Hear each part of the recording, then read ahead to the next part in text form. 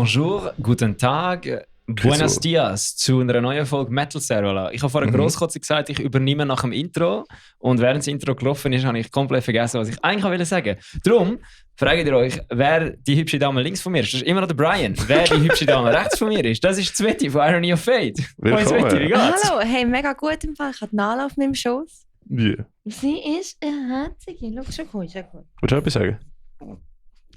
Das lassen wir noch gelten. Ja, hallo zusammen. Danke, dass ich auch ein Servola sein für heute. Jawohl. Sehr gern geschehen. Jetzt, falls es Leute gibt, die in der Schweizer Metal-Szene, die diesen Podcast hören und dich tatsächlich nicht würden kennen, beschreib dich geschwind. Fein, ich liebe es, wie du redest. Du bist so ein richtiger Moderator. Ich bin jetzt auch grad, wegen meiner Haare habe ich gerade nicht gesehen, dass der Brian links von mir sitzt und habe gedacht, okay, der Ricky sagt jetzt irgendetwas und dann ist auch so der Brian noch und so, oh, man hat einen da, der weiss, was er macht. Das ist sehr cool. Aber ja, zurück zu dir. Soll ich in die Kamera schauen? Das ist immer so weird. Ja, sicher so. Also du kannst machen, was Du kannst auch willst. mit uns. Okay. Ja. Ich schaue jetzt einfach in die Kamera. Hallo zusammen, ich bin Sveti. Ich singe in einer Band, die heißt Irony of Fate. Ich habe mal einen Podcast mit dem Josh, der heißt Marvel Gelaber geheissen. Ist immer noch auf Spotify. Hören 3 Nerds. Und Sehr ich habe gut gerne für Hundis. Nerds. Ja, ich habe gerne Hundis. Und das war's. Und der Josh hat auch mal mit mir einen Podcast gehabt, namens «Wer blästet was?» Und dort haben wir 2 Folgen mit der Sveti Sogar gemacht. 2. Stimmt. Ja, aber Ja, jetzt komm, tun wir komm, nicht komm. mehr über alte Podcasts reden, sondern sind im Hier und Jetzt. Genau, und heute reden wir über Gott und die Welt, habe ich Ja. gehört. Jawohl. Und mir Jawohl. ist eine Couch versprochen worden. Aber, The Betrayal. Tschüss, Nala. Einfach zum schnell aufklären. Sie ist jetzt im Fall ohne Scheiß gerade auf die Couch gegangen. Es ist ein Ja. doppelter Betrayal. Ja. Double Betrayal. Ist okay, ist okay. Also wir können es schon, wenn du unbedingt willst, eine Couch von da anstellen. Nein, ist okay. Weil ich sage jetzt nicht, dass irgendeiner in dem Gruppenchat, wo wir haben für den Podcast natürlich den inappropriate Joke mit der Casting Couch gebracht hat, wo gefragt worden ist, was wir dann heute Abend machen. Ja. Aber es ist definitiv so gewesen. Ist der Drum. Träger noch heiß? Ja. Alright.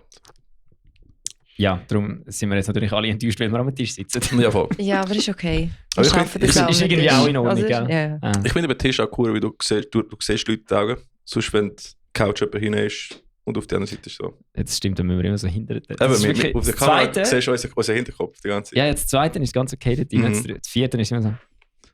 Ja, ist recht. Ja, stimmt. Hast schon mit euch Folgen da reingemacht, wo ich sogar noch Gast war, nicht extra Wurst. Aber Sveti, wir haben ja gesagt, eben, vor allem du bist das Thema und nicht unbedingt deine Band. Hey, Jawohl. weißt du, wie verwirrt gewesen? Wieso?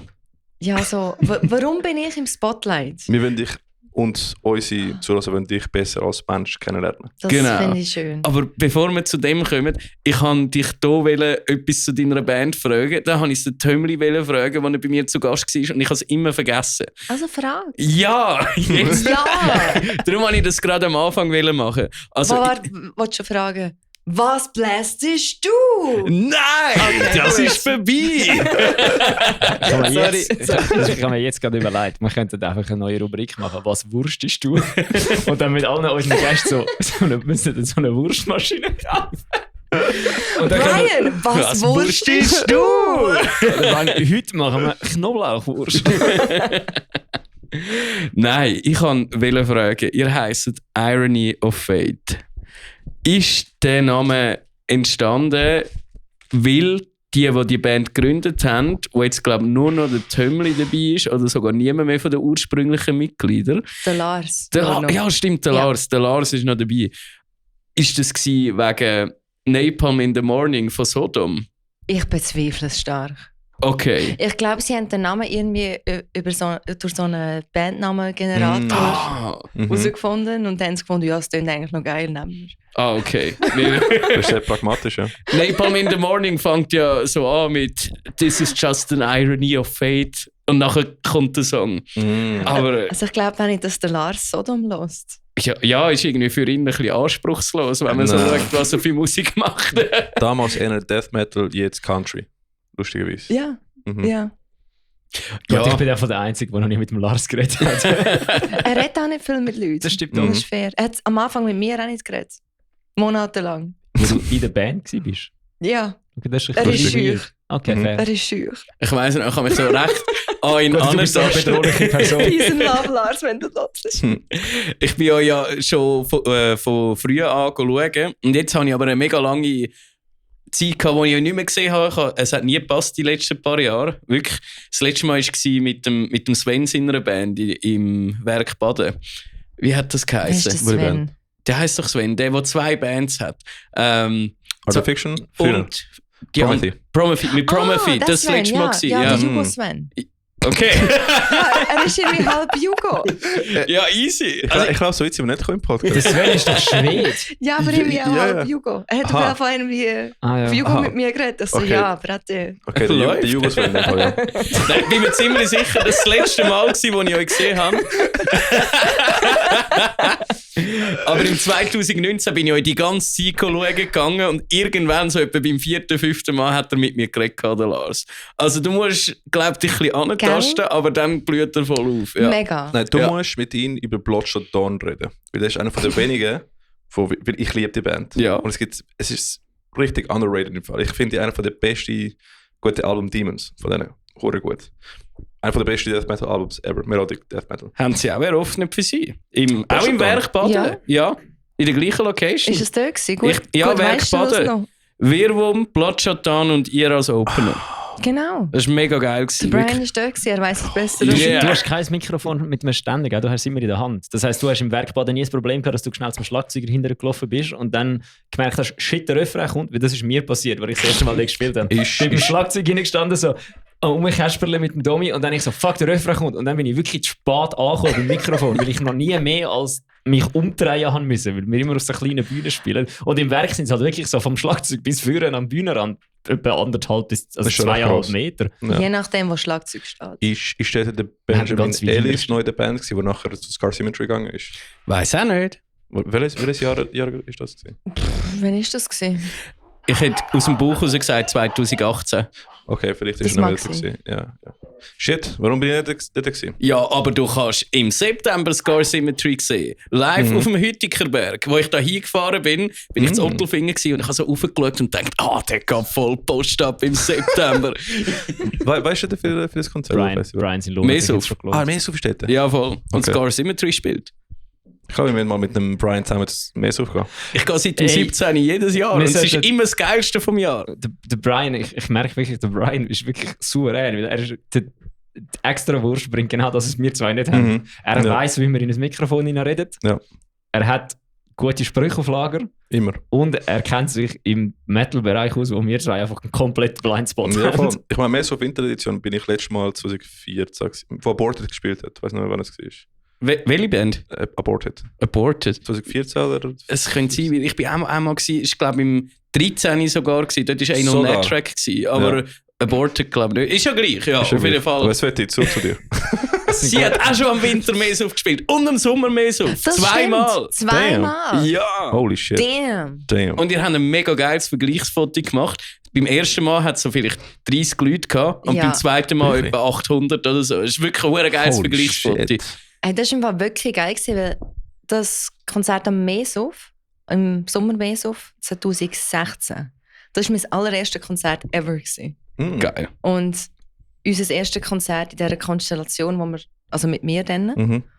Und das nächste 2021 war gerade nach Corona gewesen. Fun Mhm. Fact, ich hätte theoretisch noch nicht aus der Quarantäne raus dürfen dann.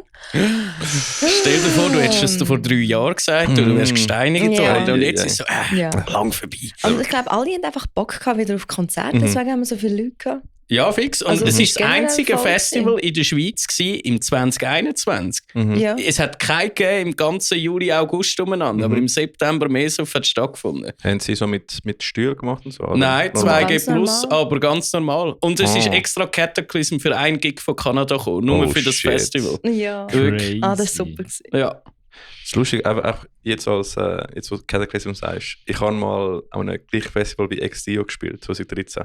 Ah, Mit das da im Atropas. Aargau, wo In niemand gekommen ist. Spreitenbach. Ja, Aber ich bin dort. Gewesen. Ja, mit Atropas habe ich gespielt. Ich habe Und euch vielleicht nicht gesehen, aber ich bin dort gewesen, weil Ex-Deo ist XDO. gewesen, Ja. und sonst weiß nicht mehr, wer dort noch war. Wie wird der geheißen? Der Bridge? Nein. Nile sind doch auch Nein, noch Genau. gewesen. Ja, voll. Das ist fucking. Und ich weiss noch, weil ich habe gesehen, wie der Bruder von Cataclysm, der Sänger, oder? Der ist hinter dem Backstage eine Boxing-Übung am machen gewesen. Sie sind am Sparring machen gewesen. Ich habe mein Handy so genommen zum Filmen, so, ja, Bro, fucking Celebrity, so, weißt du, ich kann nicht 19 gewesen oder so. Und die haben mich einmal zusammengefickt, weil ich auch am Film gesehen habe. Ja, shit, sorry, man. I don't know how to treat celebrities oder was immer der Fuck, oder? Ja, funny. Aber er ist sicher nicht gewesen, oder? Er ist doch ein mega chilliger. sind- Mir ist gerade sein Name empfallen. Wie heisst- Maurizio. Maurizio. Ja, Er ist ein Maurizio mega Iacono, Swagger. genau. Also einfach geil, geile Band. Mega. Ja. Aber da habe ich dich vielleicht auf der Bühne sogar gesehen. Vielleicht. 100%. Aber dort hat er noch nicht ausgesehen wie der Ricky. Dort hat er ausgesehen, das ist ja meine Theorie, dass der sich da gar nicht der Ricky Bongarcia Das ist, war Oh. sondern Body Swap gewesen. irgendeiner, der Mhm. der Ricky in seinem Heimatort umgebracht hat Mhm. und dann seinen Pass und alles angenommen hat und jetzt auch so das Doppelleben führt, also als Hochstapler. Aber warum? Hast du schon mal alte Fotos von Ricky gesehen? Nein, Das hat hab doch ich gerade bitte da gesehen. oben eins irgendwo, oder? Dort. Da, ja. Von wem ist die Body Swap? Darf ich das nehmen? Ja, ja. Von wem ist die Body Swap Conspiracy Theory gewesen? Von mir. Nein, es geht. Also, wo ist der Imposter?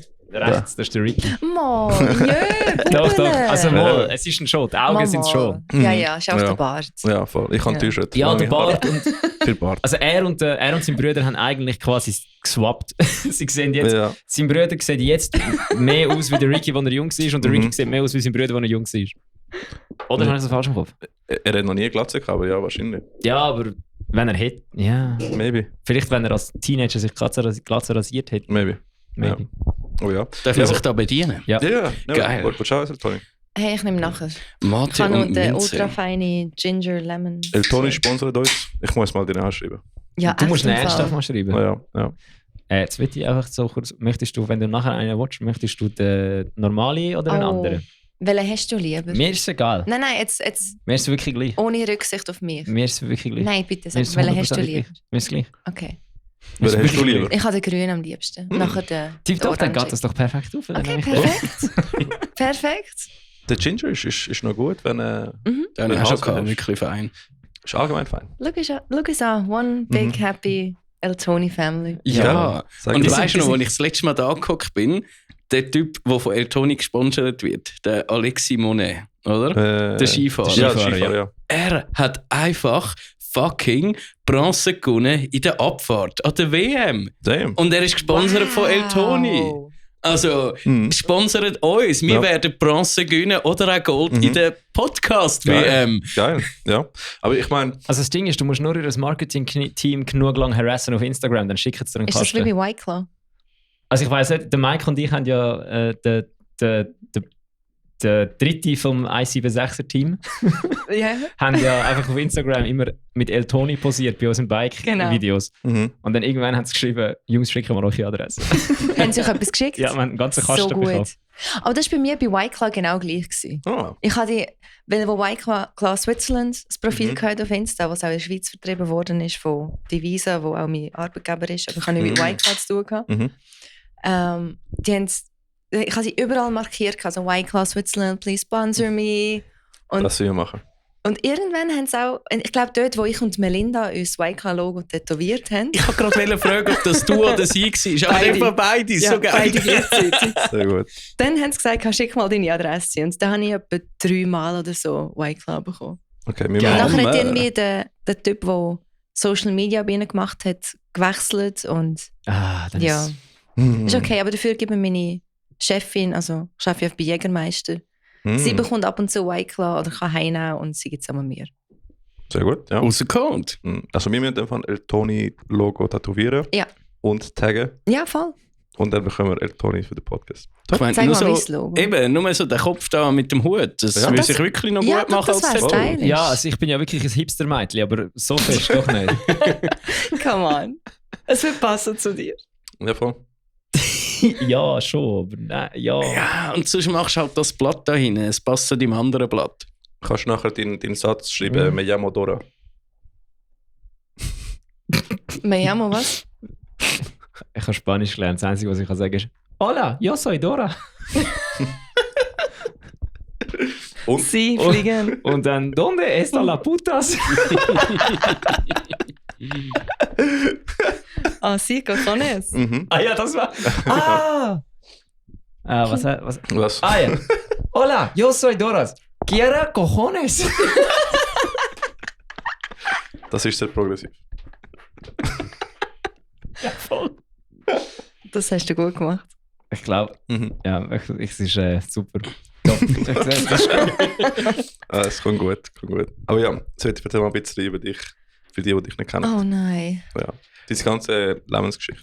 Also, oh mein Gott, kannst du nicht einfach eine Frage stellen? Okay, ich formuliere das Okay. meine Frage, wenn das für dich okay ist. Ja, Perfekt. bitte, Brian. Sveti, du hast schon von früh an aus der Mitte, aus dem Herzen von der Schweiz, aus Nidwalden, die Richtig. ganze Konzertlandschaft in Europa erobert. Und zwar meine ich Richtig. das als Fan. Oh ja. Du bist- Oh ja. Ganze Tourneen gefahren mit dem Auto und hast Dutzende Bands live gesehen, mit ihnen Partys gemacht. Wie hat das angefangen? Hey, gute Frage. Du hast es sehr gut formuliert. Danke, Brian. Ich schwöre, der Brian Damn. macht sich bezahlt. Ja. Deswegen, wieso Damn. machst du das? Hast du eigentlich auch so wirklich so eine du bist wieder Sean Evans von Hot Ones Ja. mit mehr Haar. Ja. Okay. Hey, können wir Und Hot Ones Sympath- nachher stellen? Ja. Das ja, hast du ich schon ha- mal gemacht? Ja, ich habe den Bomb daheim. Ich kann jetzt den Namen für deine Autobiography. Sveti, Memoirs of a Party Machine. Oh nein, ich hätte eigentlich gedacht, ich habe ja so ein kleines Journal, das ich schreibe. So nach jedem Konzert, das habe ich mal bei euch bei Wer Bläser Voll. Bläs erzählt. Geil. Für jedes Konzert, wo ich gegangen bin, habe ich immer aufgeschrieben, was passiert ist, was ich gefangen habe, yada. Und irgendwann könnte ich das eigentlich veröffentlichen und nennen irgendwie Diary of a Fangirl oder so. Ja. Ja, da Ja. hat es so ein bisschen spicy Sachen drin. Geil. Mm. Ja, aber jetzt zurück zu meiner Frage. Schieß los. Also ja, los, ich gehe einfach gerne an Konzerte. Mhm. Ich bin gerne in der Front Row. Mhm. Und irgendwie hatte ich Glück gehabt und habe irgendwie Leute kennengelernt. Also irgendwie durch jemanden, der auch ein Fan war, der jemanden in einer Band kennt hat, dann haben wir zusammen gesoffen Mhm. und dann hast du irgendwie mehr Leute kennengelernt. Und durch das, dass ich ja immer an Konzerte gehe, also von den gleichen Bands, meistens immer in der Front Row, mega mitsingen, Headbangen, das fällt denen einmal auf und du gehst wie nach der Show mit ihnen reden und manchmal sind es geile Sachen und finden, hey, willst du einen Drink? Ja, hey. Mhm. Und so entstehen manchmal Freundschaften und sonst einfach so Party-Freundschaften, wo man sich einfach sieht, wenn man sich sieht. Geil. Lustig, wo du sagst, weil wir haben dich am Trivium-Konzert in der Kamera gesehen, der erste Reihe. Ja. Oh Gott. Ja, Ja. wie wohl es von Valentine. Trivium hat ja keine ja. Kamera gehabt. Der Matty, wir haben ja einen kleinen Crush auf den Matty. Auf welchem Auf Matti? beide, aber der Matt Tuck ist schon ein bisschen hot. Ja, gell. Mit kurzen Haaren ist er hotter als mit langen. Ich finde mit kurzen Haaren ein bisschen attraktiver als mit langen. Es geht. Er hat einfach die beste Frisur mit kurzen Haaren. Mit kurzen Haaren ist es effektive Frisur. Mit langen Haaren ist das, was ich kann. Ja, was haltest du von dieser Zwischenphase, die er hatte mit dem Sidecut? Mhm. Nicht? Nein, Sidecut finde ich wirklich Okay, nicht so. okay. Ich finde, also mit Tanktop und Kurzhaar finde ich ihn am besten. Okay. Der Lumberjack-Style finde ich auch noch ganz okay, wenn er kurz geht. Oh, mit, ja. mit dem Karohemd und dem Bart. Mhm. Aber auch mit den kurzen Haaren. Mit den langen Haaren hat es wirklich ausgesehen wie so ein Trucker, der ein bisschen zu lang an der Raststätte gehängt hat. Es geht, mir gefällt einfach sein langer Bart nicht. Wenn so ein Stimmt, Bart, er hat Ja. so eine Phase gehabt, oder? Ja, ja, stimmt. aber so wie deine Mhm. ist okay, aber wenn er wirklich den langen Mhm. Ah ja, hat, der hast du auch nicht geschaut. Mhm. Ist das so ein Er hat so eine- Covid-Bart gewesen? vielleicht. Ja. Er hat so ein schönes Gesicht, er ist ein wunderschöner Mann. Er ist vor allem, ich finde Traum. auch seine Stimme ist absolut sexy. Ja, Mhm. gell? Er hat richtig, also seine Stimme ist wirklich so richtig frech. Ich finde sie nicht clean. Das wird jetzt ein Podcast, wo wir zwei einfach 2 Stunden Oh den ja. Matt Tuck ab. Okay, komm, ab- let's go. Fangen wir an. Ich finde vor allem seine Stimme ist einfach, hat so eine geile Textur. Mhm. So, sie ist so ein bisschen dreckig, obwohl sie mega clean ist. Aber Weißt es du, ist ja mega sie, schön. Sie tönt so frech. So, ich könnte ihm einfach stundenlang zuhören. Er sollte eigentlich einen Podcast haben. So Vintage Aber wenn er Warmth. redet, tönt er so ein bisschen komisch. Gut, das liegt auch wieder von Wales. Ja, aber nicht einmal so komisch wie die anderen. Gut, ja. Er tönt immer noch am gebildetsten. Ich glaube, ihm haben sie einfach gesagt, so, du musst anständig Englisch lernen, weil du bist unser Frontmann. Mhm. Sind Ja. Bullet for my Valentine nicht von Amerika? Wales. Von Wales? Ah, okay, Sie das ist sind nicht anständig zu Englisch. irgendeinem Zeitpunkt, ja, auch Amerika ist nicht anständig, ist egal. Ja. Sie sind, zu irgendeinem Zeitpunkt sind sie mal die grösste Band aus Britannien gewesen, seit Iron Maiden. Die Mhm. grösste Metalband. Krass. Und das ist, Damn. glaube ich, relativ lang am Heben gewesen. Und dann ist Bring Me The Horizon gekommen und hat sie platt gemacht. Aber Bullet, zurück zum Matt. Ja. Er ist einfach immer wow. Egal, mit langen Haaren, so früher, weißt du, so der stimmt. Poison-Zeit, wo er so ein bisschen Emo war. Ja, aber wo er so ganz So am ein Anfang hat, bisschen gut, das ist ein Kind gewesen. Ja, ja, So mit und für 20 die ist er Zeit Baby ist es okay. gewesen. Das ist okay gewesen, ja, aber fair. dann so nach Fever, die Zeit, wo er ein bisschen buff geworden ist, Ja, und ab dann ist es losgegangen. dort wäre ich jetzt eigentlich dran. Ich muss jetzt das Haar kurz schneiden und ins Gym, weil dort ist er etwa so alt gewesen, wie ich jetzt bin. Ja. Schon? Ja, die sind ja bei der Poison wahrscheinlich etwa 20 gewesen. Fear Ja. ist etwa 10 Jahre nachher Die sind rausgekommen. so jung. Nein, gewesen, Fever ist doch... 2010. Das ist 5 Jahre nachher rausgekommen. Damn. Fever, ja, das hat der Umi und ich sind eben dort gehockt und dann hat der Umi so, ja, in 5 Jahren machen wir einfach Fever 20 Jahre Anniversary Tour. Und ich so, sicher nicht. Und dann Damn. haben wir es gegoogelt, so Fever ist 2010 rausgekommen. Aber das ist schon krass, dass Bullet und Trivium so jung sind, wo sie so crazy Alben geschrieben haben. Ja. Hey, voll. Und zurück zu den Mats. Der Trivium Matt ist ja früher auch unglaublich schön gewesen. Und auch hat auch so eine ähnliche schöne Stimme gehabt wie der Tuck, finde ich. Ja. Aber irgendwie bei ihm ist irgendwann bergab gegangen. Jetzt ist Findest er du in seiner Monk-Phase. Ja, aber look, das Ding mit Bullet und Trivium ist so, ich habe beide Bands mega gerne, die Musik und alles seit Ewigkeiten. Und ich habe Trivium x-mal gesehen. Und irgendwann bei Trivium ist es einfach mega professionell geworden. So wie eine Choreografie, die ganze Show. Es ist immer das Gleiche, die gleichen Jokes, die gleichen Moves. Und das habe ich ein bisschen schade gefunden. Und der Matt hat auch anders davon singen. Weil er ja seine Er hat mal Stimme ein in Issue gehabt, ja. Ja. Und jetzt singt er ja oft mit Mixed Voice oder Kopfstimme. Nein, Mixed Voice. Und früher hat er, glaube ich, hauptsächlich Bruststimme gemacht. Und früher hat er einfach nicht gewusst, wie, und er hat seine Stimme kaputt gemacht. Aber das hat besser tönt. Aber das live. ist ja bei tönt so beiden viel. Talks, bei beiden Mats so. Das ist, der Matt Tucky hat ja seine Stimmbänder auch mal kaputt gemacht und operieren, ja. Aber er tönt immer noch gut. Ja. Aber ist es denn von jetzt nicht mehr so, dass der Matt Heavy Heavy. dass er eine Weile lang hat doch der Bassist für ihn alle nicht clean Parts übernommen. Ist das jetzt nicht mehr so? Nein, sie teilen sich jetzt. Ah, okay. Ausser ich bin auch besoffen gewesen, was ich nach einem Bier bezweifle. Also es hat schon ein paar Shouts gemacht, aber nicht so viel. Der Matt, der Heavy. Also nein, der Heavy hat schon Er gemacht. heisst Heavy im Aber Fall. der Gregoletto, der Heavy. hat Er heisst nicht wirklich so Heavy. viel. Aber der Gregoletto hat nicht so oft reingeschrieben. Schon reingeschrieben. Boah, wow. Der Aber- Gregoletto hat doch immer so ein bisschen die Cleans gemacht. Harmonie Was hat er so- schon was gemacht. so Ja. Aber tönt so, reden wir jetzt vom Bassist oder vom Gitarrist? Was ist? Was ist Der Gitarrist hat ja... Ah, der Corey Der Gitarrist, macht auch, der das schreit steht auch noch rein. Sorry, aber Corey ist einfach der Geilste. Ja. Er ist so mein Liebling auf der Bühne. Ja. Wenn ich ihn sehe, ist der Einzige, der noch Spass Nein, hat. halt, können wir schnell darüber reden. Können wir schnell kurz darüber reden, dass der sich Schlagzeug Ja. gespielt hat mit Trivium. Unabhängig voneinander habt ihr mir ein Foto und ein Video geschickt. Wieso spielst du auf einmal Drums bei Trivium? Unabhängig tappst mir der Umi auf die Schulter. Bruder, was macht der Brian? ist so geil. So gut. Aber wenn wir Brian schon, hat aber auch Spass gehabt. ja. Aber wenn wir schon über Transformations Können wir noch schnell reden, kurz, warte, ich bin noch kurz, Ja. ich kann noch kurz Ja. über den Matt. Ja, Sicher. bitte. Hat er von Anfang an die roten Hosen angehabt? Oder ist das erst in der Hälfte der Show? Weil Nein, irgendwann von Anfang an. hat dann ist einfach die Beleuchtung so gewesen, dass sie es nicht gesehen haben. Ja, ich habe mich gedacht, warum haben beide Mats einfach Trainerhosen an? Ja, es sind so komische Hosen. Ja, so gewesen. Goa-Hosen, aber ohne Zu das viel der Muster. Ricky angeschaut. Ja. Aber weil ich habe gedacht, er hätte so ein bisschen baggigere Hosen an, weil er das ja hat auf der Poison früher. So Ja. quasi als Callback. Aber dann hat er oben durch ja trotzdem so ein Tanktop angehabt. Ja, er hat, glaube ich, Cradle of Filth Shirt angehabt. Er wollte zeigen, dass er True ist. Ja, richtig. Ja. heavy ist. Dass er True Cavolta ist. Aber Dings, ich bin selber-verwirrt gewesen bei Trivium. Warte, ich kann noch mal eine verzweiten. Wie Ja. hast du ihn mit seiner Oakley-Sonnenbrüllenphase gefunden, den Matt Tuck? Ja gut, dann haben das alle getragen. Was sind das für Bilder gewesen? Also die richtig grossen. So, Ja, die er hat mal Oakleys, wirklich geil. immer so eine Sonnenbrille Oh. angehabt. Mit so einem umgedrehten Käppchen noch dazu. Slayer haben auch so eine Phase gehabt. Die sind wirklich geil, die Oakley-Brüder. Nein, nicht die neuen, nicht die hässlichen. Die... Die, Ich meine, halt die riesigen, die sind so in den 90ern. Warte, wir googeln gewesen. das jetzt schnell. nein, ich meine nicht die. Ich meine, er hat wirklich die regulären Oakley-Sonnenbrille immer angehabt. Aha, okay, aber das ist irgendwie... So die alle dann angekannt, oder? Ja, so, da alle haben so ja.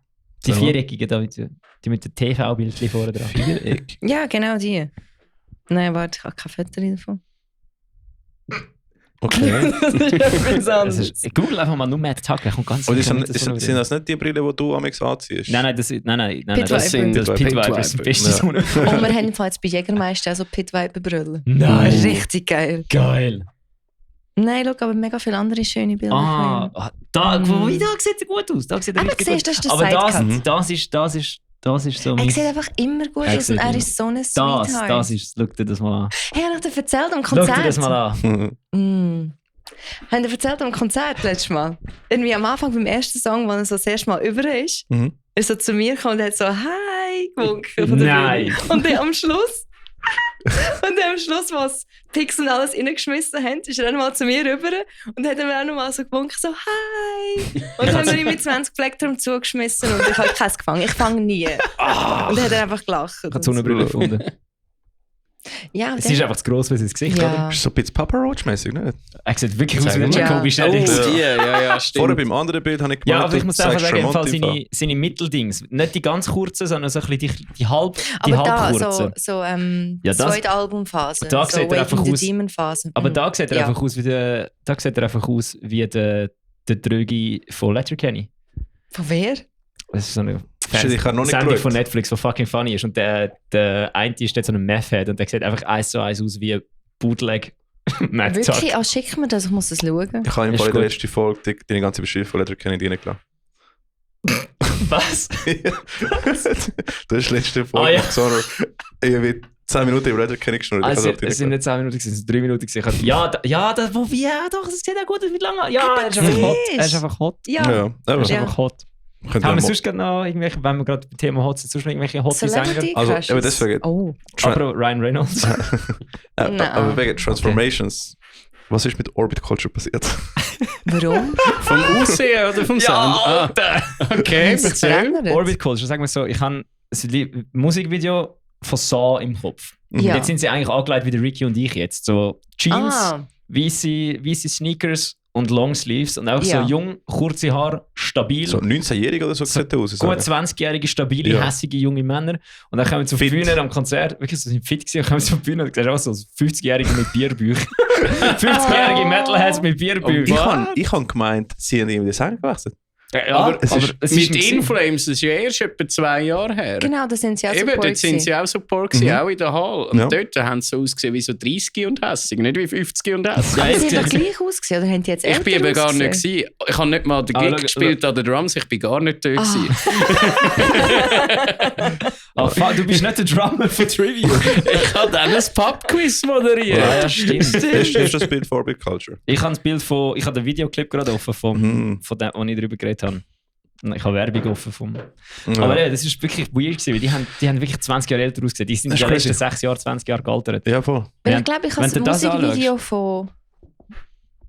Dort sehen sie wirklich so. Ja, okay, wie lange ist das her? 6 Jahre. 6 Jahre. Ja, gut.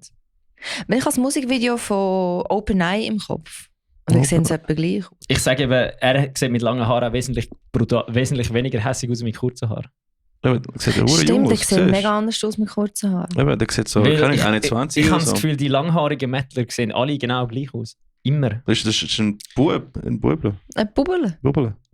Gut, aber wenn er dort Siehst du? gut 20 Ja. war, dann ist das logisch. Mit Ja. gut 20 habe ich auch noch ausgesehen wie jetzt. Aber 6 Jahre, das ist schon... Aber ja. Ja, gut. Vielleicht trinkt er gerne Bier und isst Hey, gerne. Ja, Das ganz ist okay. das hilft dann natürlich nicht, wenn du auf Tour bist die ganze Zeit mit Metal-Bands. Ja, Ja. aber... True. Vielleicht sind wir einfach gemein. Nein, also die Musik ist so musikalisch. Sind Musik ist shit. urgut. Heavy. Musik ist geil. Ja, Also, das hat Vor allem seine Vocals. ja. ja, seine Der Cleans, hat keinen Mann. Effekt auf dem Mikrofon gross drauf gehabt, oder? Ich glaube nicht, nein. Also es ist schon ein bisschen so Delay und all der Gugus, der über das PA kommt. Was, Ja, was, ja. was ich interessant gefunden habe, ist, sie haben Elevated gemacht, ohne die extra Musiker zu zahlen. Es sind einfach mega viel so Folkinstrumente im Der Nico hat mal das Gefühl gehabt, dass die Gitarre spackt. Und dann habe ich ihm gesagt, nein, Bro, das ist der Synthi. weil sie haben mega viel Es so hat hure Störgeräusche drin. Ja, das ist der Synthi. Die haben hure viel Störgeräusche in ihrem Song rein. ja, sie Es haben tönt so gut. Ja, aber sie haben so viele Folkinstrumente in den Backing-Tracks gehabt. Und ich habe so gedacht, so, ja, so kannst du nachher touren, oder? Nicht, wenn du irgendwie 9 Musiker dabei hast, oder? Sondern nur 4 und alles einfach in den Backing-Tracks laufen lassen. Immer Backing-Tracks Ja. Beste. Ja. Voll. Seit ich jetzt einen Synthi habe, muss ich sagen, Mhm. Backing-Tracks Beste. Auch ich kann sagen, IOF Zukunft, das wo bringt ja jetzt so ein bisschen Promo. Folk-Metal. Gerade eine Oh mein Frage Gott, zu nein, dem kein nachher. Volksmittel geht's nicht. Wir Spielst du bringen Hurtigur? am 7. März das neue Album Equinox raus. Ja. Und das eine Lied, Equinox Nights, hat ja schon ein bisschen Synthes drin. Das war eben genau meine Frage. gewesen. Es tönt wie Rammstein Amerika, das Solo da, Schon. was am Flipperkasten steht. Ist das, eben, das ist meine Frage, ist das Keyboard oder Synthes oder was ist die Geschichte zu Das dem sind Ton? Gut, das Keyboard ist ein Synthes. Also das Synthi. Lied ist schon da gewesen und wir haben ja ein bisschen neue Mitglieder. Also der Grü, unser Gitarrist, / Love of My Life. Und der Drummer, oder? Gitarrist. Nein, der Drummer ist auch neu, meine ich. nicht Love of Your Life, aber er ist auch neu. Du unterstellst jetzt wirklich gerade eine polyamoröse Beziehung. Das Also finde ich weißt du, Bandinzest ist ja okay, aber Poli, ich weiss ja nicht. gut. Auf jeden Fall, der Kevin, auch bekannt als Savage, Sauvage, Ketamin, hat viele Nicknamen. Er ist auch neu. Yeah. Aber ja, Equinox Nights ist schon bestanden gewesen. Der Lars hat das Songwriting gemacht, irgendwie vor fast 10 Jahren. Und ich habe gefunden, hey, cooler Song, ich mach mal Lyrics drüber. Und dann ist der Grü gekommen und hat gefunden, hey, da würden noch ein bisschen Synthes passen, weil er macht so ein bisschen Sachen, also für sich so ein bisschen Ambience-Zeug. Und es hat mega gepasst und jetzt haben wir, also er hat irgendwie schon 5 Lieder oder so als Demo, wo wir wahrscheinlich in einer EP werden rausbringen, irgendwann als nächstes. Und die sind alle so ein bisschen mehr Synthi-Einflüsse und so ein bisschen, ja, so ein bisschen das North-Lanige, so ein bisschen Zeug im Hintergrund. Also es wird ein bisschen anders tönen und ich freue mich riesig drauf. Im Fall. Weil ich finde eben Equinox Nights, das ist so ein geiler Song, auch mit dem, was du dazugenommen hast. Und irgendwie, ganz ehrlich, habe ich einfach die Schnauze voll von dem zu machen, was wir die letzten 10 Jahre gemacht haben. Ja. Und du musst dich ein bisschen weiterentwickeln. Und er sticht auch mega raus aus der EP. Ich habe sie auf dem Weg dahin gehört. Und Equinox Night ist wirklich der hängen bleibt. Eben Schon, genau, ja, cool. wirklich wegen diesen Sachen. Cool. Ist definitiv etwas Neues. Eben, weil ich finde, so Helux sind jetzt 3 Alben, die wir gemacht haben. Du hörst nicht grossen Unterschied. Schon du entwickelst dich schon weiter. Aber ich weiss nicht, wie es die anderen sehen. Aber ich bin jetzt ready, um ein bisschen mehr neues Zeug reinzubringen. Und geil. einfach nicht immer das Gleiche machen, weil das haben wir jetzt 10 Jahre lang gemacht. Ja, Also es wird experimentieren. nicht völlig neuer Stil sein oder so, einfach so ein bisschen neue Elemente. Nintendo Core. Nintendo Core. Geil. Ja. Das ist cool, ja. Aber das neue Album, das ist auch gut. Es kommt seit 2-3 Wochen raus. Schon? Wow! Hey, wir haben eigentlich, es ist lustig, weil wir haben irgendwie Promo für das Album quasi schon gemacht, weil wir haben irgendwie schon, ich glaube, 6 Singles rausgehauen von 9 Songs. Ah ja, geil. Also haben wir eigentlich Promo zuerst gemacht und nachher das Album rausgehauen, so da ist es. So machen wir es ja inzwischen. Ja, so oder? Waterfall-Modell-mäßig, oder? Ja. Genau. Ich bin mir ziemlich sicher, der Ricky released das ganze Taoist-Album, bevor das Album released Ja, ist. Also von ja, dem also her- Release-Party ist einfach Nice. dann, wenn der letzte Song rauskommt. Nice, nice. Aber erst dann sehen sie den Artwork eben. Siehst du? Ja, das Artwork, wo du ganz sicher hast. Hast du schon das Artwork? Ich habe es beauftragt, ja. Sie ist handzeichnet. Vom Maurice? Nein. Okay. Hey, ich habe noch mal eine Frage zu der Love of Your Life. Oh Gott.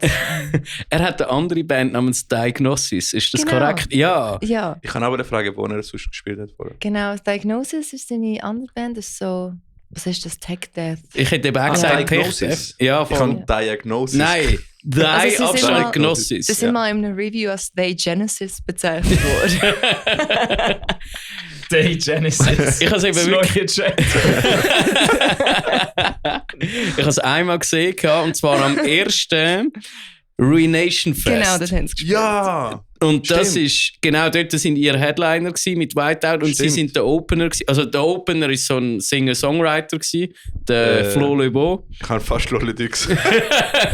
Der Flo Lebeau. Aber der erste richtige Act, der erste, der nicht so ein Walking Act ist, sind Diagnosis gewesen, mit Genau. ihrem Tech-Dev. Und sie haben Brian, kannst du aufhören, Acts zu diskriminieren, bitte? Das ist auch ein richtiger Act. Nur weil es nicht ein Band, nicht die ganze Band ist, heisst nicht, dass es kein vollwertiger Ja, Musiker ist. Er hat Er ist ein vollwertiger Musiker. Das hat- aus Grenchen geöffnet. Ja, und es macht auch mega Fun mit ihm. Ich habe kann das auch jetzt nicht ich habe das bashen oder Brian, so. ich habe das auch nicht zu ernst genommen. Okay, Nein, also das Flo wissen Lebeau, wir ich jetzt. habe es gefeiert dort. Shout Wirklich. out to Flo. Aber zurück zur Diagnosis. Ist er auch einer? Ja, ja. Gut. Die haben wirklich richtig hässige Tech-Dev gespielt. Und dort war es urschön abgemischt, gewesen, weil sie haben ja bis jetzt eine EP draus. Und die ist halt wirklich nicht gut abgemischt, weil die Songs Das Album haben sie Album, okay. Mhm. Weil die Songs sind geil, aber es tönt halt nicht mega cool, weil es recht holzig tönt irgendwie, das Ganze. Es ist so eine Musik, die ist schwierig zum Hören. Ja, also ich... Und zum Mischen auch. Eben Ja. genau, Mhm. das, Ja. ich finde, wenn sie mit diesen Songs zu einem irgendwie auf Schweden zu einem Profi-Mixer wären, das wäre wahrscheinlich das Album des Jahres Ja. geworden. Mhm. Also sie haben jetzt, das neue Album ist irgendwie fast fertig oder so. Es Cool, ist jetzt in der geil. Mixing-Phase und es mischt irgendwie der Drummer von Necrophagist. Nice. Oh. Weil Ist ich sicher eine hab, Band, die du hörst. Also nicht gross, aber sind cool. Okay, gut. Ich Irgendwie warte- habe ich das Gefühl, es ist so eine immer auf- Prime-Band. Ich warte immer auf das zweite Album. Ja, seit wie viele Jahre jetzt? Irgendwie 17 oder so? Der mimische Skelett, oder? In Ja. Studios. Ja, auf jeden Fall. Bei All Live Fans, das wollte ich sagen, habe ich eben genau das gleiche festgestellt. Das erste Album sind mega geile Songs, aber es tönt dort alles so ein bisschen matschig. Und nachher sind sie zu einem mega guten Mischer, auch so ein Profi von einer Swedish Death Metal Band. Und es ist einfach der Wahnsinn geworden. Und sie machen einen recht ähnlichen Sound wie Diagnosis, oder? Darum, wenn die jemanden finden und halt kein Geld in die Hand nehmen, um es schön abmischen, es tönt wirklich wahnsinnig gut. Weil das ist so eine Soundwand, die die kreiert haben. Und ich schaue immer, wenn Diagnosis wieder rum sind, aber sie spielen immer irgendwo in Bern, im Malibu oder so. Und ich denke immer, geht mal auf Zürich. Ja, jetzt Wir haben's Solothurn mal- wahrscheinlich, oder? Hey, wir haben mal mit ihnen zusammen gespielt in der Medbar. Oh, Du bist ja dort bin ich nicht gewesen, nein. Letztes Jahr im Mai oder so. Ja, ich habe wirklich irgendwie auch schon No. 3 Jahre nicht mehr gesehen. Ja. Oder so. Schade. Ich habe auch bei Prometheus Absolut. letztes Mal gesehen. Ja. Und das erste Mal war mit Ginger. Wow. Ja. Das ist Ewigkeiten her. 17? Ja, Ach, Ewigkeit. Ja. Warte schnell, ist das nicht? Ich das erste Mal mit Nervosa. Wer baden, oder? Ah, okay. Ja, Ja, warte. Da habe ich etwas falsch im Kopf Das gehabt. haben wir für Sorry. Ginger eröffnet, ja. Mhm. Ah, Mhm. ich Und Konjunktiv sind auch noch dabei gewesen aus dem ja. Belgischen. Sind Mhm. auch recht geil gewesen. Tatsächlich. Ich habe dich sogar zweimal mit Nervosa gesehen. In der Schür und Gaswehr. in Bern im Gaskessel. Gaskessel, ja. Gasfässer. Das sind beides geile Gigs gewesen. Mega.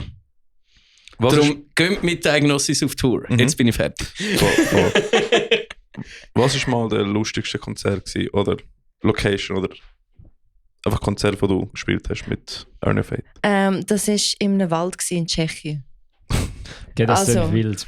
Oh, hallo, wer ist das? Luna. Das ist das mit den Luna. nackten Ja. Hippies. Also, gewesen, ja, Das oder? ist Dings, das ist Samuela L. Jackson. Ja, Weil voll. wenn sie genau anschaust, sieht sie aus wie der Oh Samuel mein L. Gott, Jackson. ja. Motherfucker.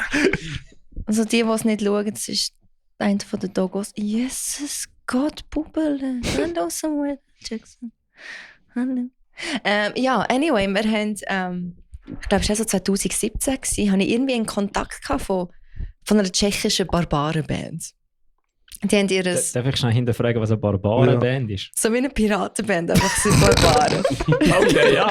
Aber und die leben auch im Wald irgendwie. Forest Pirates. Weil ich habe den Kontakt irgendwie von Lagerstein bekommen, die australischen Piraten-Dudes. Und Ich sehe das Pattern. ja, und sie haben irgendwie, eben die Barbar-Punk heisst es, genau. Und die machen irgendwie ihr Festival im Wald, das heisst Barbarfest. Und ich habe die irgendwie angeschrieben, so, hey, dürfen wir spielen? Und so, ja, easy, 200 €, kommen vorbei, okay, geil. Und dann sind wir irgendwie angekommen, sind die ganze Nacht durchgefahren, sind wir am Mittag angekommen und dann haben sie einfach Barbarenspiel spielen, also mit den Gästen. So, es war wirklich im Wald, gewesen, irgendwo, im tiefen Wald. Und irgendwie, die haben Schotterröcke angehabt. Gib mir dein Handy weg. Sie haben Schotterröcke angehabt und irgendwie haben sie müssen um einen Baumstamm säckeln. Keine Ahnung, jemand hat jemanden müssen die Eier küssen, die verloren hat. Es war ganz weird gewesen. Und wir haben irgendwie so um 10 Uhr am Abend gespielt. Und das war einfach so eine nicht existente Bühne gewesen, mit irgendwie so einer Plache oben dran im Wald. Und es hat Moshpits gegeben, wo sich die Leute ausgezogen haben. Du hast mir das Video gezeigt. So Ja. 10 nackte Leute, die im Kreis sitzen, da im Gig von. Es sind wirklich so nackte Männer und Frauen, wirklich ganz nackt gewesen, die sich einfach ausgezogen haben in dem Moshpit. Geil. Boah, das würde im KTS Freiburg absolut nicht fliegen. Das freut mich nicht. Was? Wir haben letzte Woche den Donau von Xonor da Ja. gehabt. Und die sind im KTS Freiburg zusammengeschissen worden, weil ihre Schlagzeuger mit einem offenen Hemd gespielt haben. Oh wow. Und er nicht drunter gehabt.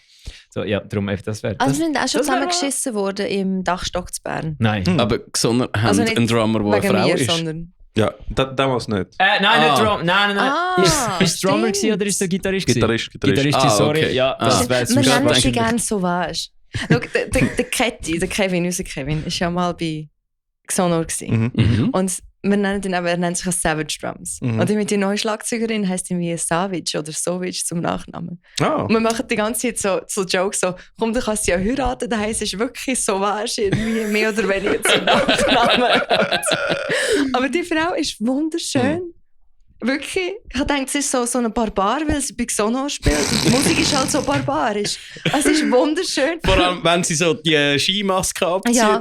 Gun Squad Mask, dann denkst du einfach so, wow! Nein, wirklich, es war am Konzert, glaube ich, wo wir mit am Heretic Fest gespielt haben, irgendwie auch zu Baden. Und ich glaube, sie war dort. Und ich habe es am Anfang nicht gecheckt, dass sie das war. Und ich so, wow, sie ist wunderschön. Ich war den ganzen Abend vorher am Schwärmen. Also Ja. wenn du das hörst, Natascha, du bist wunderschön. Sie ist zu hübsch, um in Sono zu spielen. Genau. Ich glaube, darum haben sie Genau. darum das mit der Maske gemacht. Ja, Damit tatsächlich. die anderen drei nicht, damit die anderen Voll. drei nicht hinten reinschauen. Ja. Es ist so Girl Crush. Es ist vor allem auch hure gross. Oder hat sie einfach immer absetzen? Es ist echt auch 1,76. Sie ist definitiv grösser, weil sie ist grösser als Sicher. ich. Ah, Ich glaube shit. nicht, sie ist grösser als du. Doch. Steh mal neben sie an, wenn sie in der Nähe ist. Ich habe sie auch schon gesehen, sie ist grösser als Ich glaube nicht. Vielleicht hat sie Doch. höhere Schuhe angehabt. Ja, das Vielleicht ist können wir gut sie möglich. aufnehmen in unseren Club. Vielleicht können wir sie aufnehmen. Ja. Okay, das ist gut. Wir haben von unserem Club gar nicht erzählt. Wir Ah, können ja. jetzt einfach niemand in den Club. Also falls irgendjemand sich Erzähl fragt, mal. was Sveti und ich da die ganze Zeit mit 1,76 haben. Anscheinend sind Sveti und ich beide und der Mike von Tau ist 1,76 groß. Und dann haben wir das nicht, also irgendjemand nicht geglaubt, dass wir alle gleich groß sind. Und dann ist am letzten Konzert vom Umi bei Lotrify im Royal zu Baden. Royal, ja. Im Royal sind wir dann einfach alle mal, ich weiß, dort sind wir aber auch gut zwei gewesen, oder? Oh, wir sind Dort haben gut. wir alle reingelassen, wie Sau. Mhm. Auf jeden Fall sind wir dann das dritte im Pit gestanden mit den Schuhen in der Luft. Weil wir haben alle müssen die Schuhe abziehen, damit es fair ist zum Messen. Ist der mit der Mucke gewesen? Ja, Okay, Ja. bin ich auch gewesen. ja, dort haben Sveti, der Mike und ich ein bisschen Gas gegeben. Dann sind wir plötzlich das dritte so Rücken an Rücken gestanden und irgendwie haben so «Komm jetzt, schau, wir gleich gross sind!» Ich so, was ist mit euch? «Hey, wir müssen Frauen schauen, wir gleich gross sind!» Und also, was zum Fick? Und dann irgendwann hat sich jemand erbarmt und einfach mal so gesagt, «Ja, ihr seid gleich gross.» Und wir so «Ja!» Ja. Und dann hat Lotrify, dann haben wir den 176 Club gegründet. Mhm. Und Wir dann, lernen uns das tätowieren irgendwann. ich meine schon, ja, fix. Und dann hat Dings gespielt, Lotrify Maria gespielt und wir sind so richtig respektlos gesehen. Also, ja, im Moment haben wir das Gefühl, es war das Beste gewesen. Ich glaube, der Janik hat es auch lustig gefunden. Aber wir sind vor der Bühne gestanden und dann irgendwann so, wir brauchen das Mikrofon. Dann haben wir dem Janik von Lotrify das Mikrofon geklaut und einfach so Aber das macht einen guten Lotrify-Gig aus. Ich habe weiss, auch das Gefühl, sie hassen es, wenn man auf das reduziert wird, auf das Cover. Nein, ja. Aber man reduziert es eben nicht auf das. Das ist einfach das, was den Gig am Schluss noch perfekt macht. Ja, das ist so. Und das mit dem Mikrofon ist ein legit Hardcore-Move. Ja, ich Stimmt. muss auch sagen, es gibt Bands, wo das wahrscheinlich, wo das den Auftritt unterstreicht, wenn das Publikum ein bisschen wild wird und Mikrofon klaut und mitschreit. Bei Bands wie jetzt zum Beispiel. Beyoncé. Ja, du darfst nicht schlecht zu Beyoncé sagen. Nein. Ja, Es das hat- wäre es hat- wahrscheinlich ein nein. bisschen grösseres Problem. Nein, Ja. es hat das Video, ich weiß nicht, ob Beyoncé Ich ist weiss, oder welches, ja. wo einer einfach am Mitstehen ist in der Schreie. Ich kann jetzt schon das Mikrofon geben und es ist so Genau das. Das sind wie all die Videos von Das ist so gut. von der Taylor Swift-Auftritt, wo so, ja. was so filmen und einfach irgend so einen Teenager neben dran die Seele aus Nein, dem eben Leib. alle. Und du hörst nichts scheinbar von Taylor Swift, nur die Creation der Weite. Und dann fühlt Sascha keine 500 Stutz oder so. Das ist mir noch nie passiert. Ist jemand von euch gegangen als Taylor Swift? Nein. Ich habe wählen. Ich auch. Das darf ich jetzt ist glaube ich genug Zeit vergangen. Mhm. Ich bin in die Warteschlange, bin durchgekommen, bin dort bei den Tickets gewesen, habe ein Ticket kaufen, also Tickets ausgewählt, 270 Franken. Ich so, oh nein, ich wollte nur ein Ticket. Okay, never 270 mind. Also auf die letzte Kategorie drückt, die günstigste, oder? So 72 Franken. Nein, ich brauche nicht 2 Tickets. Gut, ich gebe das Ticket lieber jemandem, wo wirklich gehen will. Es war ein bisschen zu much für den Joke. Es wäre nicht ein Joke gewesen. Ich hätte es wirklich gesehen, aber nicht 270 Franken Nein, sehen. das ist zu Nein, viel. fix Das ist nicht. zu viel. Vor allem für so die hinterletzte Pups-Kategorie. Frage an euch. Habt ihr versucht, Tickets zu bekommen für Black Sabbath? Nein. Nein, gar nicht. Ah, okay. Aber als ich das Line-Up gesehen habe, nicht. Also nein, halt Das nicht. ist so Halt, das Line-Up vom Jahr 1000. Halt. Einfach so, nein. Halt, Taylor Swift, ja, Black Halt. Sabbath. Halt, stopp. Halt, stopp, stopp. jetzt rede ich! Einfach nur, dass mich da jetzt nicht, dass der jetzt irgendjemand mir etwas unterstellt. Brian, du hast mich, glaube ich, im Podcast darauf aufmerksam gemacht, dass bei dieser Gitarre, die ich gebastelt habe, dass ich bei den Pickups etwas reingeschrieben habe. Weißt du noch, welche 3 Bands das dort reingestanden, dass das auf meiner Live-Gitarre draufstehen? Black Sabbath Richtig. und 2 andere. Du müsstest sie eigentlich schon kennen. Eine ist ganz sicher bei dir auch ganz weit oben. Slayer. Jawohl, Geil. correcto. Und die dritte würde dann noch Sinn machen, weil das ist die einzige Nicht-Metal-Band. Aber was mache ich sonst noch? Punk. Nein, ja, aber Punk ist schon Slayer, ist schon im Punk rein. Ah, okay. Aber mit was würdest du jetzt... Skaten. Nein, mit so Musikrichtungen, die ich höre. Was würdest du jetzt, abgesehen vom Metal, mich noch mit assoziieren? Metal, Punk und... Schlager. Fang mit R Hardcore. mit App auf. Ah, ja, okay. Rage Against the Machine ist die dritte Band. Ah, ja, das sind stimmt. die Ja. heilige Dreifaltigkeit. Ohne die 3 Bands wäre meiner Meinung nach moderne Musik nicht, wie sie ist. Stimmt. Black Sabbath, also Gitarrenmusik.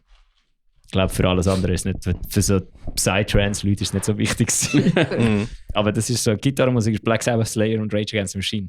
Und ich weiß immer noch nicht, welche von diesen 3 am heaviesten ist. Slayer. Ja. Die sind einfach schneller. Ja, das stimmt. Aber sie sind halt auch fucking heavy. Lass mal Gemini von Slayer. Ich ist ein langsamer Song aber und er lass ist mal- heavy. Aber lass mal Black Sabbath von Rage Against the Machine, die sind einfach Ja, heavy. sie sind unglaublich Sveti, heavy. was sind deine 3 Top-Bands? Ever. Oh Gott. Okay, du kannst auch 5 sagen, wenn es einfacher ist. Voll. Okay, wie vielleicht viele wissen, In Flames. Yes. Inzwischen, wie viel mal gesehen? 52 oder so. Holy Heavy. shit. Also irgendwann ist einfach aufgehört. Also im letzten Konzert bin ich zum Beispiel nicht in der Schweiz. Ja. Du Ich hast, weiß auch nicht, ich fühle es momentan nicht mehr so wie vor 10 Jahren. Alter, du hast In Flames mehr gesehen, wie ich Save Your Last Breath. Holy shit. Ja, Das ist fucking insane. aber ich bin auch, wie der Brian gesagt hat, irgendwie, ich bin die halbe Tour eigentlich in Europa habe ich mitgemacht. Also, Okay, ja gut. Ja. Das sind immer noch keine 50. nein. Aber Okay, eine halbe Tour bei einer grossen Band, das sind etwa 15 Konzerte. Ja, voll. Wann hast du die zum ersten Mal gesehen? Sonosphere Basel. Welches Jahr? 2012. Ist es 12 gewesen? Nein. Ja, weil 11 ist Big Four gewesen. Nein, stimmt. Du hast recht. 2010 ist Big Four gewesen in Jonschwil, was so viel geschifft hat. Ja, Und ein Jahr später. In dem Genau. Fall wirklich 2011. Genau, das- dann haben sie das erste Mal gesehen. Ist das beim Sounds of a Playground Fading Ja, Zeit gerade? ja, Ja. voll. Wo er sich den Haar geschnitten hat und nicht mehr true war. Ja, genau. Und das ist nachher, ständig. nachher, als er immer Weiss angelegt hat, dort habe ich es gar nicht verputzen können. Dann hat er Visa. So 2016, 17. Hat er Weil Visa gehabt? immer, ja. Weil, magst du dich erinnern, Am Greenfield Greenfield hat er 17 Visa sind es gehabt, doch ja. Headliner gewesen am 3. Tag, oder? Genau. Und ich bin dort Epica schauen, anstatt sie. Und dann haben wir uns gesehen und ich habe dir das erzählt. Und du bist so richtig so ein bisschen... Gut, Epica war auch geil gewesen dann. Mega. Voll. Ich bin ja, glaube ich, zuerst Epica schauen, die Hälfte, und bin nachher rübergegangen. Ja, und ich bin halt dort geblieben. Ja. Und das ist so ein bisschen... Epica ist die Simone... Simons, genau. Simon. Ja, Ja. Simons. Du kannst mir Simon. Gedanken. Ich habe nur gedacht, irgendwie, du hast vorhin mal gesagt, du wolltest den Grün und jetzt ist jetzt hast du irgendwie schon lange nicht mehr zu trinken. Ja. Ich bin mal. Danke, ich würde als Ja. Mathe gedacht. Aber so In Flames 2000 bis 2007 ist einfach legendary. Nein, Voll. 98, sorry. 98. Clayman-Zeit auch. Hey, auch Definitiv. später. Ich habe auch spätere Zeug geil gefunden. Ich glaube, das Einzige, was ich nicht so toll gefunden habe, war Battles. Mhm. Ja, ich muss sagen, ich höre auch so bis Sounds of Playground Fading, etwa dann weniger. Ja. Was Aber halt weißt, ist... ich höre es auch nicht mehr so als alte Mhm. Zeug nicht. Ich glaube, so die Melodeath-Zeit ist für mich mehr oder weniger so gewesen. Okay. Weißt du, so intensiv. Mhm. Klar, ich würde jetzt immer noch am Greenfield Mhm. schauen, oder wenn ich gerade dort bin. Oder irgendwie in der Schweiz schauen. Mhm. Ausser letztes Mal bin ich nicht gesehen. Aber was haltest du von diesen Ex-Members von In Flames, die jetzt eine eigene Halo-Effekt. Band haben? Ja, es gibt ja den Halo-Effekt, aber es gibt doch nochmal eine andere Band. Welche? Ich habe eben den Namen vergessen, aber die spielen einmal Clayman durch. Oh. Ach schon? Ja, ich habe es gemeint, die sind auch alles Ex-Mitglieder und sie spielen halt Clayman und vielleicht noch von anderen alten Alben etwas. Hey, von dem weiss ich gar Also eine nicht. Du musst mich Tribute-Band. da Nein, belehren. es ist eigentlich nicht wirklich eine Tribute-Band. Ich habe eben vergessen, wie die heißen, aber ich bin mir ziemlich sicher, die find's gibt's. raus! Ich bin relativ davon überzeugt, Okay. dass die existieren. Also, wenn sie einen Namen müssen nehmen, dann The Claymans. Ich glaube, du musst herausfinden und uns sagen, wie die heisst. Okay, I try. Du kannst es kommentieren unter dem Post. Ja. Alright, wir haben iBand. Okay, Band. My Chemical Romance ist sicher so eine Band für mich. Mhm. Halt, ja. Stimmt. Das ist, Dort haben wir oft Memes hin und her geschickt Oh, mit ja. dem G. ja. Was gibt's noch? Hey, keine Ahnung im Fall. Bullet from a Valentine. nicht? Ja, Bullet for My Valentine ist so eine Band. Das ist eine, die ich immer vergesse, aber eigentlich ist die ich am meisten gehört habe. Voll. Immer. Weil sonst kannst du auch auf jetzt Oh, warte. beziehen, was Okay, jetzt so warte. gerade Eine läuft. Band, die ich immer kann hören kann, die so zeitlos ist für mich Tool. Mhm. Tool ist für mich, aber entweder hat man es mega gern oder man findet es langweilig. Mhm. Für mich ist Mhm. Tool etwas Göttliches. Mhm. Okay. Wie stehen die zu Tool? Ich habe einmal so vielleicht eine Stunde von ihrem Headliner-Gig am Rock am Ring geschaut und dann bin ich zu Behemoth. Mhm. Also Wow. es ist, ja, Also, ja, es ist mega kompliziert und ich habe halt nicht gerne komplizierte Musik. Ja. Es liegt wirklich an dem. bring wieder mal mein gutes altes Zitat. Wenn es mehr als 3 Jahre gehört hat und keiner gegen den Staat schreit, bin ich einfach überfordert. Okay, gut. Nein, wenn ich Tour höre, dann muss ich das ganze Album hören. Ja, voll. Vom Anfang bis zum Schluss. Ja. Und, Also das heisst, wenn ich dich quäle, kann ich einfach Tool auf Shuffle laufen lassen. oh nein, das macht man Schaff- nicht. schaffen Das kannst du machen wir machen. nicht. Mhm. Es Also- gibt eben gewisse Bands, wo du musst Alben hören und ein paar, die einfach Singles kannst easy durchhören. In Shuffle, ja. Ja. Dann haben wir Tool, so eine Band. Und letztes Jahr habe ich Vola für mich entdeckt. Voila. Das sind so die Dänen, sind es glaube ich, so ein bisschen Genty, Prog. Das hätte mir, glaube ich, den nochmal gezeigt. Ich glaube, dort haben wir auch mal drüber geredet. Weil die Irgendwo. haben letztes Jahr nämlich ein neues Album rausgegeben, Ende letztes Jahr. Und ich habe irgendwie eben alles von ihnen dann entdeckt. Und ich finde so, in mein eines Album, in Applause for Distant Crowd oder so, ist ein paar Jahre älter. Das habe ich so geil gefunden, habe es auf und ab gelassen. Vielleicht hat uns der Dave im Proberaum gezeigt. Vielleicht. Mm. Oder der noch? Oder der Nico. Der Nico. Ja, der hört Gent. nicht so Sachen. Ja, es ist schon ein Ist bisschen, es- ja, es ist Genty. Es ist, Ja, dann ist es nicht der Nico gewesen. Eben.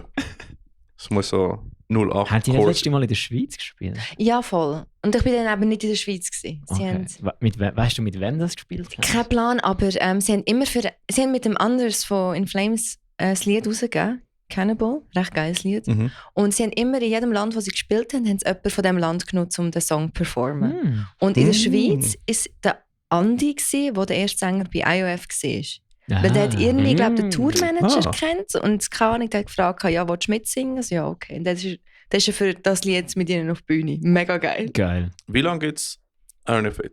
10 Jahre. Alright. Und du bist dabei seit 9, oder? 8. 8. Oder 9 das Jahr? Ja, das Jahr 9. 2016, oder? Ja. Ja, voll. Und das ist die erste Band. Ich dachte, Schwester Brian ist ein Ja. wandelndes Lexikon. Gell, das ist insane. unglaublich. Weil Brian, ich erzähl weiss mir noch, etwas über mich. Komm. okay. 2016 bin ich in der Hall of Fame Säule schauen. Und dann, es war mega geil dort. Und dann nach dem Gig haben wir uns gesehen. Und dann hast du mir erzählt, ja, ich bin jetzt ganz neu in einer Band. Und ich Ja. habe gelernt zu schreien und screamen und growlen. Und darum habe ich gewusst, 2016. Ja. Wir kennen uns schon Ewigkeit. Ja, seit 2012. Da Auch bin wegen ich Soil. 17 gewesen. Genau, wegen Ja. Soil, voll. Hey, Voila sind am 16.11. im Komplex gewesen, unten drin. Genau. Zusammen mit... Ohne. Unten, ja, dort, wo früher ein Stripclub war. Die Location, by the way, absolutes Downgrade, dass sie den hohen Stripclub rausgerissen haben. Nein, halt falsch, nicht so zu weit. Ich bin nie in der was ein Stripclub war. Aber Aber! Hailstorm habe ich dort unten gesehen. Ich habe mehrere Bands dort unten gesehen, wo sie noch das Interieur vom Stripclub drin hatten. Aha. Du hast Heisst nämlich- das nicht mehr? Du hast nämlich unten Ich dran... bin nur da gewesen, was es noch hatten im Aber Fall. das stimmt, früher haben sie es gehabt. Ja, du hast so nämlich die in der Mitte Tische, hast die die- leuchten. Das Ja. ist die Tische in der Mitte, Geil. die leuchten mit der Bar, wo Ja. so rundherum gehst, wo wahrscheinlich dann die Frauen drauf rumgelaufen sind. Genau. Die ist stetig, das ist jetzt alles nicht mehr. Es Oh ist jetzt einfach nein. wirklich so Ja. Bachsteinboden, Bachsteinwände, Bachsteinwände. Es Voll ist doof. richtig, Weil richtig ich bin langweilig. eigentlich mit den Flames dort unten saufen, nachdem sie oben gespielt haben. Mhm. Und dann haben wir gesagt, haha, das war ja früher ein Stripclub, haha, schon noch lustig. Stimmt! Ja, das ist jetzt nicht mehr, das ist alles nicht mehr. Es ist richtig trist. Ah, das ist sad. Ja. Ja, weil ich habe dort... Unkreativ. Enziverum habe ich dort gesehen. Chakra. Und was ganz geil war, Dillinger Escape Plan. Habe ich dort unten gesehen. Das war einfach eine Schlägerei gewesen. Ja. Und dort hat es immer noch das alte Interieur. Ja, gehabt. ich habe Polar gesehen dort unten mit dem alten Geil. Interieur. Das war auch super gewesen, so hässige Musik, die gegen soziale Ungerechtheit schreit. In einem Stripclub. Nice. Dillinger ist eine von den Bands, die für mich schon ein bisschen kompliziert ist zum Folgen. Ja, aber Ist- ich würde sie gerne schauen. Ja, es ist wirklich die Band, die gerade noch geht. Weil die habe ich zweimal gesehen. Einmal dort unten, einmal am Wacken auf ihrer Abschiedstournee. Und das ist wirklich... Man nennt sie ja Mathcore, oder? Eben, es Meth? ist... Mathe, ja. Wie Mathematik. Also Meth gemacht. Der Mathcore wäre aber auch Das geil, geht schade. noch so knapp. Aber Tool, Dream Theater und Rush und so, das ist dann so zu extrem. Aber letztens habe ich eine Band gesehen, die mir auch noch gefallen hat, Pollen. So eine welche Band. ja, ja. Die macht auch so Sound, ohne Ja, voll. Sänger. Und dann habe ich auch noch gefunden, okay, kann ich mir geben. Ich bin glaube, nicht darauf vorbereitet gewesen, weil es ist irgendwie gerade nach Kate-Effekt gekommen. Ja. Aber ich habe es dann gefeiert. Wirklich. Okay, Das war bei Silja. bist du dort auch gewesen? Ja. Sind wir ins dritte Team? Ah ja, stimmt, wir sind ins dritte Team. Ja.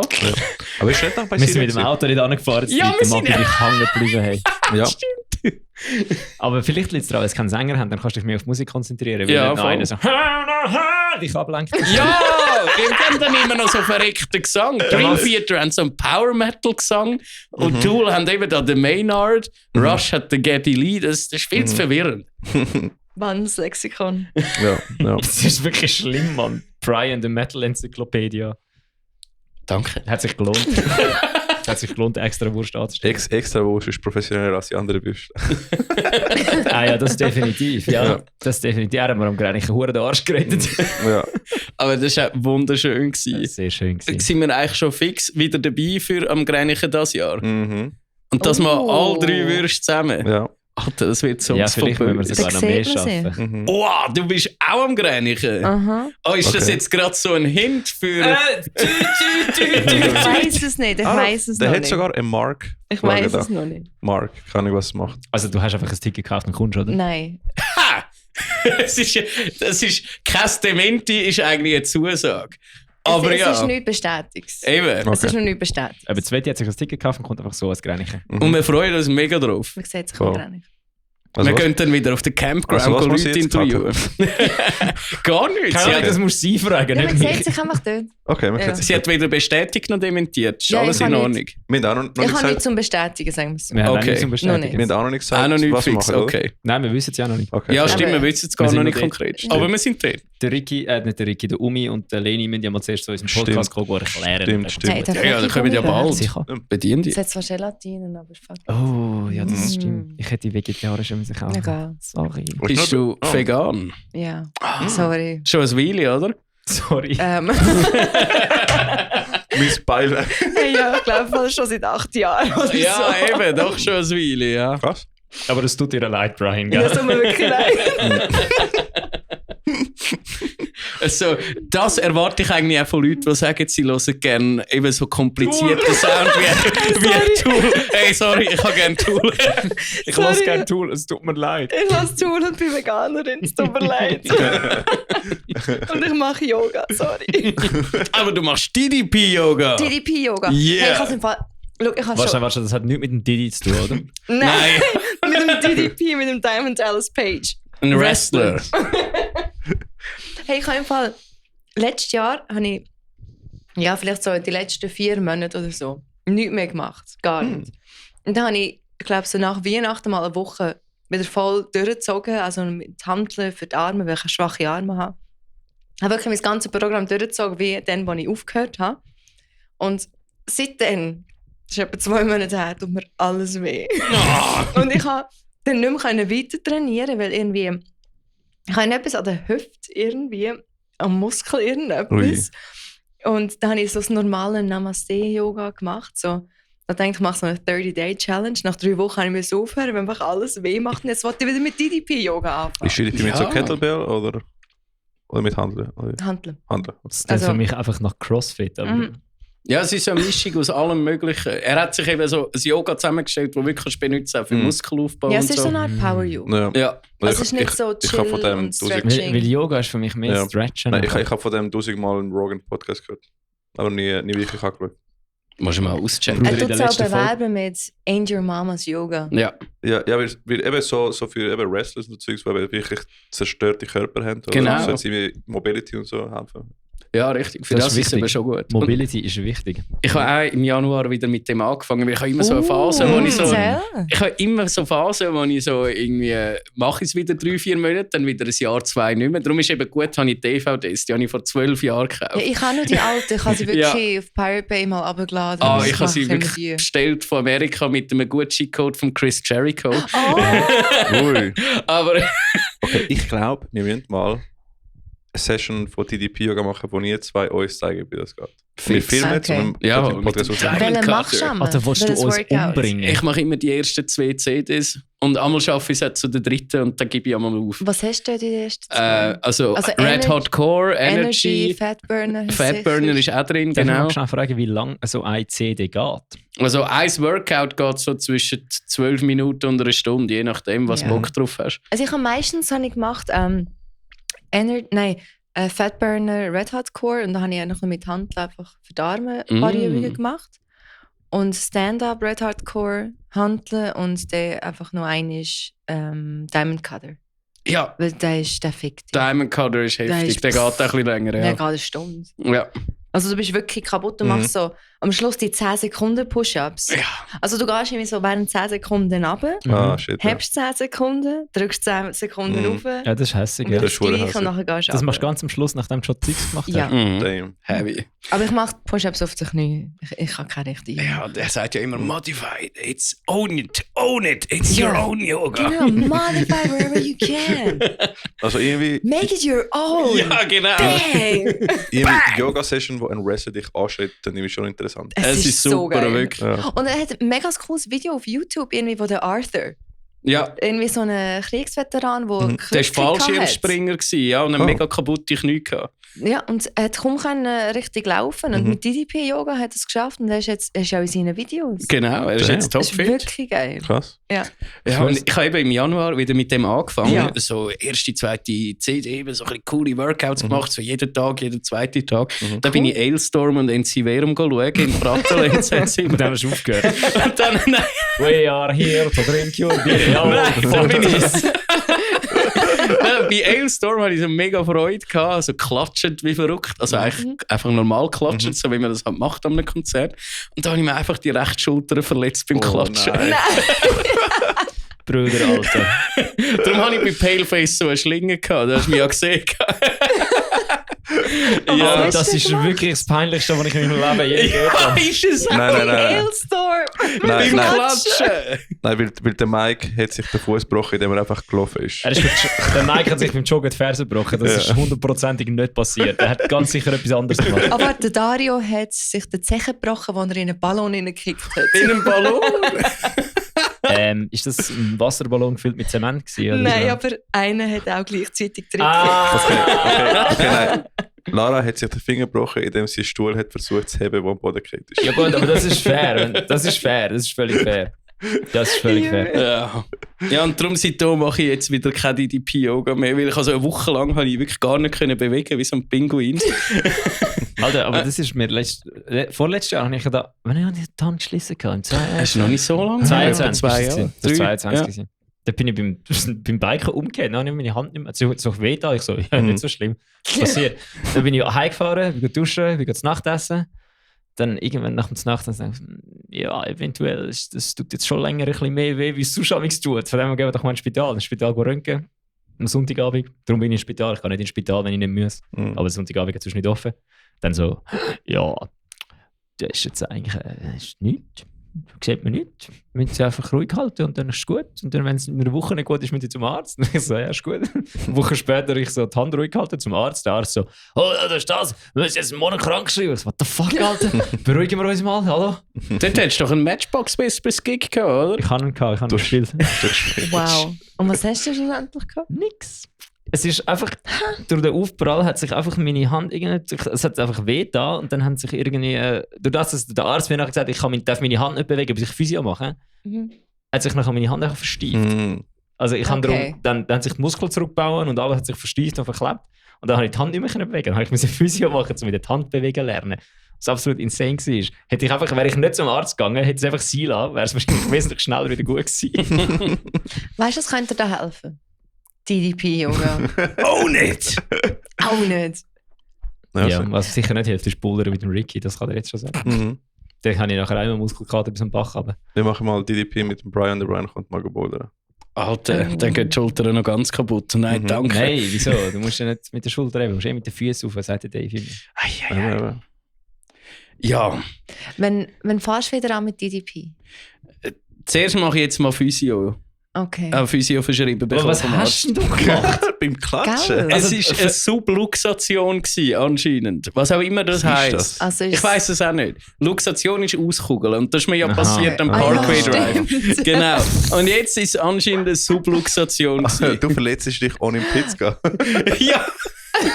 Also dort im Parkway Drive bin ich im Okay, Pit okay, gewesen. Das muss ich schon mal sagen. Also das ist, ich habe sogar richtig ausgesehen, es ist eine unvollständige Ausrenkung von einem Gelenk, wobei für den verschobenen Gelenkkopf sind noch teilweise in der Gelenkpfanne behindert. Also, wie? Ja, voll. Also der Humerus-Kopf da, der ist Ja. jetzt auch weiter vorne als vorher. Das ist wirklich so. Und jetzt muss ich Physio Aber hast du machen da wieder damit. rein? Nein, sie haben nicht müssen, weil es ja Subluxation war, Ah, er ist keine nicht ganz Luxation. raus, er ist Genau. nur- ja, aber darum ist es Und noch mehr... jetzt, jetzt muss ich Physio machen, damit er wieder an seinen Platz Du kommt. hättest ihn gescheit ganz rausgerührt, dann hätte es dann wieder reingedrückt Ja. und gut wäre.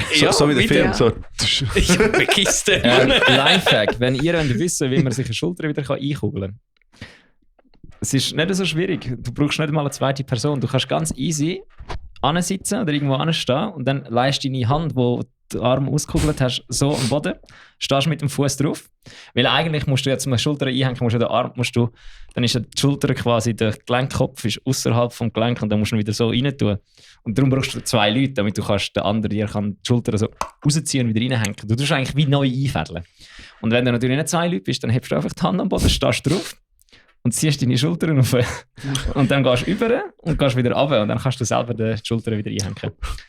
Also hast du schon mal ausgekugelt? Ich selber nicht. Also es tut so höllisch weh. Aber, es tut so sagen wir es mal so, furchtbar weh. ich mache genug lange in meinem Leben Risikosport, dass ich das Manöver schon etwa 10-mal gesehen habe. Es funktioniert.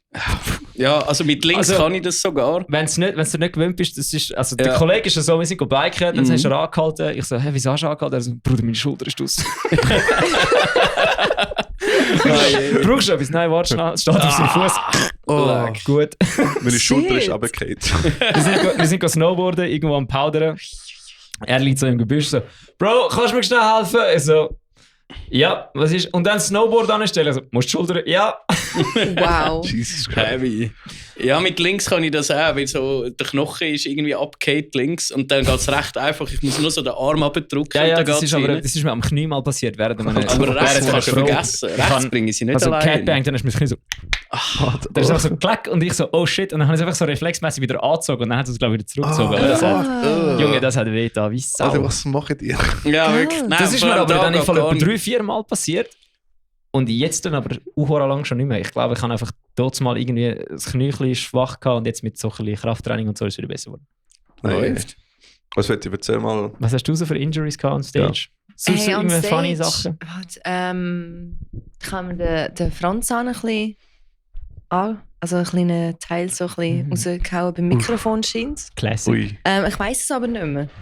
Weil es war irgendwie am Wintermess auf. Und dann haben wir gespielt, irgendwie am Nachmittag um 4 Uhr, geil, gemütlich.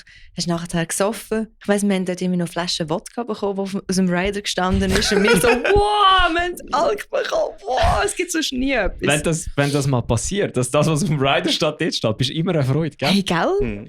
Und in letzter Zeit Das passiert ist das einfach immer wie häufiger. Und sogar Geil. White Club. Wir haben White Club drauf. Ich habe gerade so einen Flashback.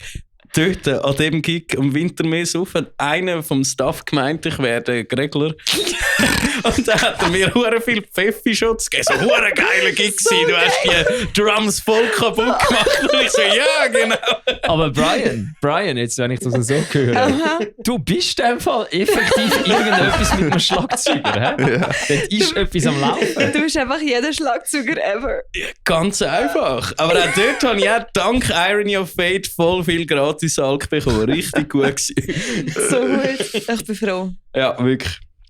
Nein, und dann irgendwann bin ich so im Spiegel und habe gesehen, so, wir haben die Saal ist so ein bisschen so ein bisschen chipped, weißt du, so ein bisschen rausgehauen. Nicht gross. Und ich so, hä? Einfach so, dass okay, dir gut. auffällt, ja. Gell, das ist mega komisch, wenn du mit der Zunge angehst und es fühlt sich anders an. Ja, voll.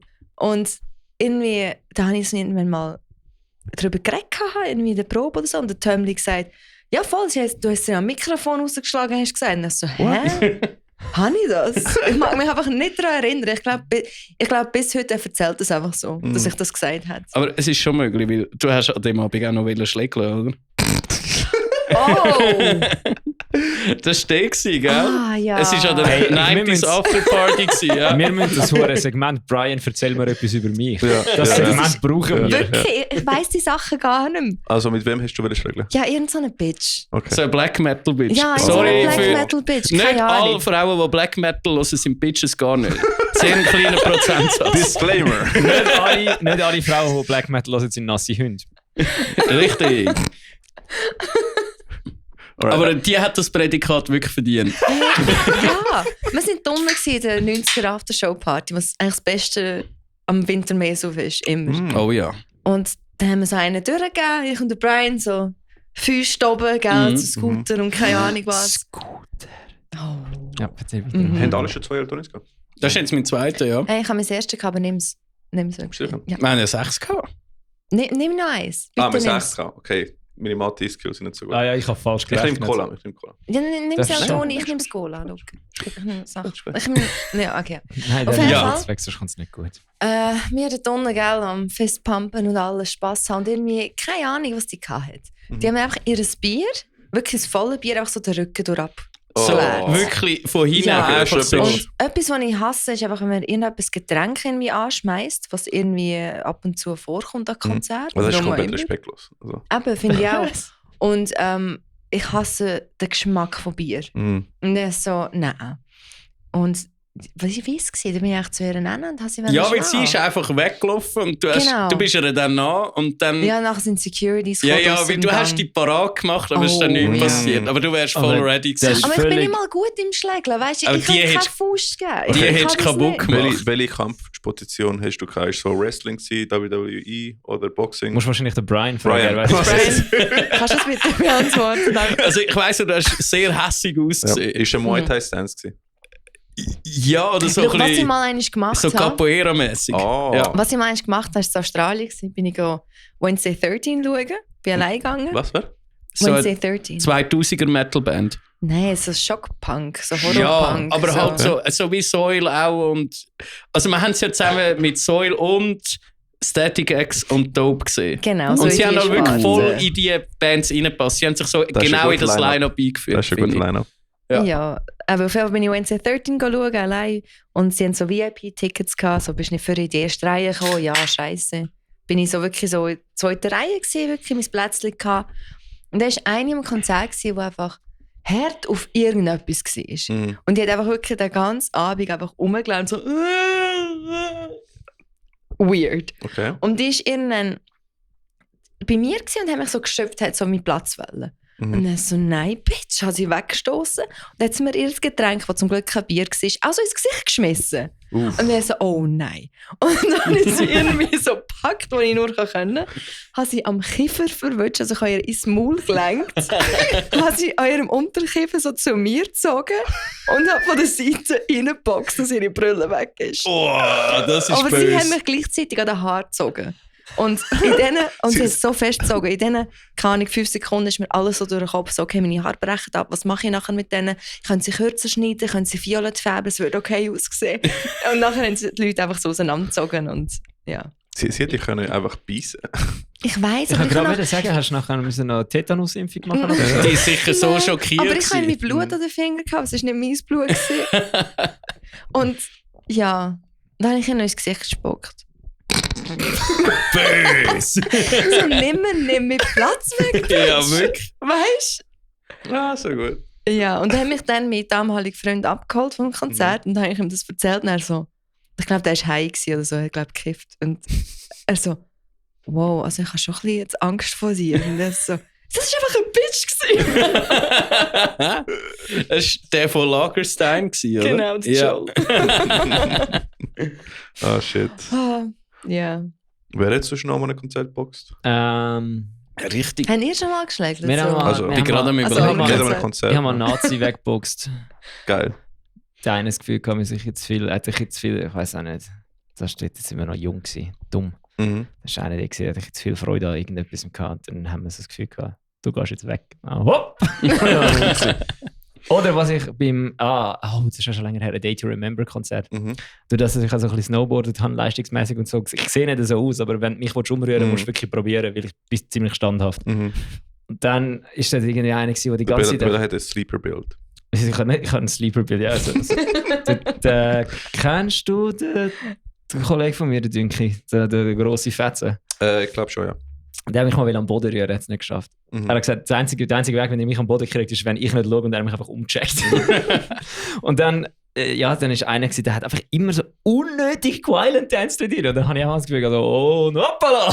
Und dann bin ich auch mal kurz wegmoschen. Mhm. Ist schon durch den halben Raum geflogen. Gut, Ja, das eben so Zeug habe ich schon über die gemacht, aber nicht so bösartige Ja. Schläge an Konzerte, das habe ich glaube ich wirklich noch nie gehabt. Nein, aber das in der Metalcore-Welt ist so komisch, weil du siehst, HC und Beat am Brudi sitzen, wo einfach Vollgas, und wenn du es nicht kannst, wenn du nicht von dieser Welt kommst, oder? Ist auch so, Bro, was willst du? Crowdkiller, Ja, oder? Crowdkilling. Und einer hat mal Das fast verstehe ich im Fall auch nicht und ich bin in dieser Szene. Ja. Jetzt, wo wir halt HC machen, jetzt muss ich halt das irgendwie lernen, muss ich fragen, hey Junge, erzähl mal, was sind die Rules im Pit? Ich check's nicht. Es gibt die Rules im Pit. Ich schwöre, oh mein Gott, wir spielen jetzt bei Toys endlich mit HC-Bands. Ja, eben. Das Eins von meinen Goals im Leben ist einmal so einer, der das Publikum ging, von der Bühne zu dropkicken. Einfach oben runter. Bam! Eben, ja. Du gingst niemandem ins Gesicht, du Hurensohn.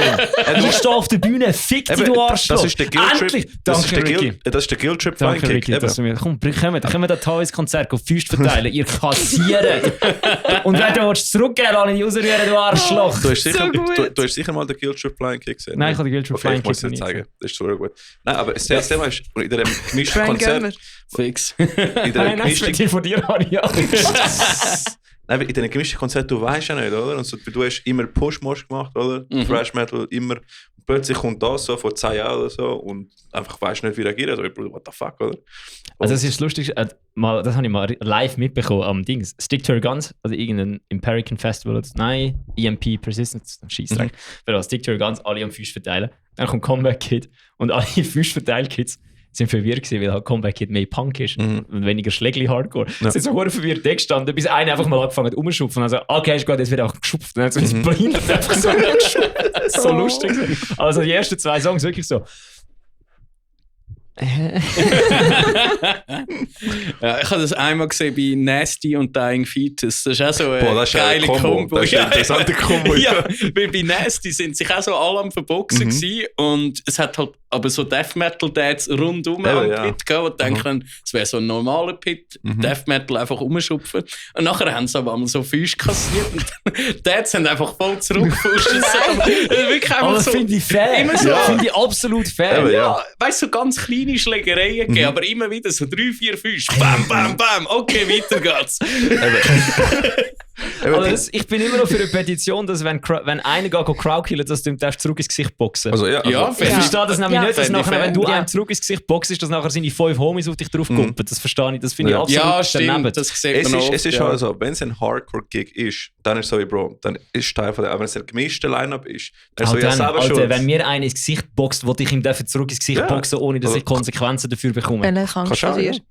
Ja, das Problem ist eben, ich mache es dann nie. Ich will es nur machen. Letztes Jahr in Piccadilly. Ich bin viel zu brav. Wenn mich hat mal jemand wollen, irgendwie einer hat Mädels angemacht, die mit uns unterwegs sind und sie haben das nicht wollen. Und dann bin ich zwischen ihnen gekocht und hat er mich prügeln und dann hat er mich so aufs Bänkchen geschupft und so.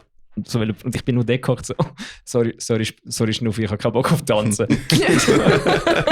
Also ich bin absolut, ich bin immer so, ich will es machen und dann bin ich in der Situation immer so perplex, dass ich einfach sicher nicht mache.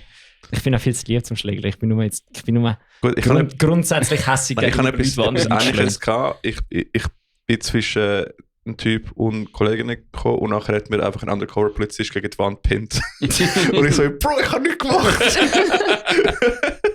Oh Mann. Ja. Im Geil. Sommer bin ich in Piccadilly gsi. So, da das 8K, wie heißt 8K Violence. Exakt. Power Ja. Violence. Ja, und die sind gsi und Good Tractomy auch noch und noch ein paar andere Bands. No Face, No Case ist auch gsi. Und ich glaube, es nicht, war bei No Face, No Case gsi. Dort, ich bin ja auf der rechten Seite hat es ja die Bänkchen, oder? Im Piccadilly. Ja. Ja, Wenn du zu der Bühne schaust, rechts. Ja, Genau. ja. Und dann bin ich dort oben dran geguckt, also nicht auf dem Bänkchen, so wie wir jetzt auf dieser Höhe, sondern eigentlich so auf der Lehne vom Bänkchen. Dort so mit den Kollegen. du kommst aus dem Kloten, darum sitzt du oben auf dem Bänkchen. Ja, genau. Und dann wirklich haben wir es dort gechillt gehabt. Nachher so ein paar Violent Dances, so easy, alles okay. Und dann habe ich einfach so einen wunderschönen Roundhouse-Kick kassiert, genau in die Brust rein. Ich bin hure perplex. Ich war so dort chillig am Hocken gewesen und einfach BAM! Ja, weißt du, es gibt immer so, weißt du, es ist immer so, wenn es nicht bösartig ist, dann okay, ich gehe jetzt, aber an dem hohen Metal, an dem HC-Konzert ist doch auch einer, der so auf mich loszufliegen kann und ich auch so, der ist so zu fliegen kann. Ich so. Und dann irgendwie bin ich, glaube so halb ausgewichen oder so, oder so. Aber das ist auch so lustig gewesen, dann habe ich gedacht so, wow. Ja, das war das Brutalste, was mir letztes Jahr passiert ist. Ich glaube, wir gehen einfach an brutale Konzerte. Ja, Habt ihr nicht viel Crowdkillers?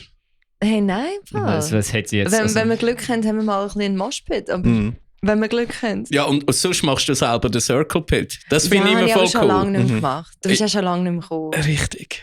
Aber es ist aber schwierig, ich habe ein Kabel am Mikrofon. Ah, okay. Kein Wireless. Ich weiss sonst nicht, was wir mit meiner anderen Hand machen. Fair. Das ist der Grund. Aber Kabel, ich finde Kabel sind auch ästhetischer. Kabelmikrofone sind ästhetischer. Du musst das irgendwie... Hast du mal Refused gesehen? Nein. Das ist eben Refused ist der Grund, wieso dass ich das Mikrofon so hebe, wie ich es jetzt hebe.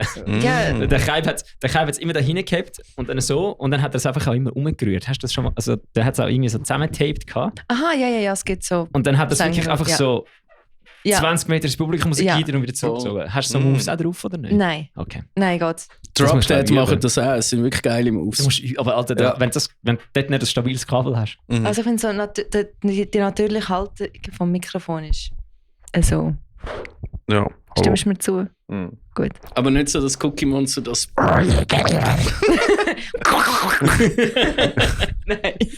Jared Dines hat doch mal ein Video gemacht, dass es peinlich ist, wenn man das Mikrofon so hebt. Ist Nein, mir es ist- scheißegal, ob du es kappen. Nein, Da könnt ihr zwei miteinander reden. Es ist Dein Kollege, der Kollege. der Dicky. Ja. Mhm. Nein, der Dick, ja, ja. Der ist gar nicht so dick. Aber der heisst Dicky. Ja, ich weiss. Aber denkst du, hast ja. er ist ja ziemlich dick. Ja, schon. Aber er hat krasse Vocals. Ja, das ist nicht safe. Ricky, erzähl, komm. Du hast viel so Backstage-Stories. Was sind so die besten? Ah, wir wechseln das Thema. Okay, Ja, ja. ja. Ah, okay, schön. Der Ricky macht das am Mix. Okay, Da nein. musst du dich ein bisschen dran gewöhnen, aber es kommt Gut. dann immer gut. Backstage Ich versuche Stories, let's go. professionell zu sein. weißt du?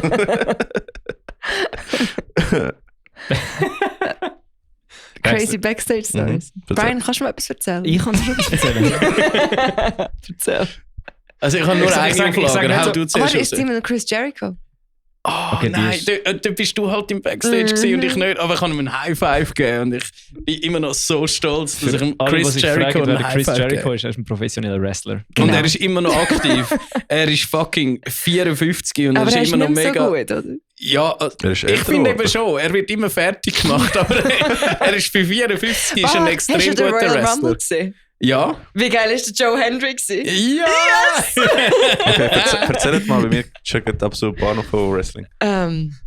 Also, das Problem ist eben, wir schauen zwei verschiedene Aber- Ligen. Ich schaue die mit dem Chris Jericho, Kannst du die mal heisst erklären, weil da habe ich immer AEW. noch keine Ahnung, was das ist mit diesen Ligen. Ja, bitte, bitte. Ja, das ist auch verschiedene Ligen. Ist das Sie Ja. schaut den Marktführer, WWE, oder? Genau. Also ist das wie Axpo Super League und Ich schaue so Challenge als League? kommerzielle Ungefähr, Zeug, wo ja. Okay. alle schauen. Und ich schaue das, wo eher so technisches Wrestling im Vordergrund ist. Und Und wie heißt der? AEW, All Elite Wrestling. Was habe ich bei AEW geil gefunden? Der Darby Allin ist doch durchs Glas. Ja. Das war so geil. Gewesen. Mega. Ich hatte die Leiter im Mhm. Ring und ist durch eine Glasscheibe durch. Ja. Echt Glas, gell? Ja, ja. So Und So krass. auch der Jungle Boy ist ja durch Echtglas beim Auto und dann hat er mit dem CM Punk geschlägelt. Oh. Darum ist er jetzt wieder bei der Der WWE. das Backstage-Ding, Ja. was sich angefickt hat. Genau. Ja. Und- Es hat mal ein weißes Video gegeben von eben so einem Wrestling-Dings, wo alles erlaubt ist. CZW, ja. Also CCW ausgesprochen. Und weißt du? Das ist so eine ganz kleine Liga und dort gibt es eben keine Regeln. Aha. Und dort kannst du wirklich auch so mit einer Motorsage oder so. Wow. Ja, über das ist die Weiss-Doku. Ja. Okay, ja. Der John Moxley ist dort mal gewesen, bevor er berühmt wurde. Okay, Also okay. Dean Ambrose kennst Ja, du. Ja. Bruder, ich habe das Gefühl, ich bin lost, wenn sie Ja. anfangen über Tech-Death-Metal-Bands zu reden, aber das... Das Beste bei AEW ist meiner Meinung nach der Christian Cage.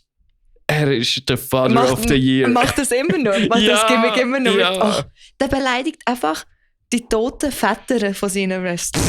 Also, die im echten Leben gestorben sind. Ja, so irgendwie an Alkoholabusus gestorben und er so, du bist ein Loser, wie dein Vater.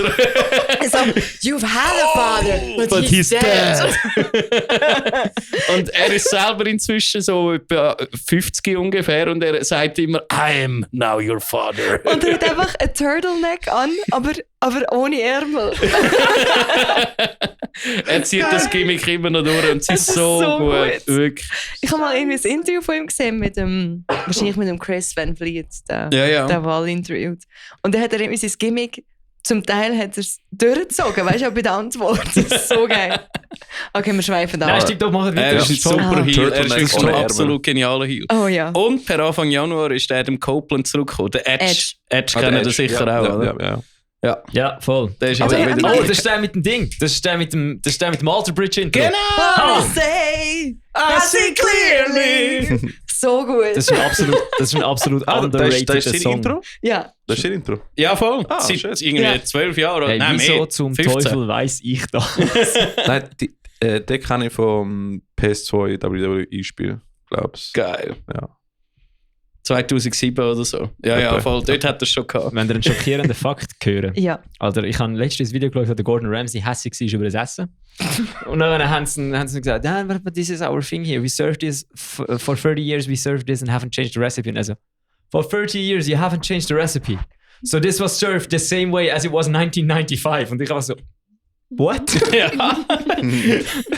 What? So, Traurig, das aber habe wahr. ich jetzt heute nicht. Das war gerade zu hart in den Feels gewesen. Ja. Welchen Jahrgang haben die Boys? Eben 95. 94. Ich bin in 2 Minuten 30. Wann hast du Geburtstag? 14. April. Ich habe gesagt, wir sollten dort hin, aber nein, der Rick hat das Gefühl, er muss ein Konzert spielen. Ah, shit, stimmt. Nein, ihr habt am 14. Also am 12. Ja. April haben wir ein Konzert. 12. Ja, Gehen wir am 14. zum Brian aus. wir gehen am 14. zum Brian. Alter. Okay, Ja. am 12. wäre Party. Ja, ich weiss. Ich Wieso haben die dann ein Ich Konzert? habe es nicht gesagt und sie also, hey, kannst du Brian seinen Geburtstag am nächsten Jahr noch gehen? Nein, Mann, 31. mache ich fix nichts. Ah, schade. Shit, ja.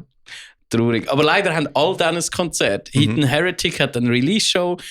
S-Fix ist in Luzern. Dann ist auch noch alles Mögliche dann. Alles. S-Fix ist auch so ein schlechter Name, wenn du in Deutschland wohnst. Also es ist wie, was ist, ich habe gestern das Ding gehört von den EMS-Brudis. Oh, ich habe noch nicht gehört. Ich finde immer noch, irgendeine Band sollte sich A Fool's Eye nennen. Oh ja, die haben es bei Fool's mir Eye. schon gebracht, ja. A Fool's Eye. Ein Fool's Ja, der Das hat ist schon damals Was haben wir jetzt gebracht. eigentlich gefragt? Wir haben gefragt, und warum wir drauf gekommen sind. Ja. 2012, wo wir Ich finde Zweti, es super erzählt, der Brian. wo Zweti und ich uns Ich wette, kennengelernt wir bekommen haben. jetzt irgendwelche Kommentare darüber, dass der Brian einfach der weisse Cisma ist, der jetzt einfach am Mansplainen ist und unsere weibliche okay. Gästin nicht lässt reden. Bitte mach das, ist okay. Ich tu sie ja nur vorbereiten. Nein, das ich stimmt, mache so ein Ich habe Establishment das zu auch nicht- deiner Antwort, oder? Aber das sie gibt dann die Antwort. Ich habe das auch nicht ernst gemeint. Ich wollte noch ein bisschen Hass Ich spüren bin, wie gegen uns. professionell der Brian ist. Also, Ja. wir sind dort gewesen. Headliner war Soil gewesen. Und die erste Band war so eine Unbekannte aus Deutschland gewesen, aber Special Guest war Fozzy gewesen. Und da sind sie in Europa Ja. noch mega unbekannt gewesen. Und der Leadsänger von Fozzy ist der Chris Edge. Nein, Chris Jericho. Ist der Edge? Ja, ich weiss es doch nicht. Der Chris Jericho. Und wir sind dort gewesen, im Werk 21 und es war mega toll gewesen. Ich habe ihm so ein High Five gegeben. Ich habe eine Setlist, die er unterschrieben hat. Ich meine, die ist wirklich von Chris Jericho Also unterschrieben. von dem Konzert haben wir meinem Kollegen auch erzählt. Und er hat gesagt, er hat es fucking funny gefunden, dass ein Dude, der eigentlich Weltstar des Ja. Jahrtausends Ja. ist, im Werk 21 gespielt. Ja, Das voll. ist aber real. Ja, Er das ist Ding ein richtig real. Das ist eben wahrscheinlich, da haben wir ja schon gemerkt, so Zeug, deine Crowd auf etwas anderes zu bringen, ist eben schwierig. Aber er hat es geschafft. Er hat wirklich Persistence bewiesen, jahrelang, und er hat es geschafft. Das ist geil. Und dann ist Sveti dort noch im Backstage gewesen, weil du die von Soil kennst, oder? Ich habe sie dann kennengelernt. Ah, ja. Ich habe Boys von Soil dann kennengelernt, wo ich dich kennengelernt habe. Wow. Oh. Darum sind wir immer zusammen Soil schauen in den letzten paar Jahren. Wir sind ja dort gewesen. Du warst doch noch mit einem Kollegen gewesen. Ja. Wer heisst Dani Andi. oder so? Andi. Ja, Andi. Dani, Andi. Same Ja, ja. Auf jeden Fall sind ihr vor mir gegangen, kann das sein? Ja, Weil wir haben doch noch gewartet, zum Setlisten unterschreiben. genau. Und ich habe es raus. dann unterschreiben lassen und dann bin ich gegangen. Und du bist noch geblieben. Genau. Und dann ist der Tim gekommen, der Bassist, so, hey, willst du einen Jägi-Shot? Und ich so, okay. Und irgendwie, bist du alleine? Ich so, ja. Also, okay, komm mit. Ich so, okay. Dann sind wir in meinem Backstage hinter und haben gesoffen. Und eben der Chris Jericho war ja da gewesen und ich habe mit ihm noch geschnarrt und er hat mir erzählt, wenn er erst gerade letztens, also dann irgendwie den George Lucas in Las Vegas angetroffen hat, so ein Foto gezeigt, so mega geil, das ist cool. Und du hast keine Ahnung gehabt, wer er ist da zumal, oder? Der Ich habe Chris kein Jericho. Wrestling geschaut. Ah. Und dann, Geil. genau, da habe ich mit dem Tim irgendwie E-Mails austauscht, weil damals haben wir kein Smartphone, Social Media und das gut. Mal, man hat es schon gehabt. 2012, ja. Ja, man hat es schon gehabt, man hat es schon gehabt. aber- angefangen, Ja. Ja, aber Ich habe noch keins gehabt. Dort ist der Change von MySpace zu Facebook. voll.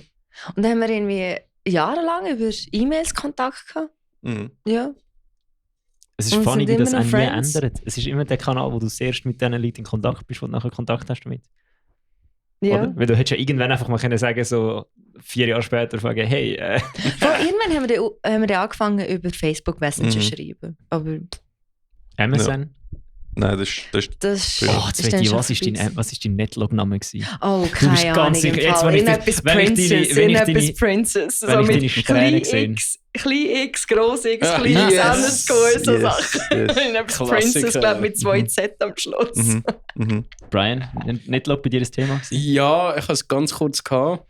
Und bevor ich da irgendwann Facebook hatte, das war irgendetwas mit Metal, gewesen, aber was? Natürlich. Geil. Ja, Ricky? Metal Ich kann aber Bodenstrich. nicht Netlog, ich habe MySpace gehabt. Netlog habe ich ist eben nicht der gehabt. absolute Emo-Dings gewesen. Das Ja, sind MySpace auch.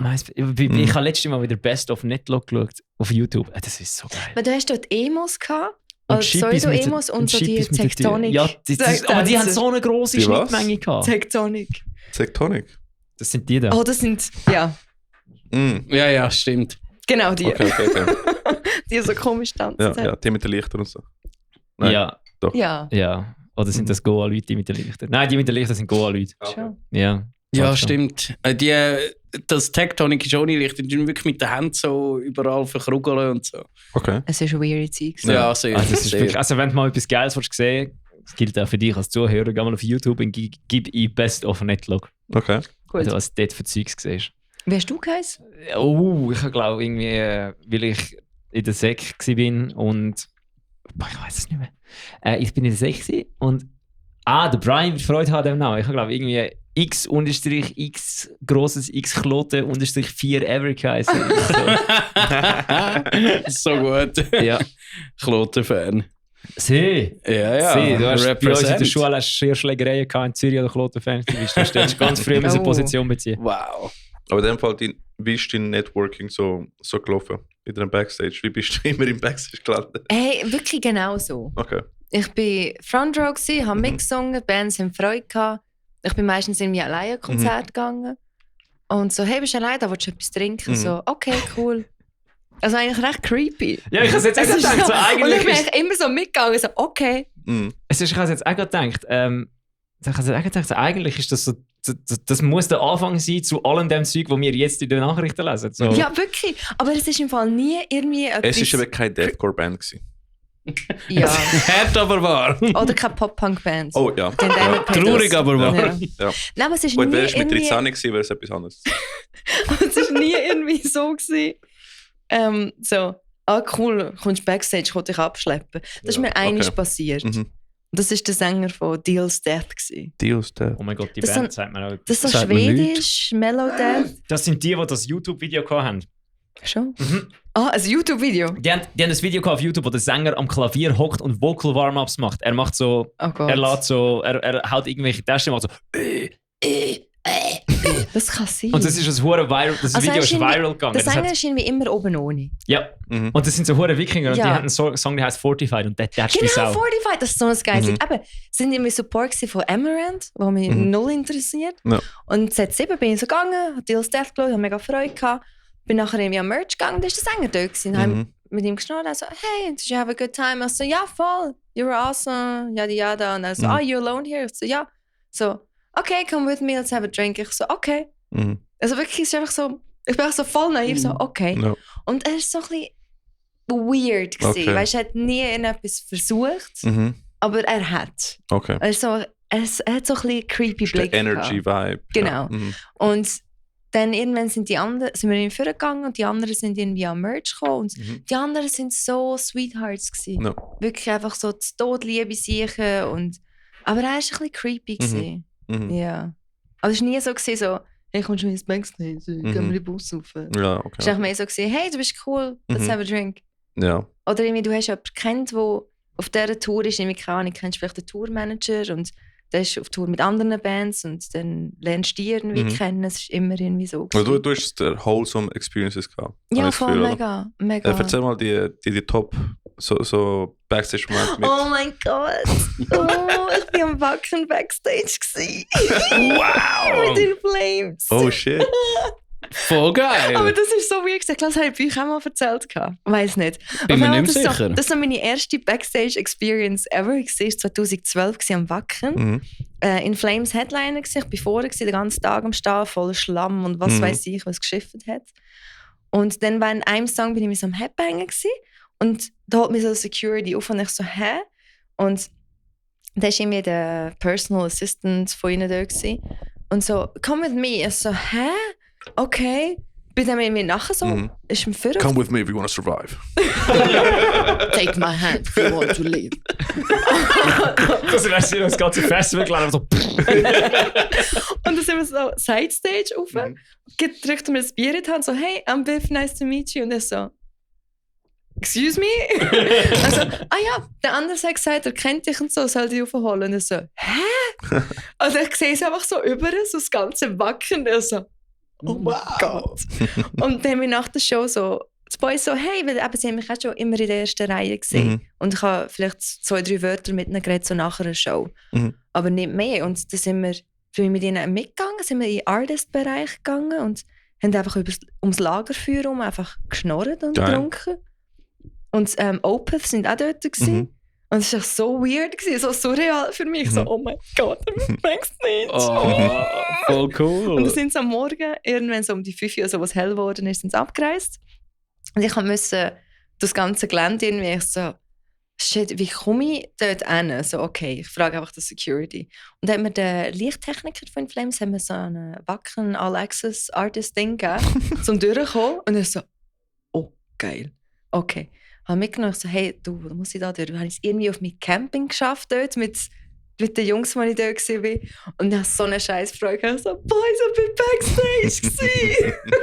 Alle so, hä? Fresse, es ist 6 Uhr am Morgen. Und dann am nächsten Tag, ich hatte den Pass gehabt. Also 4 Stunden später. Eben, gerade will ich sagen, Ja. du hast ja den Pass gehabt. Du hast nachher immer können im Backstage. Aber ich hatte den Pass gehabt und irgendwie kann ich es immer so, also ich muss aufs WC, so ich im Backstage aufs WC. So, ich habe mich doch nicht getraut. Gell? Es war so ein Neuland für mich. So, hä, was mache ich? Und ich so, nein. Und der Kollege so, ja komm, gang du. Weißt du, wenn sie nichts sagen, das ist ja easy. Weil ich glaube, sie schauen dann, ob du das Bändeli hast, nicht nur den Pass. Ja. Und ich habe den Pass gegeben, er ist hintergegangen und es hat noch der andere Kollege mitgenommen. Sie sind das zweite mit einem Pass einfach durch die Securities durch. Und sie wieder gekommen, so, okay, funktioniert in dem Fall. Dann haben wir ein bisschen gewartet oder sind irgendwie an einem anderen Security normal durch, das dritte. Und dann haben sie ihn angehalten und kontrolliert, ja, er hat kein Bändeli. Und dann haben sie ihn mit aufs Office genommen, er musste erklären, wie er den Pass hat und warum und wie. Und die haben ihm kein Wort geglaubt. Er sagt so die Wahrheit und ich kann eh nicht. Eben. Und dann haben sie ihm den Pass weggenommen. Oh, schade. Ja. Schade.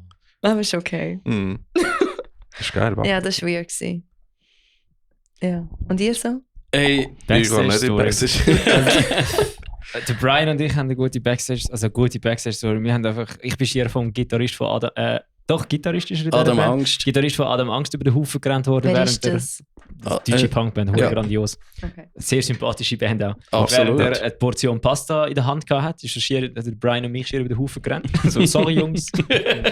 Dann haben wir aufgeräumt und dann ist so, sind wir so raus, so aus unserem das Container letztes Jahr. Grenichen. Oh. Und dann sind Während dem Wacken, aber nicht am Ah, Wacken. genau, und dann sind wir so raus und dann steht dort auch so der Sänger von Adam Angst, der hat den ganzen Mit dem Tag Köfferli. der hat den ganzen Tag ausgesehen wie so ein Burnout-Opfer. Ja. Jedes Mal, wenn wir den gesehen haben, habe ich so zum Brian gesagt, so, Brian, ich mache mir Sorgen darum, dass die Band, die ich eigentlich sehen an diesem Festival, scheiße ist. Weil schau dir mal den Sänger an. Ja. Der sieht aus, als ob er so ein Burnout-Banker ist. Wahrscheinlich ist er auch ein Burnout-Banker und darum ist er in einer Punkband. Würde Sinn machen. Und dann der ist wirklich, der hat wirklich Hundselend ausgesehen den ganzen Tag. Und dann ist die Show gekommen und dann ist der Max ist mit Silosis der beste Auftritt gewesen. Und dann und Breakdown of Sanity und allen anderen Bands. Hatebreed. Und Hatebreed, genau. Mhm. Und dann sind wir dort gestanden, raus, aus dem Container raus, die Tür zu machen. Und da steht dann auch so der Sänger von Adam Angst mit so einer Jacke Rollköfferli. und einem Rollköfferli dort und schaut verwirrt um. Und der Brian und ich Er auch ist so allein da. so, suchst du etwas? Und er so, ja, mein Bus, aber der ist glaube ich nicht da. Er hat ein bisschen mit uns geschnurrt und dann ist er irgendwie weggelaufen und dann sind wir nochmal raus und dann sind wir nochmal irgendwie raus und dann haben wir noch kurz mit ihm gequatscht und das war wirklich ein geiles Sicht. Ist das, wo schon alles so mit Schlamm war und niemand ist rausgekommen? Oder? Nein, das ist das, was geregnet hat. Ja, aber wir sind im Backstage gewesen. Mhm. Dort kannst du ja mit dem Auto fahren, mit dem Auto und so. Ja, ich glaube, sie haben eben den Bus, sie sind glaube ich eben abgeholt worden, um irgendwie an den Flughafen zu gehen oder aus der Bahn oder irgendwo hin. Und der Bus ist glaube ich einfach noch nicht da gewesen. Mhm. Und, Ja, dann haben wir ein bisschen mit ihm plaudert. Das ist ein Voll guter nice Kreis gewesen. Also allgemein, Backstage im Grenichen war wirklich ganz cool gewesen. Mhm. Aber eine tolle Backstage-Story, würde ich noch erzählen, war 2019 gewesen, im Gare de Lyon. Und zwar, nein, es war sogar Dezember 18 gewesen, hätte ich gesagt. Ist ja gleich. Gare de Lyon. Und dann war Lotrify dort gewesen, Irony of Fate und so eine Power Violence Band, die nur 8 Minuten Die gespielt hat. sind weird. Discomfort weird of Existence, genau. Aber ich bin direkt vom Konstanzer Weihnachtsmarkt bin ich auf Wil gefahren, weil es macht ja keinen Sinn, zum irgendwie heimgehen. Und dann bin ich viel zu früh da gewesen. Und dann bin ich so das allererste Mal überhaupt zu dem Gare de Lyon angegangen, einfach so ein kleines Häuschen entlang von der Gleis.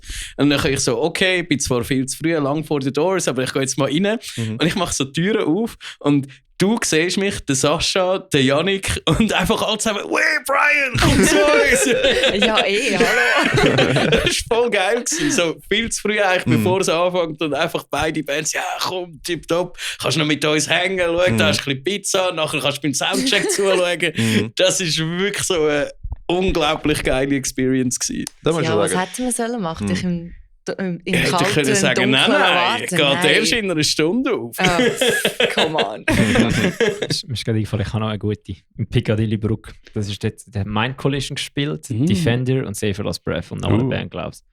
Und dann ist irgendwie, Mind Collision die haben immer Kraken dabei, also der Rum. Mhm. Der ist aber fein. Das ist das ist habe ich auch gut, der ist herausgefunden an dem gut. Abend. Und dann ist irgendwie das so ein Ding geworden, dass Mind Collision einfach alle abgefüllt hat, die irgendetwas mit dem Backstage zu tun hatten. Und dann hast du am Schluss wirklich einfach 4 kreuzverladene Bands dort oben gehabt. Und irgendwann haben wir angefangen, dann ist der Paddy, der damalige Bassist von Save for Lost Breath, ist auf dem Sofa eingepennt. Dann haben wir angefangen, Zeug auf den Paddy aufzulegen. Und dann haben irgendwie alle Bands angefangen, Zeug auf den Paddy aufzulegen. Also irgendwann ist sein Bass auf dem Boden gelegen. Wir haben so Kerzen auf ihn draufgestellt, brennende Alten. Dann haben wir sonst noch irgendwelches Zeugs angelegt. Und irgendwann ist es dann so, dass einer das Gefühl hat, wir müssen alles abräumen. Und dann haben wir ein Sofa genommen und auf den Paddy aufgestellt, der auf dem Sofa oben ist. Am Paddy. Das Sofa draufgelegt, dann dort das Zeug draufgestellt und dann irgendwann hat der Mauro das Gefühl gehabt, Jungs, aber auf dem Sofa muss einer drauf sitzen. Und dann ist der Mauro auf dem Sofa drauf gesessen. Ich weiss nicht, irgendwo müssen noch Bilder sein. Ich glaube, wir haben ein paar Fotos von dem gemacht. Und der Paddy ist einfach nicht aufgewacht. Er war einfach am Pennen gewesen. Und am nächsten Morgen ist er aufgestanden so. Also, Paddy geht es dir gut. Er so, Wow. Unglaublich. das ist insane. Ei, ei. Und dann ist er durch einen Laptop besetzt worden. Nein, er ist nicht durch einen Laptop ersetzt worden. Sie mussten einen Laptop nehmen, weil er nicht mehr wollte. Ah, okay, okay. Sie haben ihn nicht rausgerührt oder so. Oh. Er hat einfach keine Zeit und Lust mehr gehabt, weil das Ah, Studium fair. und alles ein Job. Ja. Und dann haben sie gesagt, das Gleiche gesagt, wie wir damals gesagt haben, wo der zweite Gitarrist gegangen ist. Wieso 5 Leute, wenn es ans 4. geht? Tada! Ja, voll. Aber ich sehe auch öfters jetzt Gitarrist ohne Bassist. Immer, jede Band hat Bassisten sind am Aussterben. Ja, ist okay. Nein, Nein. ich finde nicht. Ich finde wirklich, der Bassist ist eigentlich das wichtigste Instrument. Ja. Ich glaube, du hast einen kleinen Interest-Konflikt da. Nein, habe ich nicht, weil ich habe es dir ja heute geschrieben. Ja. Was viele Gitarristen vergessen, ist der wichtigste Bestandteil von einem guten Gitarrensound ist der Bassist. Das ist schon so. Was ist so Backstage? Also ich bin nicht auf die Backstage, einfach weil ich kein Social Butterfly bin. Also ich bin nur im Backstage, wenn wir selber Konzert spielen. Sonst Ja, ich bin eben am überlegen gerade, ob ich noch andere Storys habe. Ich bin wir sind einmal einfach mehr mit der zweiten ausgegangen. Hey, Ja. aber nicht mehr, im Fall, mir passiert so Zeug nicht mehr. Gar nicht mehr. Aber ich bin auch nicht mehr so auf das aus. So, nach der Show, ja, nicht mehr Setlist unterschreiben oder so. Ist so, ja, who cares? Ich habe die Show gesehen, es war cool. Gewesen. Letztes Jahr habe ich eine Führung bekommen im Z7. Das war cool. Gewesen. Wirklich Backstage dort, das ist noch ganz nice. Z7 hat eine geile Anlage vor allem. Ja. Yeah. Ich bin mittlerweile wieder ein bisschen Fan vom Z7. Oh. Ja, es ist eigentlich ganz nett. Bist du auch noch mal gewesen? Bring Me ist das letzte Mal, als ich war. Nein, ich bin jetzt gerade gewesen. Bist du nicht Killswitch Engage schauen? Nein. Oh, das war auch ein gutes Ding. Der Paleface, Knocked Loose und dann Killswitch. Oh, das ist geil. Zuerst 1,5 Stunden lang einfach Schlägerei. Wirklich, das war Ja. ein Dojo gewesen. Dort innen haben sie Stimmt. nur Füße geflogen. Und dann Killswitch Engage, alle so Arm in Arm so. This is my last serenade. Das ist so eine geile Band. Ja, das ist sick. Ja, das ist wirklich sick. Wann bist du im Backstage gewesen? Ich habe, wie soll ich das formulieren? Mhm. Genau, ich hatte ein Meeting gehabt mit dem Leute Besitzer vom Z7 und da sind wir zuerst so ein bisschen plaudern und dann hat er gesagt, so, jetzt zeige ich euch das alles noch. Und das ist wirklich der das gegründet hat, der Nobby, irgendwie in den Anfang 90er oder so. Und der ist jetzt so langsam da pensioniert, aber er macht es immer noch mit seinen Kindern. Also es ist wirklich so ein Family-Business im Das habe ich Z7. letztes Mal nicht gehört. Ja, und Geil. er hat wirklich so gesagt, ja eben, zuerst haben wir noch das gehabt, nachher haben wir noch Container da und dann haben wir noch das gemacht und so. Und er hat so alles gewusst über den Z7 und alle Bands, die schon mal da waren, das war voll cool gewesen. Und dann haben wir noch, an dem Abend hat Camelot dort gespielt. Geil. Und dann haben wir noch Camelot geschaut. Ja, Das ist das wirklich, ist so eine Guilty Pleasure von mir. ja, es war wirklich mega schön gewesen. Die sind Power Metal, aber nicht cringe. Weißt du, was ich Ja, voll. Ja, meine? voll. So, es hat so eine gewisse Darkness, die geil ist. Ja. No. Toll gewesen. Gibt es sonst noch Power-Metal-Bands, die nicht cringe sind? Ich finde eben Hammerfall recht gut. Sie Ich sind auch. recht unbeliebt. Sie sind Ja. cringe, aber sie aber sind eben, gut. sie sind Eben, gut, genau, gell? genau. Ja. Du singst mit, das stimmt. Und ich finde auch, es ist nicht cringe. Blind Guardian ist sehr nerdy, Ja. aber ich fühle es schon mega. Ja. Es ist Oh, mega hochstehende das Musik. Silmarillion-Album. Sie haben eben- Nein, Nightfall. Knights of Middle-earth, also, Ja, ja, ja. genau. Oh, geniales Ja, Album. ja. Eben, das sind schon cool. Und nachher, kann ich, Powerwolf? Ja, es ist, das finde ich Schon zu ein bisschen mehr, zu much. Also ich habe es auch zu wollen- fest für Kinder. Ich habe es irgendwie. Ja. hassen und dann habe ich es im Greenfield wieder gesehen, weil ich aufs WC bin und habe gedacht, es ist doch nicht so scheiße. Okay, Eigentlich schon ziemlich Es Genau ist das, schon genau stabil. das. Es ist schon stabil. Aber Ja, ich habe es schon ein paar Mal gesehen, aber Ja. ich würde es niemals einfach so hören. Ja. Wenn ich Nein. anlaufe, easy, aber ich könnte das niemals hören. Sabaton? Gar nicht. Nein. Ich hasse Sabaton wirklich. Drehen so well. Nein. Was jetzt noch? So eine Antarktika. Aber bei Sabaton habe ich Aber mehr das so- Problem mit den Fans. Das neue Ja, Zeug. auch, ja. Ich habe, glaube das letzte, was Bis so, was ist das? Reckoning Night. 2004 oder so.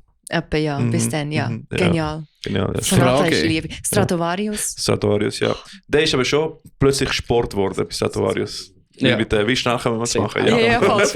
Also Stradivarius ist so eine geile Band. Stratovarius sind einfach wie der Extreme Level von Guitar Hero. Das ist einfach das Thema. Es ist so Ja. ein bisschen wie Dragon Force. Oder ist so in der Richtung.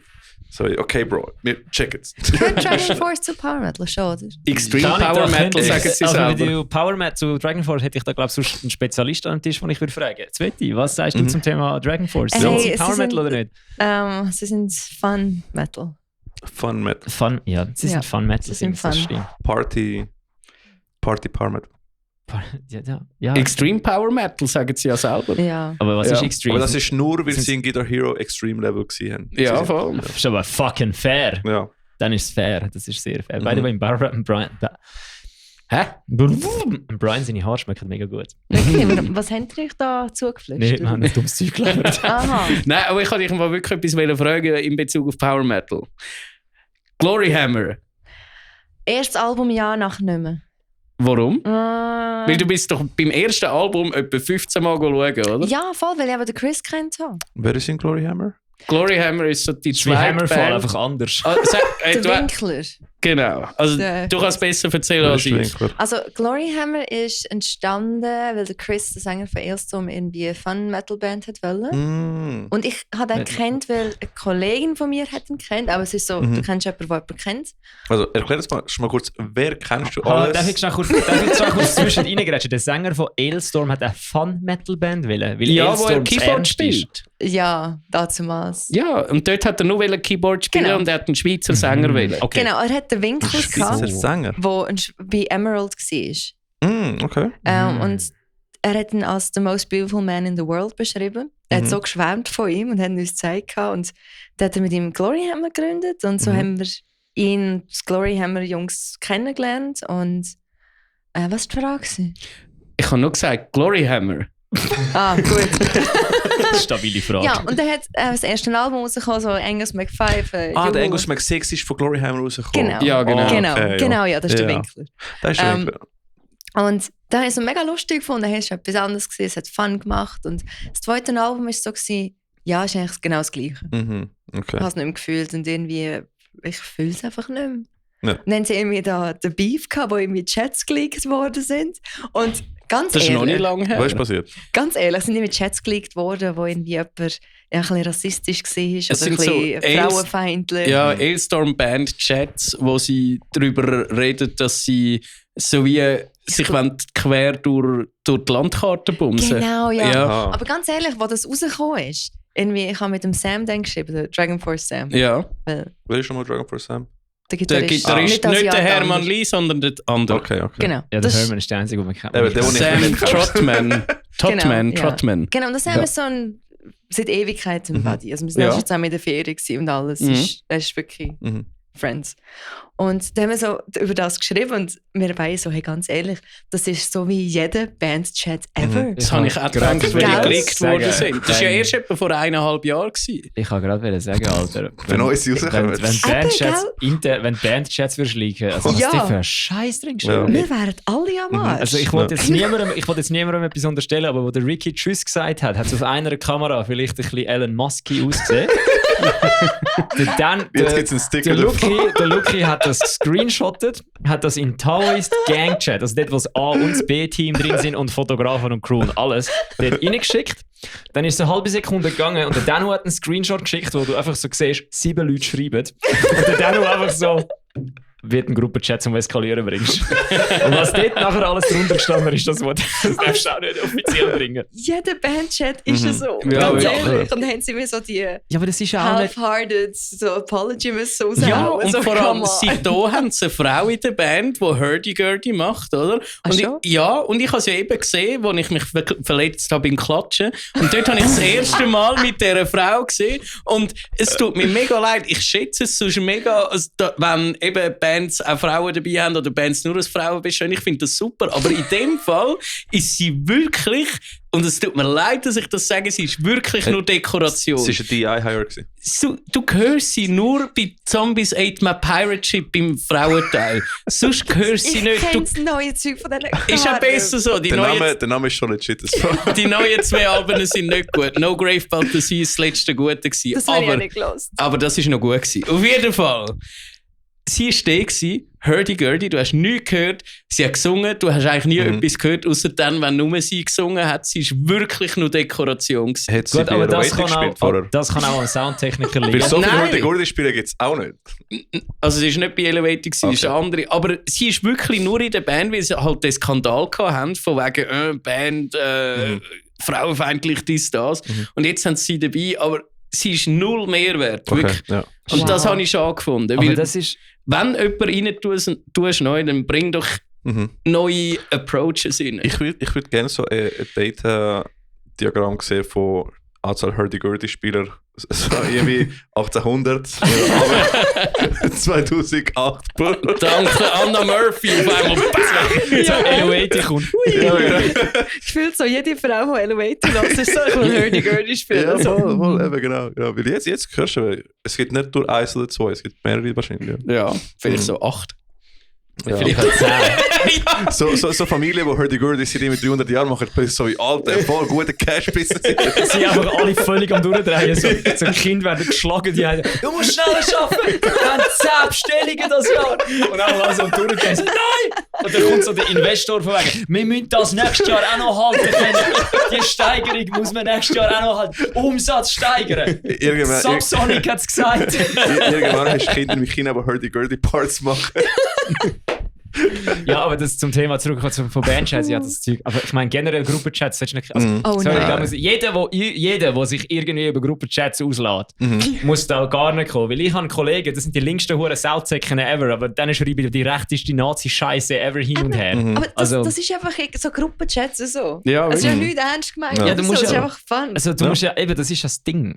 Sorry, also wenn du nicht mehr darfst über, also etwas, was ich sage, eins, was ich mal gehört habe, war, Hitler wird nie nicht lustig sein. Und zwar einfach aus dem Kontext raus, weil es einfach immer so, der Hitler ist immer so das absolut Böseste, was es gibt. Das wird immer, und wenn du einfach so einen Kontext hast und irgendwie so, dann steht plötzlich Hitler dort. Es ist einfach meistens ein Add-on, es ist meistens einfach lustig. Wenn du eben so überlegst, wie der Hitler wahrscheinlich seinen Kindern gesagt hat, vielen Dank für das Weihnachtsgeschenk. Das ist ein sehr schönes Bild, das du mir hier gemalt hast. Das ist fucking funny! Aber das heisst nicht, dass ich Hitler gut finde. Nein, gar nicht. Aber das ist auch wieder... Aber er hat Autobahnen gebaut, also muss man wohl einfach sagen. Ich bin im Fall im gleichen Lift gefahren wie der Hitler. Ich bin mit dem Sam, mit dem Topmann, er ist irgendwie mit seinem Mitbewohner mich eigentlich besuchen. Und die haben unbedingt ins Kehlsteinhaus. Das ist doch dort irgendwo in Deutschland-Österreich-Grenze irgendwo. Und es war gerade Oktoberfestzeit, ist ja easy. Dann sind wir in mein kleines Seat Ibiza gestiegen. Hat sie nur aus dem Grund dort hin? Ja, natürlich. Und dann sind wir irgendwie so, haben wir einen Zwischenstopp in München gemacht. Wir sind am 11 Uhr angekommen, haben immer noch ein Hotel gefunden, sind für 1 Stunde das Oktoberfest, weil alles dann zugemacht hat. Sind wir in ein Hotel mit irgendwelchen Schweden, die bei uns im Hotel waren, gesoffen. Sind am nächsten Tag ins Kehlsteinhaus gefahren. Und du hast den Original-Lift gehabt, wo der Hitler, weißt, in jeder Doku, wo er so übers Land schaut. So. Das ist dort. So gut. Es ist wirklich der Original-Lift ist dort, du kommst rauf. Aber da oben in diesem Haus, sie haben alles weggenommen. Es ist einfach ein Restaurant von Asiaten geführt. Geil. Der Hitler hat einfach eine Wand bekommen, die die Geschichte erzählt hat. Okay, krass. Aber der originale Lift. Und wir haben auch authentische Fotos gemacht, wie man in den Dokus gesehen hat. Weil ich habe dann für Chesterfield geschafft und wir hatten Arbeitskleider gehabt, die so einen Hut und einen braunen Mantel. Und die habe ich im Kofferraum gehabt. Und dann haben wir die als Props verwendet. Ich stelle mir jetzt einfach die Asiaten in dem Restaurant vor, wenn ihr mit so einem braunen Mantel Jo, nein. Sorry, rein. Sie sind so. Ja, aber das eben genau das. Schau, willst du die Fotos liken? Sofort kennst du beide Bands. Aber eben genau das ist ja, das ist ja jetzt. Allein der Fakt, dass wir machen uns ja effektiv darüber lustig. Und wenn du das auch nicht mehr darfst, dann vergisst du das irgendwann. Und wenn du die Geschichte vergisst, dann hast du das Problem, dass wir in der Schweiz jetzt 5:30 haben. In London haben wir 5:30 und in Deutschland haben wir fucking 1933. Haben wir eigentlich den Arsch offen dort? Mein Gott, was kriegen wir heute zusammen? Das die Deutschen, also ich mache es gerade auf Hochdeutsch, damit die Deutschen auch verstehen. Okay. So, in der Schweiz ist es 17:31 Uhr. In London ist es 16:31 Uhr. Bei euch ist fucking 19:33 Uhr. Habt ihr einen Arsch offen, Kollegen? Junge, das geht gar nicht. Kriegt euch mal zusammen hier. Gut, hätten wir den Clip für den Podcast auch? Ich würde eine Pipi-Pause vorschlagen. Gerne, darf ich schnell Fotos zeigen? Oh, sehr gerne. Kannst du schnell auf den Pauseknopf drücken? Pause? Also einfach auf den... So, also wir sind zurück von unserer Pipi-Pause. Wir haben vorher kurz etwas angesprochen. Und zwar haben wir herausgefunden, dass ich Hufflepuff bin. Sveti ist Slytherin. Brian ist ein Gryffindor. Und der Ricky ist ein Ravenclaw. Alter Mann, der Olli! Alle Häuser! Yo! Wow! Wir sind einmal Harry Potter da. Das macht schon Sinn. Ich habe letztens eben im Geschäft so einen Test machen, also deine Charakterzüge analysiert, also deine Dings. Und das ist auch so eine Farbtheorie dahinter. Und ich habe nachher einen völligen Zusammenhang zwischen den Harry Potter Häusern gesehen. Ah, heavy. Okay. Weil du hast die roten und die roten das sind die... Mutige. Nein, das sind Chats. Ja, das sind Chats, aber ich weiß nicht, wie es heisst wie heisst es im Test noch? Du hast gelb ist... Vielen Dank, Gell? Ricky. Ja, aber die haben gute Namen gehabt. Für alle, die sich fragen, mit wem ich gerade rede, ich rede mit der Produzentin, mit der Chefin vom Ganzen, mit der Lara. Und Hi. Hi. Hi. Und das ist so... Fuck. Die blauen sind die analytischen, also das passt zu den Ravenclaws. Die gelben sind Bist du die, im Bild, Reggie? die sind die, einfach so die empathischen, die so ein bisschen mit dem Bauchgefühl meistens arbeiten. Und dann gibt es die roten, die so halt Gryffindor sind, die einfach so, jetzt machen wir es so, ich habe es gesagt. Bin verschrocken. Was sind Slytherins?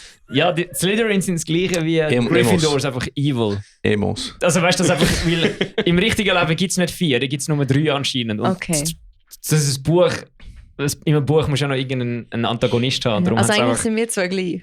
eigentlich sind die zwei gleich, nur der Ich Brian sehe ist das. lieb und du bist böse. Nein! Das ist aber halt fürs Buch. Das ist fürs Buch. Das ist Okay, fürs gut. Buch. Wir haben ja vorhin erklärt, Sveti Emo Queen. Von Nicht dem her wirklich, sind wir ehrlich. ist egal. Auf jeden It Fall. was just a face, Mom. Party Machine. Egal. Emo Queen Sveti. Und darum sind Goths und Emos, wenn es Gryffindors wären, sind Slytherins, weil es Goths Okay, und ja, Emos sind. hat etwas. Und alle HC-Kids, by the way, alle Gryffindors, alle. Weil Ja, es gibt niemanden, das es gibt sehe keine ich. Gang, wo mehr einfach Das sehe impulsiv ich. so, ich mache jetzt, ich habe gesagt, das ist es, ich habe die Entscheidung getroffen, wir machen das jetzt, wir gehen die Tür, wir gehen jetzt Nazis boxen. HC-Kids, alle. Fair. Fresh Metal Kids auch alle. Darum, Brian, du bist effektiv definitiv. Geil. Ein Gryffindor. Ja. Und mein Patronus ist ein Mongrelhund. Warum auch immer. Was ist ein Mongrelhund? Einfach so ein komischer Hund. Ich musste es vorher nachschauen in meiner Galerie, weil ich es komisch gefunden habe. Hey Ricky, wir hätten uns eine Notiz machen, wenn wir was schnurren zum Clips Das da. machen. Weil in diesem Oh. Podcast hätten wir so viele gute Clips gehabt. Herzig, aber irgendwie auch nicht gefährlich. Das markieren winzig. Dings. Muss man Ja. schauen, was das macht. Ricky, weißt du, was dein Patronus ist? Und nein, ich habe nie einen Test gemacht. Okay. Bin Aber ich du hast den getestet Test worden? gemacht, gell? Nein. Ah, fuck, dann ist das der Mike gewesen, der Ravenclaw ist. Wahrscheinlich, ja. Shit. Wenn wir alle den aber Test nein, machen. aber der Ricky ist, wenn meine Theorie stimmt, ist der Ricky ein Ravenclaw. Okay, warte. Weil rein von dieser Persönlichkeitstest wäre der Ricky einer von der analytischen. Sicher was. Wäre der Ricky ein roter oder ein gelber? Ist er nicht. No. Wo ist No. der Test? Potterhead oder so? Pottermore. Pottermore. Da. Wizarding World. Wizarding World. Harry Potter. Lara, reden wir vom gleichen Ricky. Der Ricky hat ja über gleich viel Rots drin wie der andere Silvan bei uns im Büro. Ah, du musst sign up. Warte, ich habe einen Account. Aber ich mache sonst nachher off-air. Nein. Der Ricky ist so gechillt. Machen wir jetzt noch einen Test, Ricky? Alright. Also außer der verstellt sich für die Öffentlichkeit die ganze Zeit.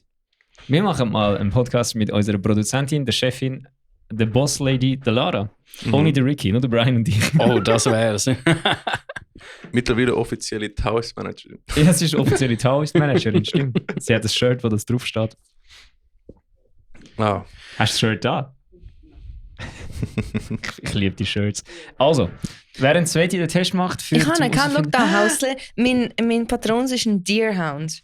Ein Deerhound. Deerhound. Meine ist eine Hyäne. Wir haben es ein bisschen mit den Hunden. He? Ja, wirklich. Kann ich den Test noch einmal machen? Gibt's nicht vierbeinige Patronen? Ja. Der von der Michelle ist ein Delfin und sie findet es nicht geil. Stimmt, das hat sie mir Mega mal cool. erzählt. Ja, aber kann ich mir... Delfin oder Kann wie ich ich es ihn noch nenne, einmal machen? Ich Rapefish. will Aber dann da- kommt der Patron raus und er kann nicht laufen. Ja, aber stell dir mal vor, Delfin Patronus, Bestes. Es kommt so ein Dementor und das Einzige, was passiert, ist so ein Delfin haut ihm so den Pimmel ins Gesicht. So, Ja, das Nice. ist funny. so mit zuerst Schwanzflossen so und dann so.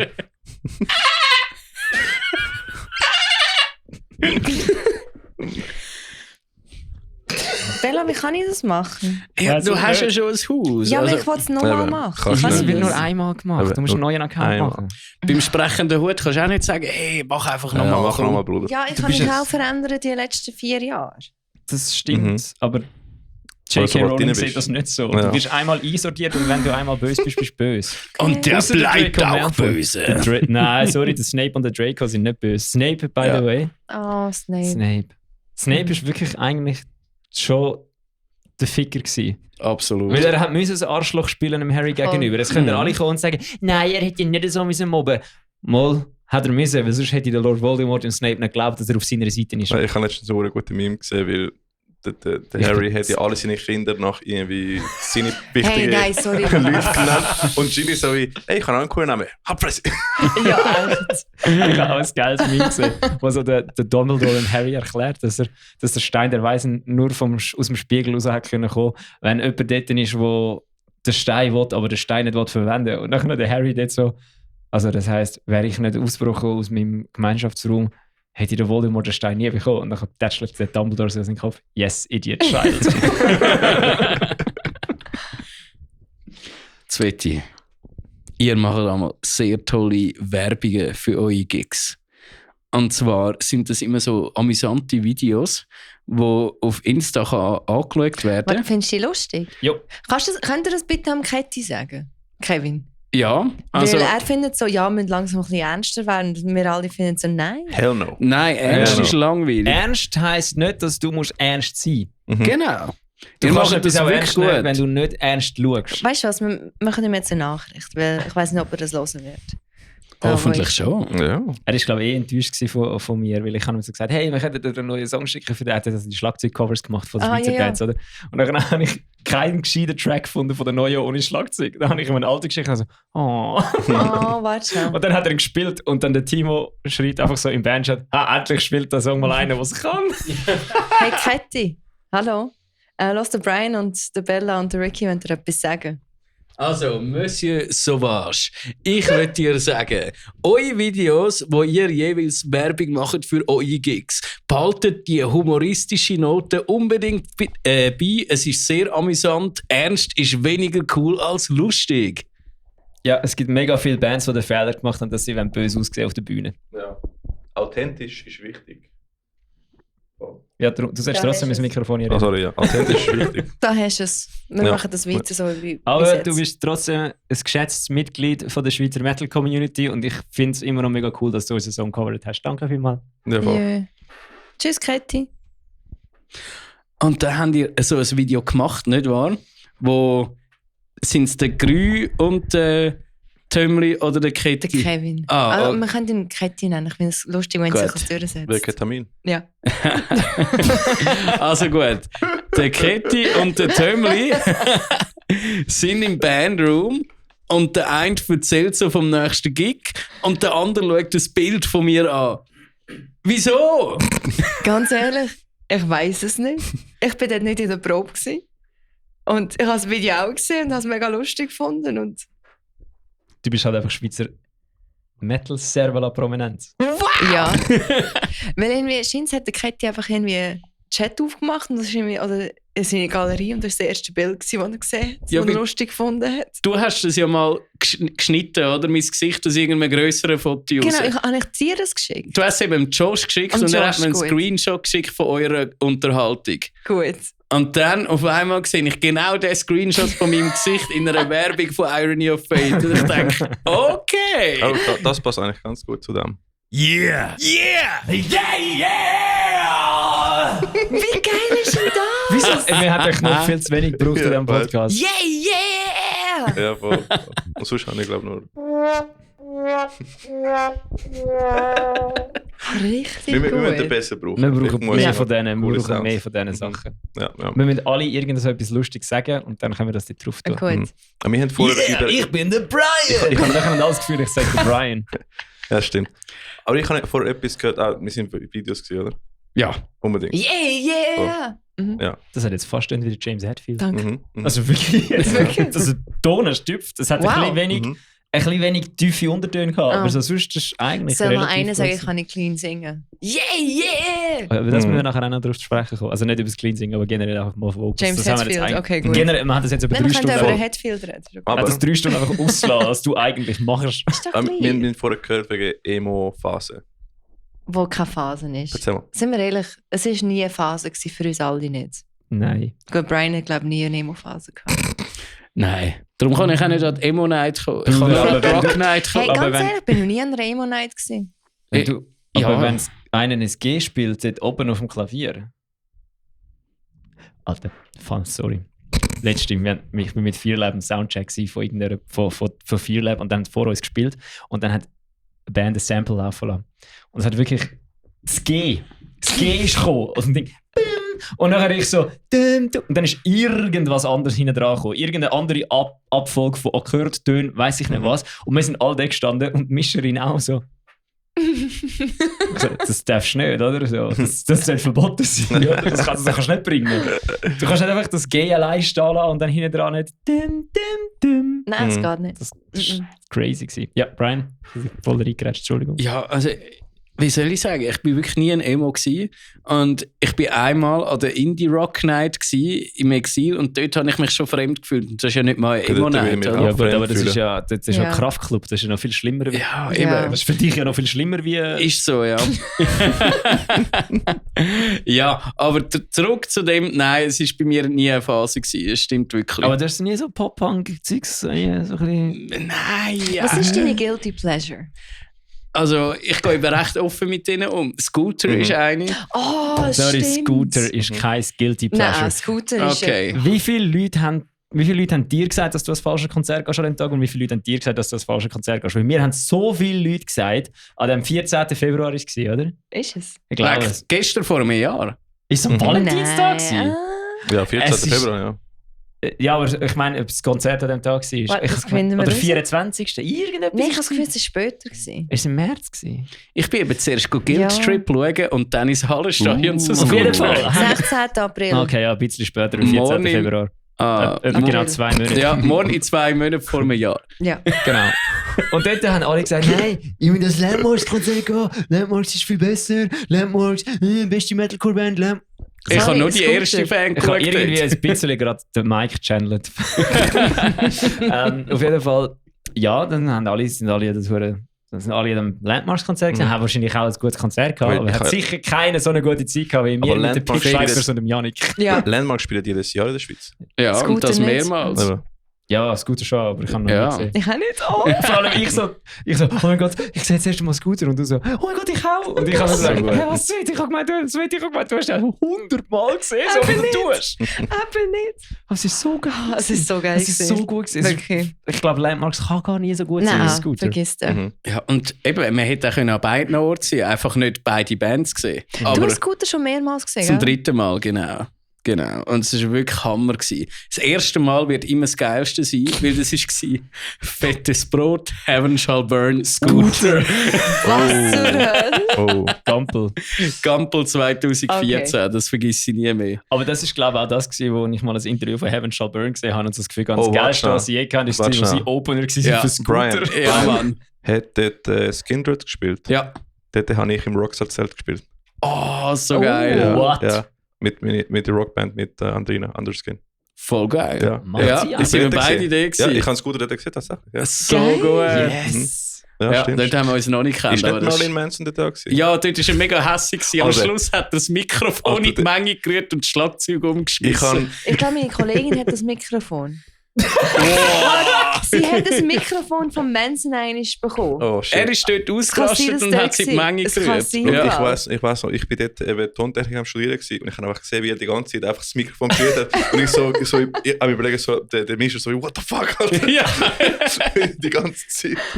Ah, ja, das ist geil gewesen. Aber warum war der hässlich? Er hat eben zu spät angefangen und dann hat er wollen überziehen, aber er war gar nicht Headliner gewesen. Vollbeat war Headliner gewesen. Und dann ist so einer von der Crew. Der Knopf, nein! Ja, nein, links, ja. Ich bin schon euer links ist mein rechts. Der ist so, Das passt gerade gut zu dem Screenshot aus dem Taoist-Chat. Ich muss den schnell suchen. der ist eben so ein Typ gekommen, wo Manson hat gesagt, ja, ist fertig. Und dann hat er den umgeschupft, hat das Mikrofon in die Menge gerührt, das Schlagzeug umgeschmissen und ist weggelaufen. Nice. Ah, shit. Ja, was für ein Spass. Und nachher ist Vollbeat Ja, gekommen. irgendwie habe ich das Gefühl, der ist ein bisschen aus der Zeit gefallen.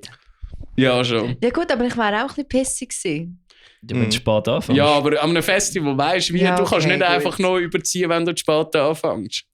Fair. Hat immer jemand gesagt, dass er zu spät angefangen hat? Ich glaube, er will noch die Rockstar-Leben von Ja, den ja. 90er halt, die nicht mehr wirklich ist. Ja, so Ja. wie Manowar, einfach in komisch. Okay, Manowar ist sehr, sehr komisch. Bro, Das ist Ich schlecht würde sagen, gespitzt. Manowar in komisch. Manowar. Geil. Ja, aber das ist der erste Tag gewesen, und der zweite war Scooter, Heaven Shall Burn, fettes Brot und so. Ja. Und dann habe ich Scooter nochmal gesehen, im 17. auch im Hallenstadion, aber es war recht unspektakulär gewesen. Aber letztes Jahr ist wirklich vom Die Allergeilsten Show, gewesen. Alter, die Show ist Wirklich insane so gewesen. gut. Aber ich Wo glaube, bist du gewesen? ich 2017.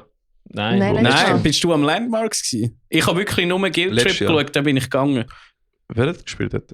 Guild Trip, nicht Muffin to Flame, oder schon? Und dann noch Landmarks und nochmal eine Band.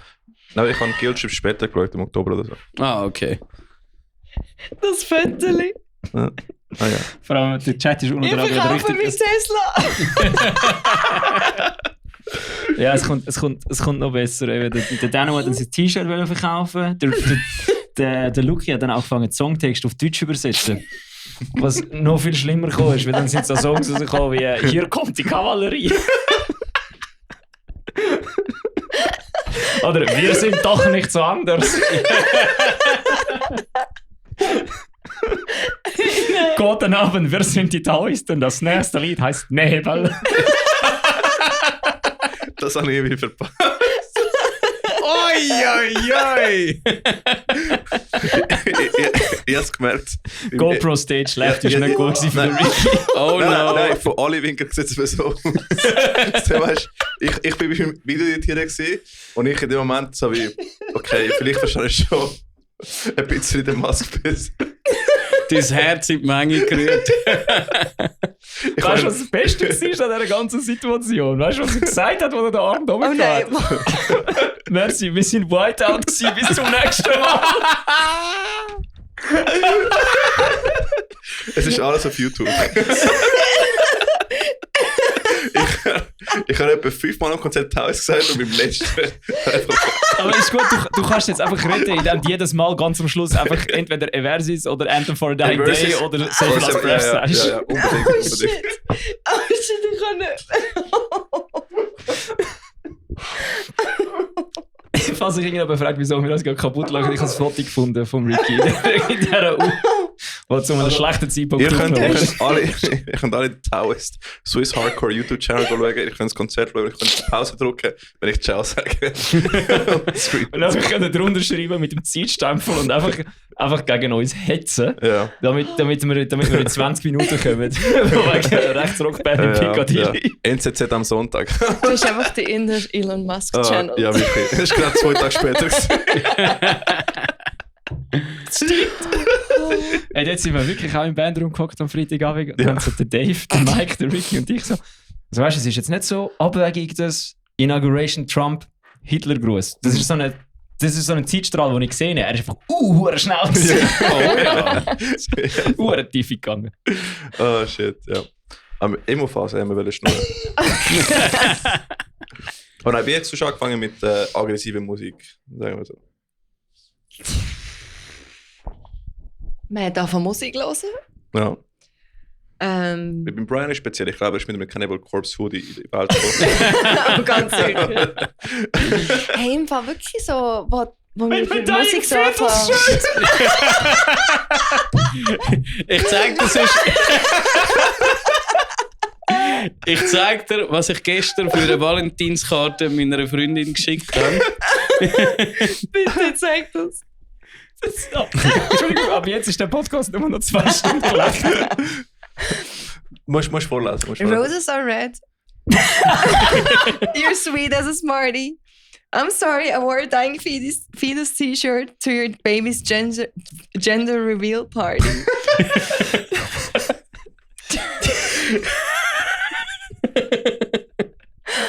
Oh.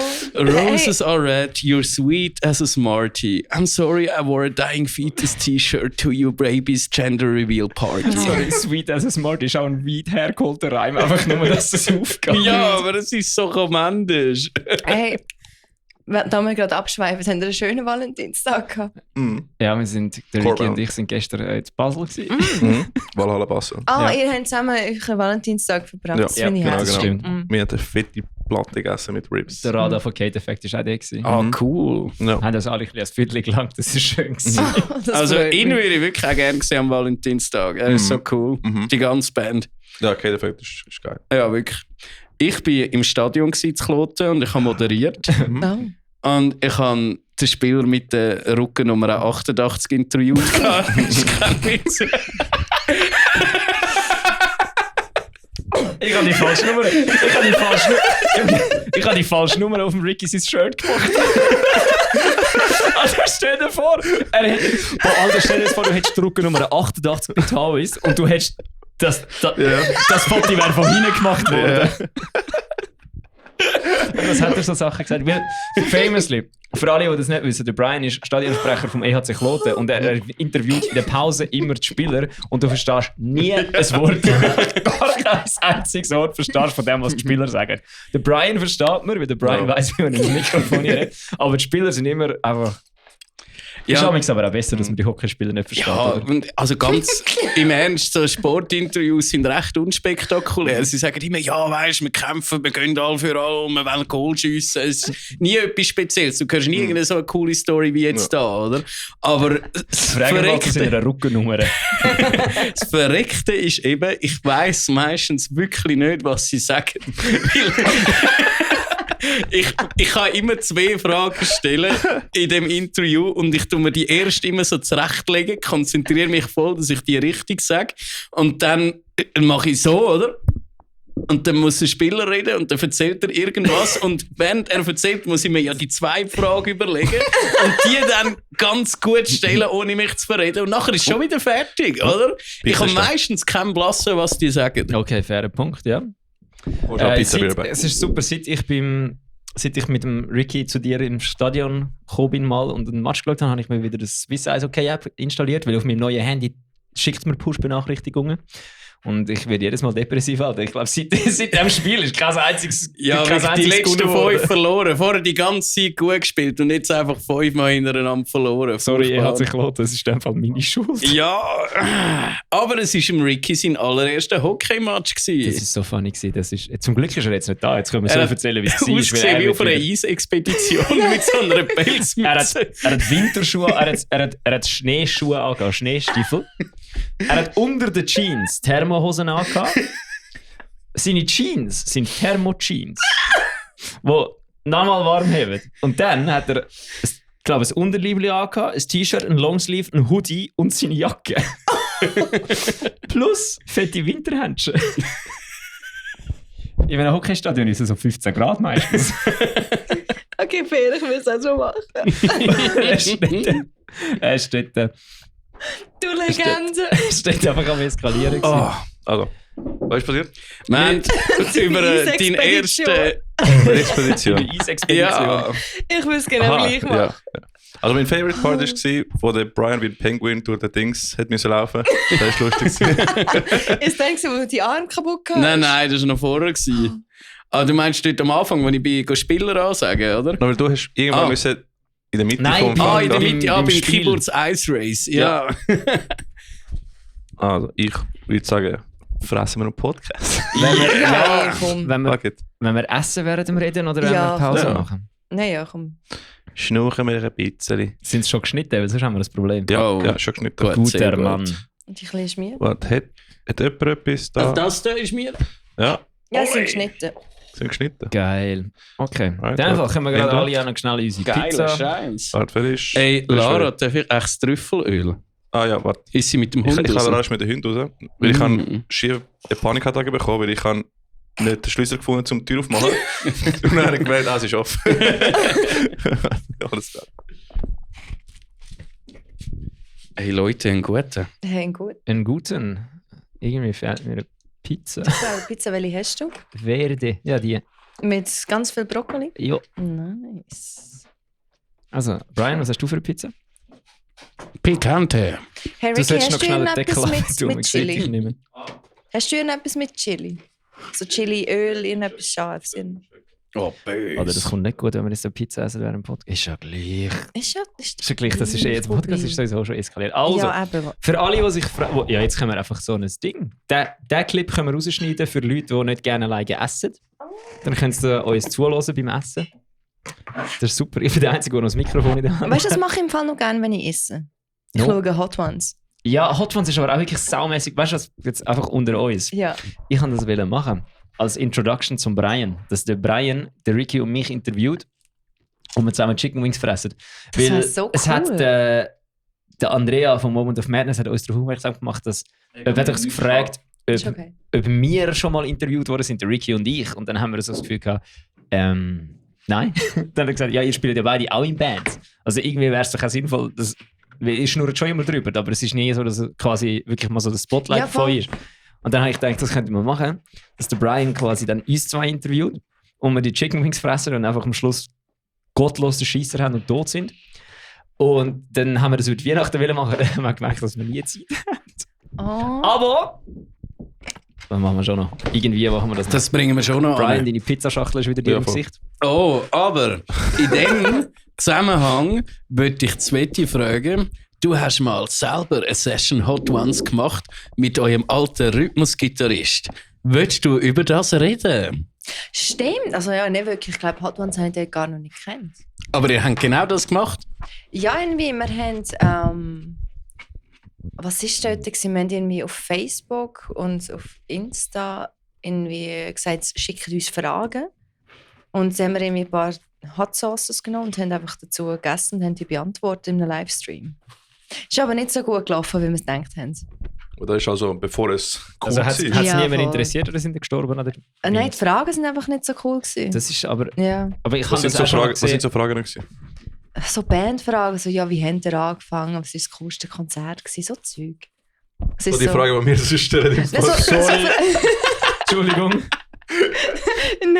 nein, schon nicht. Du hast gefragt, was lustige Backstage-Stories sind. Das ist anders. Ich entschuldige mich hiermit bei allen Bands, die bei uns im Podcast waren und haben müssen Fragen Nein, weißt du- beantworten wie «Hey, wann habt ihr euch gegründet und wie lange gibt es euch schon und was macht ihr generell?» Genau, aber es sind so Standardfragen. Weißt Ja, aber du, die hast- muss man ja schnell erklärt haben in einem Interview. Genau, aber nicht bei, bei bei einem- einem Livestream, wo die Hot Sauces ist, ich weiss. Nein, dort Ja, schau, musst- weil sonst, wo wir uns vorbereitet haben für Breakdown Sanity Podcast, dort habe ich so gesucht in YouTube, ob sie irgendwie Interviews hat, zum mal Backstreet oder so. Und ich habe so Empirical-Zeug gesehen vor 2 Jahren, wo ist gesagt so wie Pepsi oder Cola. Und so dumme Fragen. Ich so wie, Bro, ich habe nichts gelernt von dem Scheiß. Also wir haben das längste Voll, ich habe Interview auch mit Käse. Breakdown of Sanity, Mann. Bin ich mir ziemlich sicher. Weil es gibt, glaube ich, keins, was sonst... Sehr gut, ist weg. Okay. Ja, ist gut. Oh. Da ist Metal Server Mukbang. Ich habe vorher mega überlegt, wie das heisst und mir ist nur Ja. Ahegao in den Sinn gekommen. Ja, nicht ganz. Ich kann das eben nicht sagen, weil ich weiß, es ist nicht das, aber ich habe vergessen, wie es heisst. Mukbang, genau. Mhm. Bruder, was hast du vorhin gesagt? Und Nein. dann gelacht. Das da. Nicht ganz, aber irgendwie hat doch etwas mit dem zu tun. Ja. Klar. Nein, das weiß ich, aber das andere, da wo ihr alle gelacht habt, das Ich glaub, japanische Wort. Ahegao ist so wie der Kammgesicht. Das ist so die Zunge raus und chillen. So, ich kann es nicht wirklich nachmachen, aber ungefähr Genau. so. Mach's. Warte, mach's. Genau das. Ja. Mach's vor der Kamm. Ich habe es bewusst. Bewusst zum Bella gemacht. Ich weiß, was. Aha. Das ist das, was alle fucking Degenerates auf Instagram geil finden. Genau. Ja, genau. Ich meine, wir sind auch, wie sagst du das? Ich kann das Wort Wir vergessen. sind auch Degenerates. Wir sind Generates und wir sind chronically online. Und deswegen wissen wir das. Genau. Das ist etwas, was wirklich schlimm ist. Mhm. Also, Sveti, jetzt, wo wir schon was Maul voll haben, Mhm. wie hast du eigentlich herausgefunden, dass du kannst Vocals machen, wo die meisten Leute Angst hätten davor, wenn ihre Stimme so wird tönen plötzlich? Weil ich habe es jetzt endlich einmal geschafft und habe ich letztes Mal live gesehen und ich muss sagen, das ist brutal sein. Ja, und, du dann hast der, Equinox Nights mega cool gefunden. Ich habe mega Freude gehabt. im Fall. und auch der Rico ist dort gestanden, der Sänger von Severas Breath. So. Alter, wer ist sie? Jö. Sie kommt sie einfach, hat auch bessere Vocals als 90% von allen Leuten und geht wieder. Hey, ich habe im Fall zu Killswitch Engage versucht mitzuscrollen, also während dem Autofahren. Und das war irgendwie das erste oder das zweite Album, das Alive or Just Barely Breathing. Howard Jones. Nein, vorher Jesse. Zweites Album mit dem Jesse in dem Fall. Was? Zweites Album mit Jesse. In dem Fall, ja. Ich glaube nicht das allererste. Aber es war vorher, es war ganz alt. Wo My Last Serenades drauf ist, Life to Lifeless, das Zeug. Aber My Last Serenade ist mit Howard Jones. Da. Weil Jesse ist ja etwa 2013 oder so zu der Band. Nein, Jesse war ja am Anfang. Nachher war Howard. Einfach die Zeit, wo er am Anfang war. Aha, ist ein Album gewesen, glaube ich. Oder eins oder zwei, ja. Auf jeden Fall dort. Ja. Genau, dort am Anfang, so Killswitch-Zeiten. Und dann habe ich YouTube-Videos angeschaut und habe gefunden, okay, weil ich habe Halsweh. Und dann habe ich einfach probiert. Oh, hallo Bubis. Hundis sind wieder da. Hey, voll. Ich habe einfach während dem Autofahren ein bisschen rumprobiert. Und dann bin ich irgendwann zu IOF gekommen und dann habe ich Gesangsstunden über YouTube genutzt, um einfach zu wissen, wie mich richtig aufwärmen. Und welche hast du geschaut? Was? Welche Videos hast du geschaut? Kein Plan mehr. Es ist so lange her. Welche hast du geschaut? Du hast definitiv nicht Melissa Crawford-Videos geschaut, weil du tönst nicht wie du tönst nicht wie die neue Sängerin von Arch Enemy. Nein, ich glaube, wir haben doch scharfe Dings. Das hätte ich dir aber im Fall auch sagen. Ich bin einfach blind. Hättest du mich gefragt, Ricky? Ja, ich weiß nicht. Ich bin dumm. Ja, ist ja gut. Hey, ja, und so ist das Aber das ist gut. Das ist jetzt das erste Mal, dass ich jemanden gehört habe, als ich die Frage gestellt habe, der gesagt hat, ich habe dann auch Videos geschaut und mich darüber informiert. Weil sonst ist so der generelle Konsens, ja, ich habe einfach mal gemacht. Ja, nein, ich habe ja einfach gemacht, aber es hat es schnell weh gemacht. Oh, danke vielmals. Ja, aber eben, ich habe dann immer das Gefühl gehabt, so, ja, aber wenn du einfach mal machst, dann machst du ja alles tot. Ja, außer du hast es schon von Anfang an im Griff, irgendwie, das ist natürlich für dich. Dafür kann ich nicht clean singen. Das ist so ein Das kannst du 100%. Ja. Es tönt einfach nicht gut. Ja, das Ja, tönt musst bei du mir auch nicht, aber das Problem ist, ich habe angefangen zu üben und es fängt an besser zu Du tönen. musst einfach machen und einfach für dich üben und dann einfach plötzlich live so wie, Wie das Arschloch von der Ricky. So wie du tönst verdammt gut im Fall. Das ist richtig tragisch. Wir sind da gestanden, da kommt der Ricky einfach mit Artifiction auf die Bühne. Er hat es mir ja schon mal gezeigt, das Video, wo er daheim singt. Das ist so, das ist gut gewesen. Dann kommt er wieder Artifiction auf die Bühne und dann ist einfach so, holy fuck. Du tönst richtig nice im Weißt du? Fall. Das ist insane. Wie hast du gemacht? einfach gemacht. Das ist das Thema. Das ist, wo ich kann durchs Aufnehmen habe ich ewig geübt und so, aber live ist eben anders, weil die Luft fällt. Ich musste fast kotzen nach den 2 Songs von Artifiction. Und dann habe ich gemerkt, so, oh, der Bug ist da zum Singen. Aber ich musste den ganzen quasi Cardio. Das war meine Unsicherheit, meine Insecurity gewesen. Also ich kann daheim vor dem Mikrofon einfach mal aufnehmen. Aber live ist noch. Gut, aber das ist auch ein Instrument, ist das etwas komplett anderes. Ja. Ob du jetzt live Gitarre spielst oder nicht. Voll. Aber ja, das ist eigentlich auch so. Irgendwann hast du Bock, schaust Videos, probierst es zu machen. Haben die In-Ears? Das hilft schon hure, gell? Mega. Weil ohne, seit ich habe einen guten Trick für Leute, die ohne In-Ears üben, screamen. Mit Noise-Cancelling Headphones screamen üben. Weil dann hörst du es nicht, dann spürst du es nur. Und das bringt hure viel, weil ich habe nämlich hure oft den Fehler gemacht, dass ich, wenn ich jetzt hat mir ein Hund ihren Kopfhörer auf den Kopf gerissen.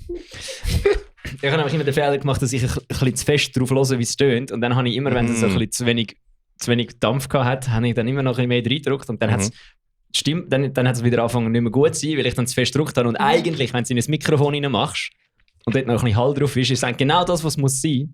Nur wenn du es natürlich so roh, ohne irgendein Processing hörst, dann ist Scream meistens nicht so Mega, gut. Es ist so verwirrend. Und darum musst du dich viel mehr darauf konzentrieren, wie es sich anfühlt und weniger, wie es tönt.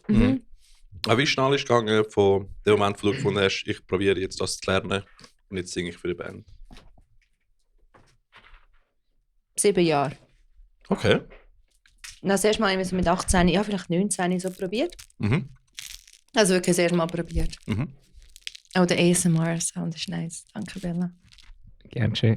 Wir grasen jetzt auch noch eine andere Community ab. Meine macht keinen Sound. Und meine ist mega scharf. Wolltest du chillen? Ich kann nicht mehr. Ja, Bubele. Hey, und, Brian sieht so quält aus. gell, er sagt das auch nicht. Hey, und dann irgendwann habe ich eben einen Post von IOF gesehen, der jemand geteilt hat, den ich gekannt habe.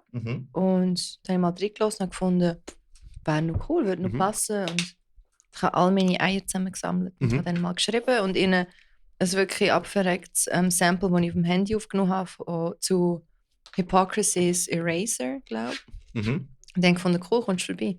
Und ich kann es dann nicht so gut kennen, weißt du, aber ich habe Potenzial. Weißt, es hat irgendwie geklappt.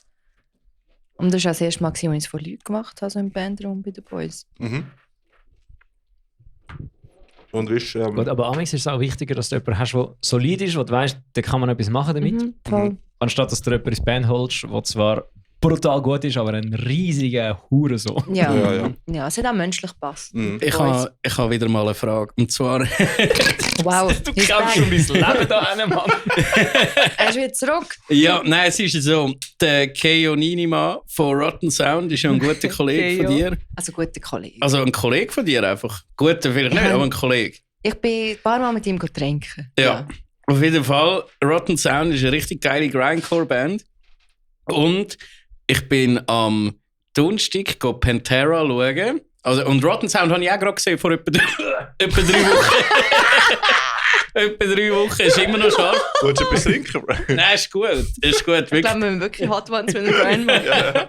Rotten Sound vor etwa 3 Wochen im Dynamo, mega geil gewesen. Aber vorgestern, ja, bin ich Pantera schauen und die erste Vorband war King Parrot gewesen. Das sagt mir etwas. Das ist auch Grindcore von Australien. Ah, eben, ja. Und den ihre Sänger... Grindcore King, Mann. Ich liebe Grindcore. Darum habe ich ja das Tattoo. Das mit dem durchgestrichenen Notenschlüssel. Was für ein Tattoo? Ja. Ich habe 2, Slayer-Logo und Grindcore. Ich lerne immer wieder neues Zeug über den Brian. Ja, auf jeden Fall. Der hat so einen mega geilen Gesangsstil gehabt. Halt so typisch für Grindcore. Und gestern während dem Match war er schön laut gewesen, habe ich das immer versucht nachmachen. Und das ist immer so, ja! Ja! Wie ein Parrot! Genau, sie heißen ja King Parrot. Und er hat das wirklich eine halbe Stunde durchgezogen. Und ihr, die ja besser könnt singen als ich, alle 3, wie schafft man Singen das? würde ich jetzt nicht sagen, aber streamen ganz sicher. Eben, ja. Ich fände das voll geil. Ich meine, ich will selber auch eine Grindcore-Band machen, wenn ich so könnt singen. So. Mach einfach Pig Squeals. Ja, Mann! Und dann machst du sie noch tief und dann... Ja, Perfekt. aber... Und dann noch ein bisschen Gluttalax. Geht. Aber das habe ich wirklich gefeiert. Eine halbe Stunde lang das. Ja! Und wie kann man das üben? Einfach Hat täglich, jemand von euch gerade einen Tipp? täglich machen. Ja, Vor voll. dem Spiegel. Ja. Wie wenn du ins Gym gehst, einfach trainieren. Also das Ding ist, es ist wirklich so, du musst wenn ich lange nicht mehr screame und dann wieder mal anfange, dann habe ich immer das Gefühl, ich mache es falsch. Voll. Weil es einfach nach 2 Minuten irgendwie sich falsch anfühlt. Aber das Problem ist nicht, dass ich es falsch mache, sondern einfach meine Stimmbänder oder deine, was auch immer sich, Stimmbänder sollten es ja nicht sein. Taschenbänder, oder? Ich weiß nicht, was es heisst. Einfach, dass der eine, was sich so bewegt, ist sich nicht mehr gewöhnt zu vibrieren. Und dann hat das, wie durch das, dass es sich nicht mehr gewöhnt ist zu vibrieren, sagt er so, hey, hallo, hör auf mit dem, das ist komisch, hör auf. Ich nehme an, ich bin kein Biologe oder Mediziner, also ich weiß nicht, was es ist, aber ich habe das Gefühl, es ist das. Und dann, wenn du es wieder daran gewöhnst, dann geht das, dann ist das irgendwann wieder okay. Das ist so wie ein Motor. Oder? Ja. Oder hat einen Muskel, den man trainieren muss. Ja, genau. Okay. Oh, das ist mega gut beschrieben. Dann mache ich ab jetzt immer wieder mal. Ja. Das ist so. Schau, Das immer ist, wenn du DDP-Yoga machst, dann machst du eine halbe Stunde oder eine Stunde noch ein bisschen schreien. Nimmst du mal so 3-4 Tracks, wo du findest, hey, die sind cool, die wollte ich mal singen, weil dann macht es Spass, oder? Ja. Und dann, sobald es anfängt weh tut, aufhören. Und nachher langsam wird die Zeitspanne länger und länger. Voll gut. Anfang letztes Jahr bin ich mit C+ Breath aus so einer 5-tägigen Deutschland-Tour gewesen. Und dort haben wir irgendwie aus irgendeinem... Es gibt ja... Du bist ja auch schon mehrere Konzerte hintereinander am Spielen gewesen, oder? Ah, ja. Ja, dann gibt es also Sachen, der Felix Lorich hat mir das Wort beigebracht, das nennt sich Tourbehinderung. Aha. Und das sind so Sachen, die du einfach so anfängst zu machen auf Tour. So wie das jetzt einfach... Jedes Mal, wenn du an deinem Kollegen vorbeilaufst, also der Moritz und ich haben dann irgendwann angefangen, uns jedes Mal, wenn wir aneinander vorbeigelaufen sind, auf den Arsch zu hauen oder so. Das kann so eine Auswirkung von einer Tourbehinderung sein. Oder es haben alle einfach die ganze Zeit vom Save As Breath Team. Alle. Jedes Mal, alle 2 Minuten so. Einfach so. So einfach so rausgeschissen, dass die ganze Zeit wieder mal so. Hässlich da, Mann. Und das Ding ist, durch das, dass ich einfach eine Woche lang ständig so gemacht habe, ist das hure potent geworden. Heftig. Und Wirklich dann- beste Übung. Und dann bin ich irgendwann am Craftfest. Ja. Du bist noch nicht rum gewesen, aber der Dings. Fuck, wie heisst der Sanchi von Sons of Coherence ist drinnen gestanden. Und ich bin so reingelatscht und habe einfach so und er, verwirrt, dreht sich so um so. Schaut so im Raum um und sucht so die Quelle von diesem Geräusch. Und sieht, dass ich der einzige Mensch dort drin bin. Und So schaut mich gut. auch so, bist du da gewesen? Und ich so, ja, wieso? Also, hure heftig.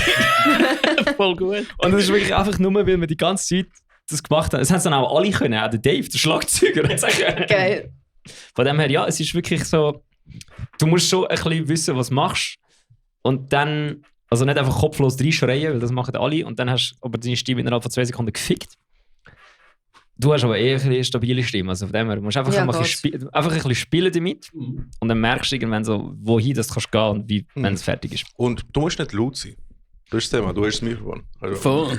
Ja. Eben, so, Ja. Auch Leute, wenn es eben growlen und so, es ist gar nicht besonders laut. Es ist so normale Redelautstärke meistens. genau, oder? genau. Kommt Ja, auf du die musst- Technik drauf ab. Musst nicht, Okay. musst nicht der Zelle sein.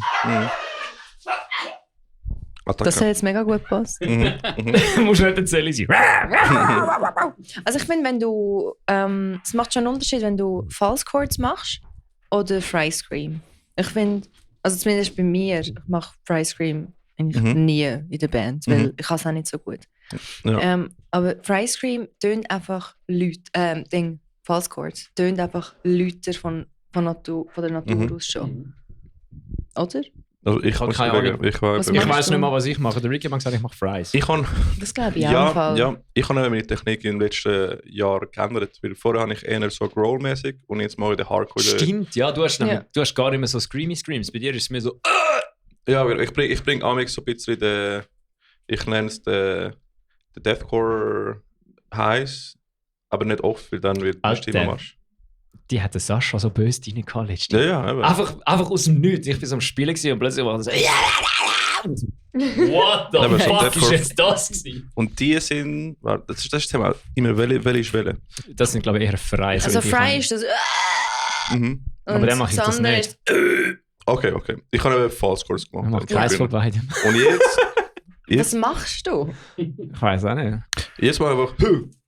Rap. Ja gut, das ist so ein Shouting. Jetzt Ja, ja. schaut mäßig. Und das Lustige ist, der schadet meine Stimme viel weniger. Mm. Weil wenn ich nachher plötzlich so lange Growls oder so reinbaue, nachher merke ich sofort so, oh shit, ich muss aufpassen. Ja, Okay. ich habe das Gefühl, Low sind anstrengender als Highs. Ja. Ich finde es umgekehrt. Vielleicht mache ich es auch falsch. Los mache ich so gerne. Aber das könnte in dem Fall sein, weil wenn wir das mir wirklich dass du die andere Technik machst wie ich. Weil ich habe das Gefühl, Fries sind dann eher hoch und das andere ist eher Ja, tief. voll. Aber Ja, ich dann glaube, für macht das schon Lows Sinn. musst du auch ziemlich relaxed Muskulatur haben. Ja. Du musst einfach alles offen haben im Genau. Hals. Und du hast halt die Erfahrung auf der Bühne und fühlst dich jetzt wohl. Aber mir, die das nicht so oft machen, oder ich halt, dann ist es so wie, bist noch gespannt. Ja, voll, bei mir ist genau das gleiche, wenn ich Fries Aber, Scream aber versuche. probieren wir das mit Noise Cancelling Headphones und dann nur schauen, wie es sich anfühlt und nicht hören, wie es tönt. Mhm. Das macht im Fall einen hohen Unterschied, wenn du das mal drin hast, habe ich gemerkt. Ich mache jetzt amigs fast lieber Screams, ohne dass ich mich selber höre. Ja, aber deswegen mit Monitor ist eigentlich easy. Ja, stimmt, hörst du Ja, nicht. Stimmt. Ich wollte etwas Cola. Nein, ist Ich gut, kann nur aber- danke. Nimm's.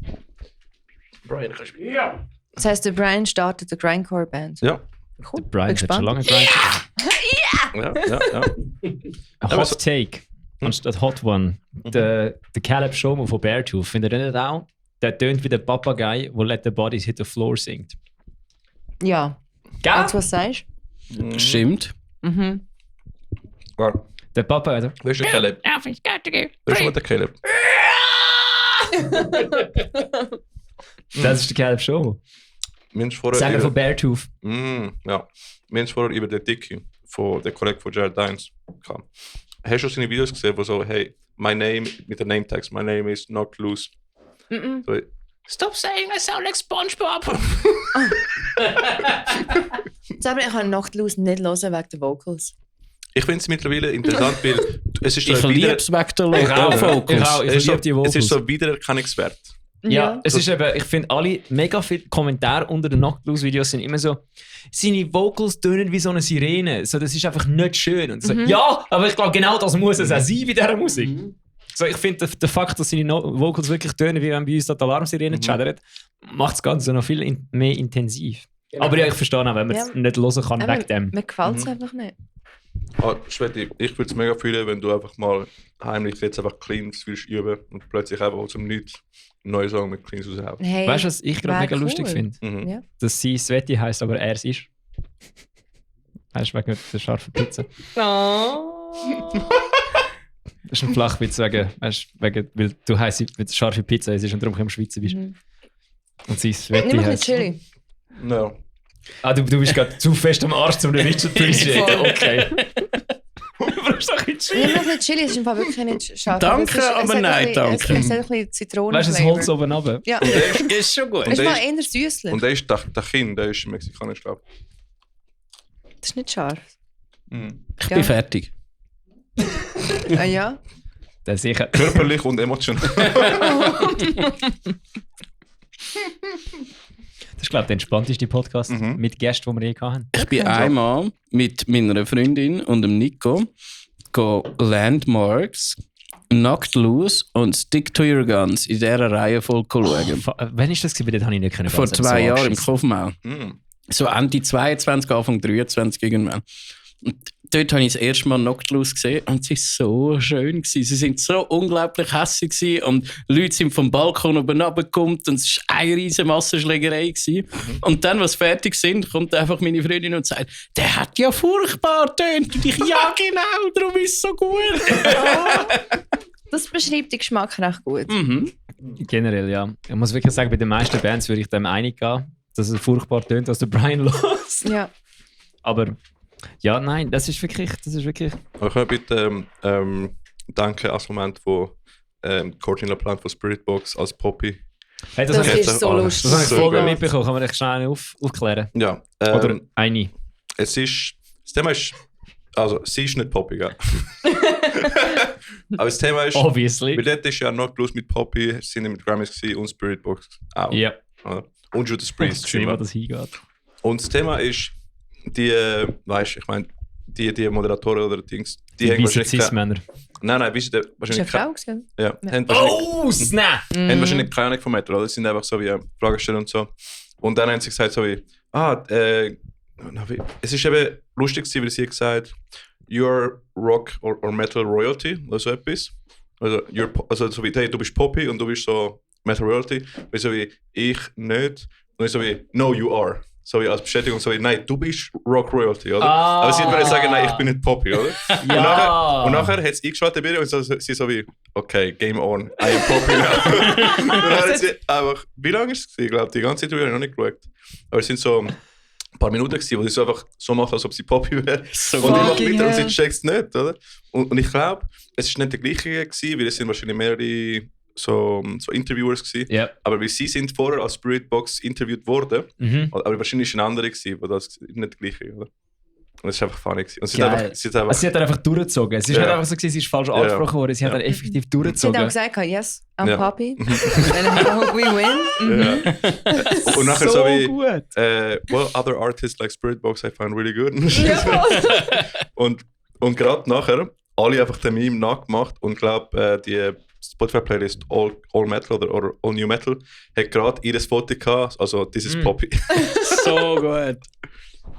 Ich zeig's dir mal. Ja, du hast es geschickt, aber bei Spotify, bei der Playlist, habe ich herausgefunden, ist amix das falsche Foto drauf. Schon. Hure oft ist das Titelbild nicht Aber der diesmal erste ist Song er oder wieder gar ein nicht drin. Mhm. Aber ja, Ah, jetzt ist sie wie This is Poppy drauf. So geil. es ist Alter. einfach mega lustig, ja. Sie hat auch stabile Dance-Moves auf der Bühne. Jedes Mal, wenn ich ein Video von Spiritbox, ich finde Musik abscheulich Bist du auch fertig, langweilig, Brian, oder? aber jedes Mal, wenn ich... Wasser. Nein, bist du auch Hä? bist du auch fertig. Ah, ne, ja, aber ich esse nachher noch ein bisschen Rand. Danke. Der Brian ist wirklich fertig, Mann. Aber jedes Mal, wenn ich ein Video von der Courtney LaPlante auf der Bühne zeige, siehst du wirklich so einen Butch. Von wegen, Butch da, du weißt, was du hast. Wir waren am Bullet-Konzert mit wo Spiritbox Vorband war und er so, die haben noch sexy Dance-Moves. Und ich so, ja Butch, jetzt weißt du, was du hast. Und er so, Ja. alright. Aber sonst so Warm-Up-Routine hast du eine? Ja, ja, voll. Erzähl mal. Ich mache seit Jahren immer das Gleiche. Eigentlich das, was alle... DDP-Yoga. Gott, dann wäre ich fertig wie der Brian jetzt. Ah. Haha. Kannst du mal schnell Den Knopf drücken. Nein, Nein! Yeah! Die beiden miteinander ist strange. Hey, ich mache, glaube ich, das Gleiche wie die meisten Sänger so. Erzähl mal, ich muss eine zusammenstellen. Ah, wirklich? Ja. Was Der machst Rick du ist schon mega etwas? hässlich. Er hat das 18-minütiges Warm-Up-Video geschaut für einen Gig, der 22 Minuten geht. Ja, seine fair. seine Warm-Up-Routine ist fast länger gegangen wie der Auftritt. Das Ja, ist aber ehrlich fair, gesagt. meine ist auch etwa 20 Minuten. Das ist fair. Das Lustige Es ist- völlig fair, ja. Ich kann eben, es gibt eine Metal Warm-Up von Extreme Vocal Institute, wo ich mitgemacht habe. Und den habe ich dem empfohlen gebracht, um bei Artificial zu machen. Mhm. Aber ich habe meine Technik komplett geändert in diesem Jahr und ich habe es nochmal gebraucht in der Probe und es hat mich komplett zerstört. Ah, okay. Weil ich nicht mehr Fries oder False Chords mache, sondern eben den Hardcore. Und es hat mich einfach plötzlich auf meinen Kratz und ich so, shit, jetzt kann ich nicht normal singen für irgendwie 2 Tage. Shit. Schon strange, ja. Das ist wirklich Herz. Und wenn so deine Stimme gefickt ist, bist du einfach so, okay. Hey, ich mache einfach da die Scales auf und ab. Also ja, ich habe null Ahnung von Noten und so weiter. Ich mache es einfach nach Gefühl. Gell? Und ich mache nicht auch das lange, das ich mache einfach nur so 5 auf und ab. Und ich mache zuerst einfach so das Summen, so das Dann mache ich die Lip Rolls, die kennst du sicher. Ja. Die. Ich kann die nicht machen, ich muss so machen. Oh! Ja. Besonders wenn du hoch musst gehen. Geht nicht. Brudi, du bist wie, Ja, ein, genau. du bist wie ein Ross. Ich muss immer so. Erst dann geht es. Ich weiß nicht warum. Hast du keine Muskulatur da oder so? Keine Ahnung. Ich weiß auch nicht Das warum. nimmt mich jetzt Wunder, man sollte dich mal gehen in eine wie heissen die drehen? Ein CT reinrühren. Ja, oder man sollte ihm einfach ein Alphorn geben und sagen, jetzt musst du Töne machen, Ja, dann machst du voll. etwas Gleiches. Ja, aber es war lustig, weil wo ich bei Artifictions bin, vorsingen für das Konzert sozusagen, ich habe die ganze 18 Minuten Aufwärmroutine bei mir im Auto gemacht beim Fahren nach Luzern. Mhm. Und ich kann die nicht machen, weil ich ja am Fahren war. Und ich habe mit einer Hand müssen den Dings machen. Oh nein! Dann musste ich den Schalter gewechselt. Fuck. Dann wieder- Also für alle, die nur zugelassen haben und nicht zugeschaut haben, das Geräusch kann der Ricky nicht machen, Ja, kann ich nicht. weil, Er muss die Lippen haben. weil er muss seine Lippen heben dabei. Genau. Machst du es mal ohne Lippen heben?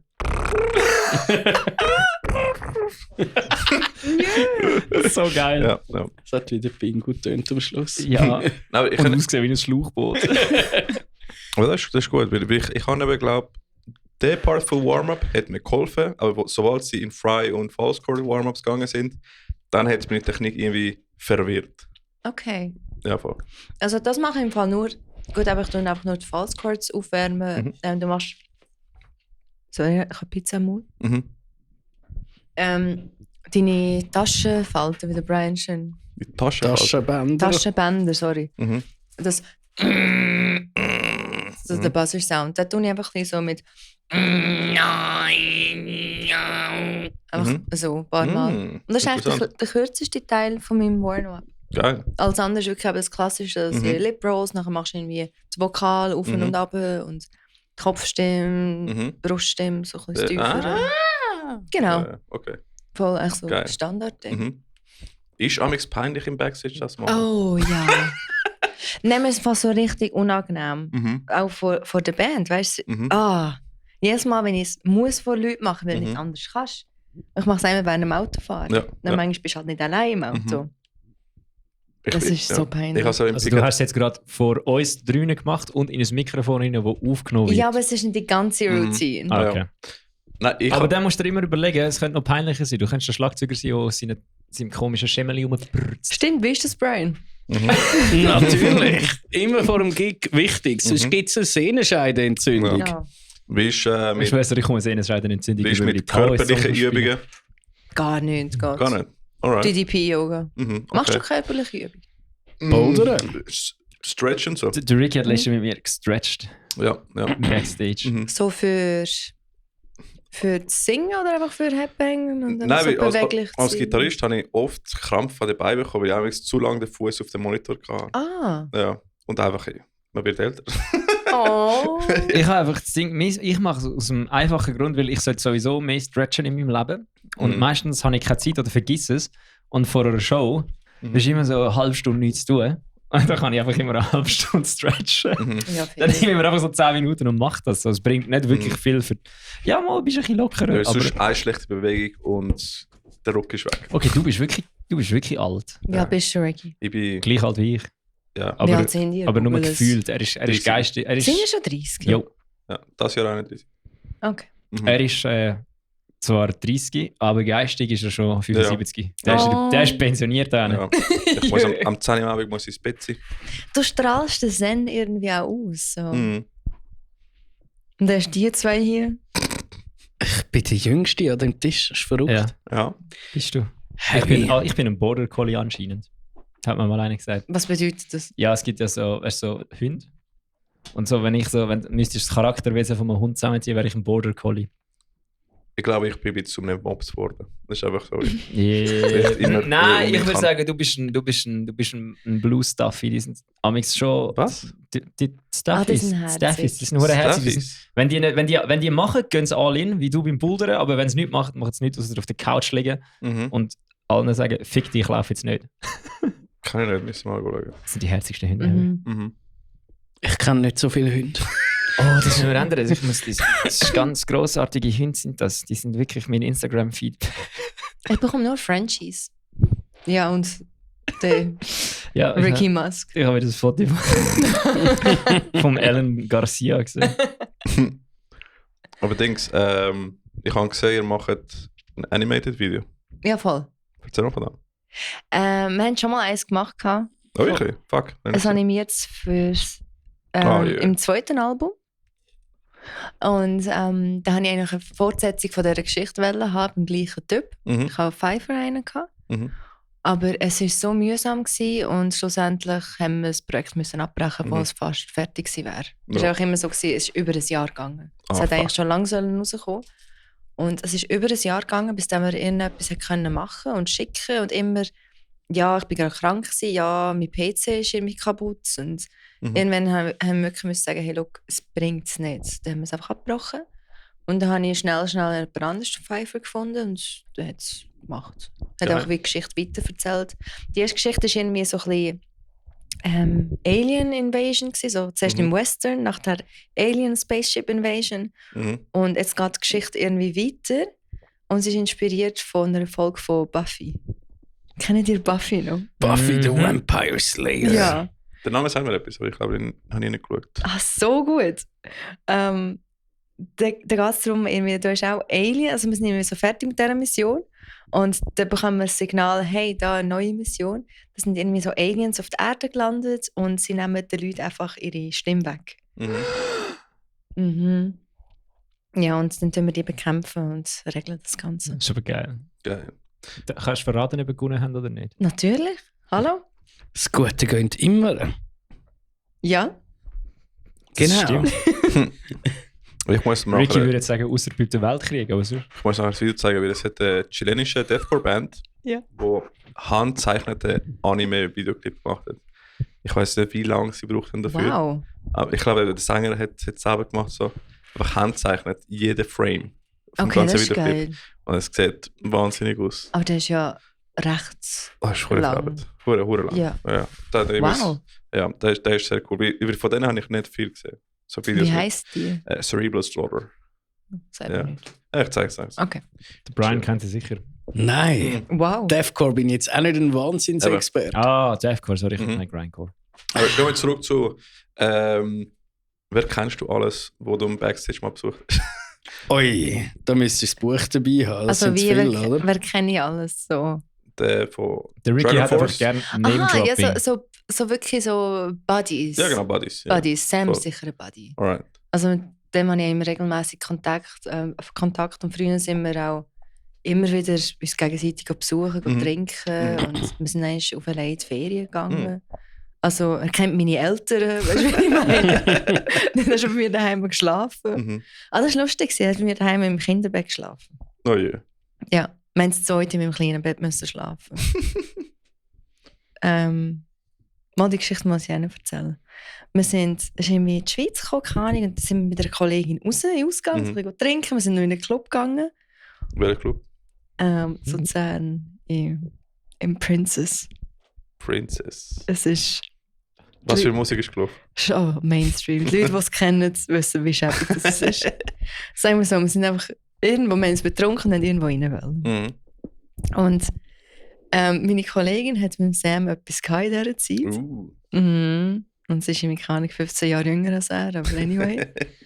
Und dann sind wir irgendwie dort gewesen und die haben so peinlich tanzen, so mit den Armen irgendwie so ein bisschen halber Tektonik-mässig. Und sie hat sich mega geschämt dafür und ist einfach weg von uns. Und der Plan war eigentlich gewesen, dass wir bei ihr schlafen zu Luzern. Wir so, ja, shit, wir finden sie nicht mehr, sie haben das Telefon nicht ab, fuck. Dann haben wir das Taxi genutzt und wir haben auf Stanz. Und dann so, ja. Warte, wie weit ist Distanz von Luzern? Ja, 15 Kilometer. Oh. Nicht weit, aber Okay. ja. Und Also taximäßig dann etwa 45 Franken. nein, ist etwa schon 70 Stutz oder so. Ah, stimmt. Nein, Nicht Uber, Taxi. Nein, ich Ja, habe es ja. falsch gerechnet. Ich habe gemeint, Ja. ich habe gemeint, Bülach ist weiter, Kloten ist weiter weg vom Winkel. Ah, nein. Aber Auf das jeden Fall haben nicht. wir das Taxi genommen und zu mir haben gesagt, ja, eben meine Eltern, ich kann nicht irgendwie ein Sofa parat machen, also das ist mitten in der Nacht, was machen wir? Ah, genau, meine Schwester hat auch noch dort gewohnt dann. Mhm. Auf jeden Fall eben, wir so, ja shit, was machen wir? Ja, ich habe ein 90er-Bett. So, okay, gut. So, aber don't touch me. So, weißt du, also wirklich so, Und dann haben wir irgendwie, dann haben wir meine Schwester gehört reinkommen. Und so, hey, Bro, wo bist du? Sie sind zu ihr ins Zimmer gegangen, weißt du, 4 Uhr am Morgen oder so. Und am nächsten Tag, meine Eltern sind, glaube ich, so verwirrt gewesen, weil ich so eine, der ist ja vielleicht 40, 45 gewesen, so ein 45-jähriger Mann, so aus meinem Zimmer rauskommt. Ja. Ja, vor allem ein 90er-Bett ist wirklich viel zu Ja, eng für das das ist Zweite. Ja, eben. Ei. Und stell dir vor, für 2, die nicht intim sind, die nicht kuscheln. Ja. So, Ja. Mhm. ja, Auch für die kuscheln, das ist klein. Ja. ja, aber auch dann ist es schon Ja, klein. Aber Ja. ja, das ist so. Das ist sicher ein guter Kollege. Aber wie hast du den Sam kennengelernt? Hey, auch nach einem Konzert. Mhm. Wir haben zusammen noch reden, angefangen zu trinken und haben E-Mails austauscht. Mhm. Und da bin ich eigentlich auf England. Dann haben meiner Schwester auf einen Geburtstag geschenkt, so einen Wochenendtrip. Mhm. Haben wir uns getroffen, haben gesoffen und haben es mega gut zusammen gehabt. Dann hat er gesagt am Anfang so ich sehe irgendwie gut aus, versuche ich etwas. Und dann habe ich ihn so über das Furzen angefangen zu reden und über das Kacken. Und der hat so gefunden, ja, nein, lieber doch nicht, aber es ist eigentlich lustig. Und deswegen. Und dann bist du Friends an Bord. Ja. Also, in dem Fall, wenn ihr Metalcore hört oder Pop-Punk, oder sorry, Deathcore oder Pop-Punk Mhm. und von einem Bandmitglied angequatscht werden, redet einfach mal über das Schießen und das Furzen und schaut, ob es dann... Vielleicht bekommst du die Ja, nicht erwartete Reaktion. Vielleicht wirst du dann Vielleicht. nicht angerapscht. vielleicht. Nein, vielleicht triffst du gerade einen Fetisch an, aber nachher kommt er und sagt, kack auf mich zu. Aber nein. Es ist auch eine Option. You Stimmt, wir never reden know. von Deathcore. Wir reden von Bands. der True. Es ist sehr nah zu Grindcore. Ich sehe schon den Erik einfach so, ihr Arschlöcher, ihr gottverdammte Hurensöhne. Kennen ihr das absolut geniale Meme? Es sind so 3 Kinder. Zuerst ist Punk, so ein kleiner Bub, der so macht. Ja. Nachher Metal, so ein Mädchen mit einer Minikutte. Und nachher ist Grindcore und es ist einfach ein Bub nackt und er hat so die Wände mit Scheiße beschmiert.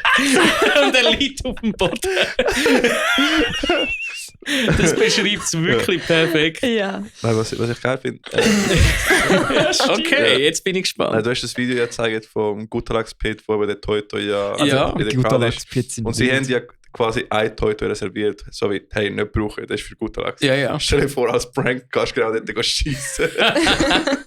Ja, und sie haben ja nur mit dem angefangen, weil sie einmal einfach irgendeins genommen haben. Das ist eigentlich das ist ein bewusster Oh Entscheid. Gott. Das allererste Mal war, glaube ich, ein Brutal Assault gewesen. Dort haben sie einfach irgendeins genommen. Durch das ist das entstanden. Das ist ja richtig brutal. Nein, aber ich habe ein Foto, das hat sich so in meine Erinnerung eingebrannt. Keine Ahnung warum.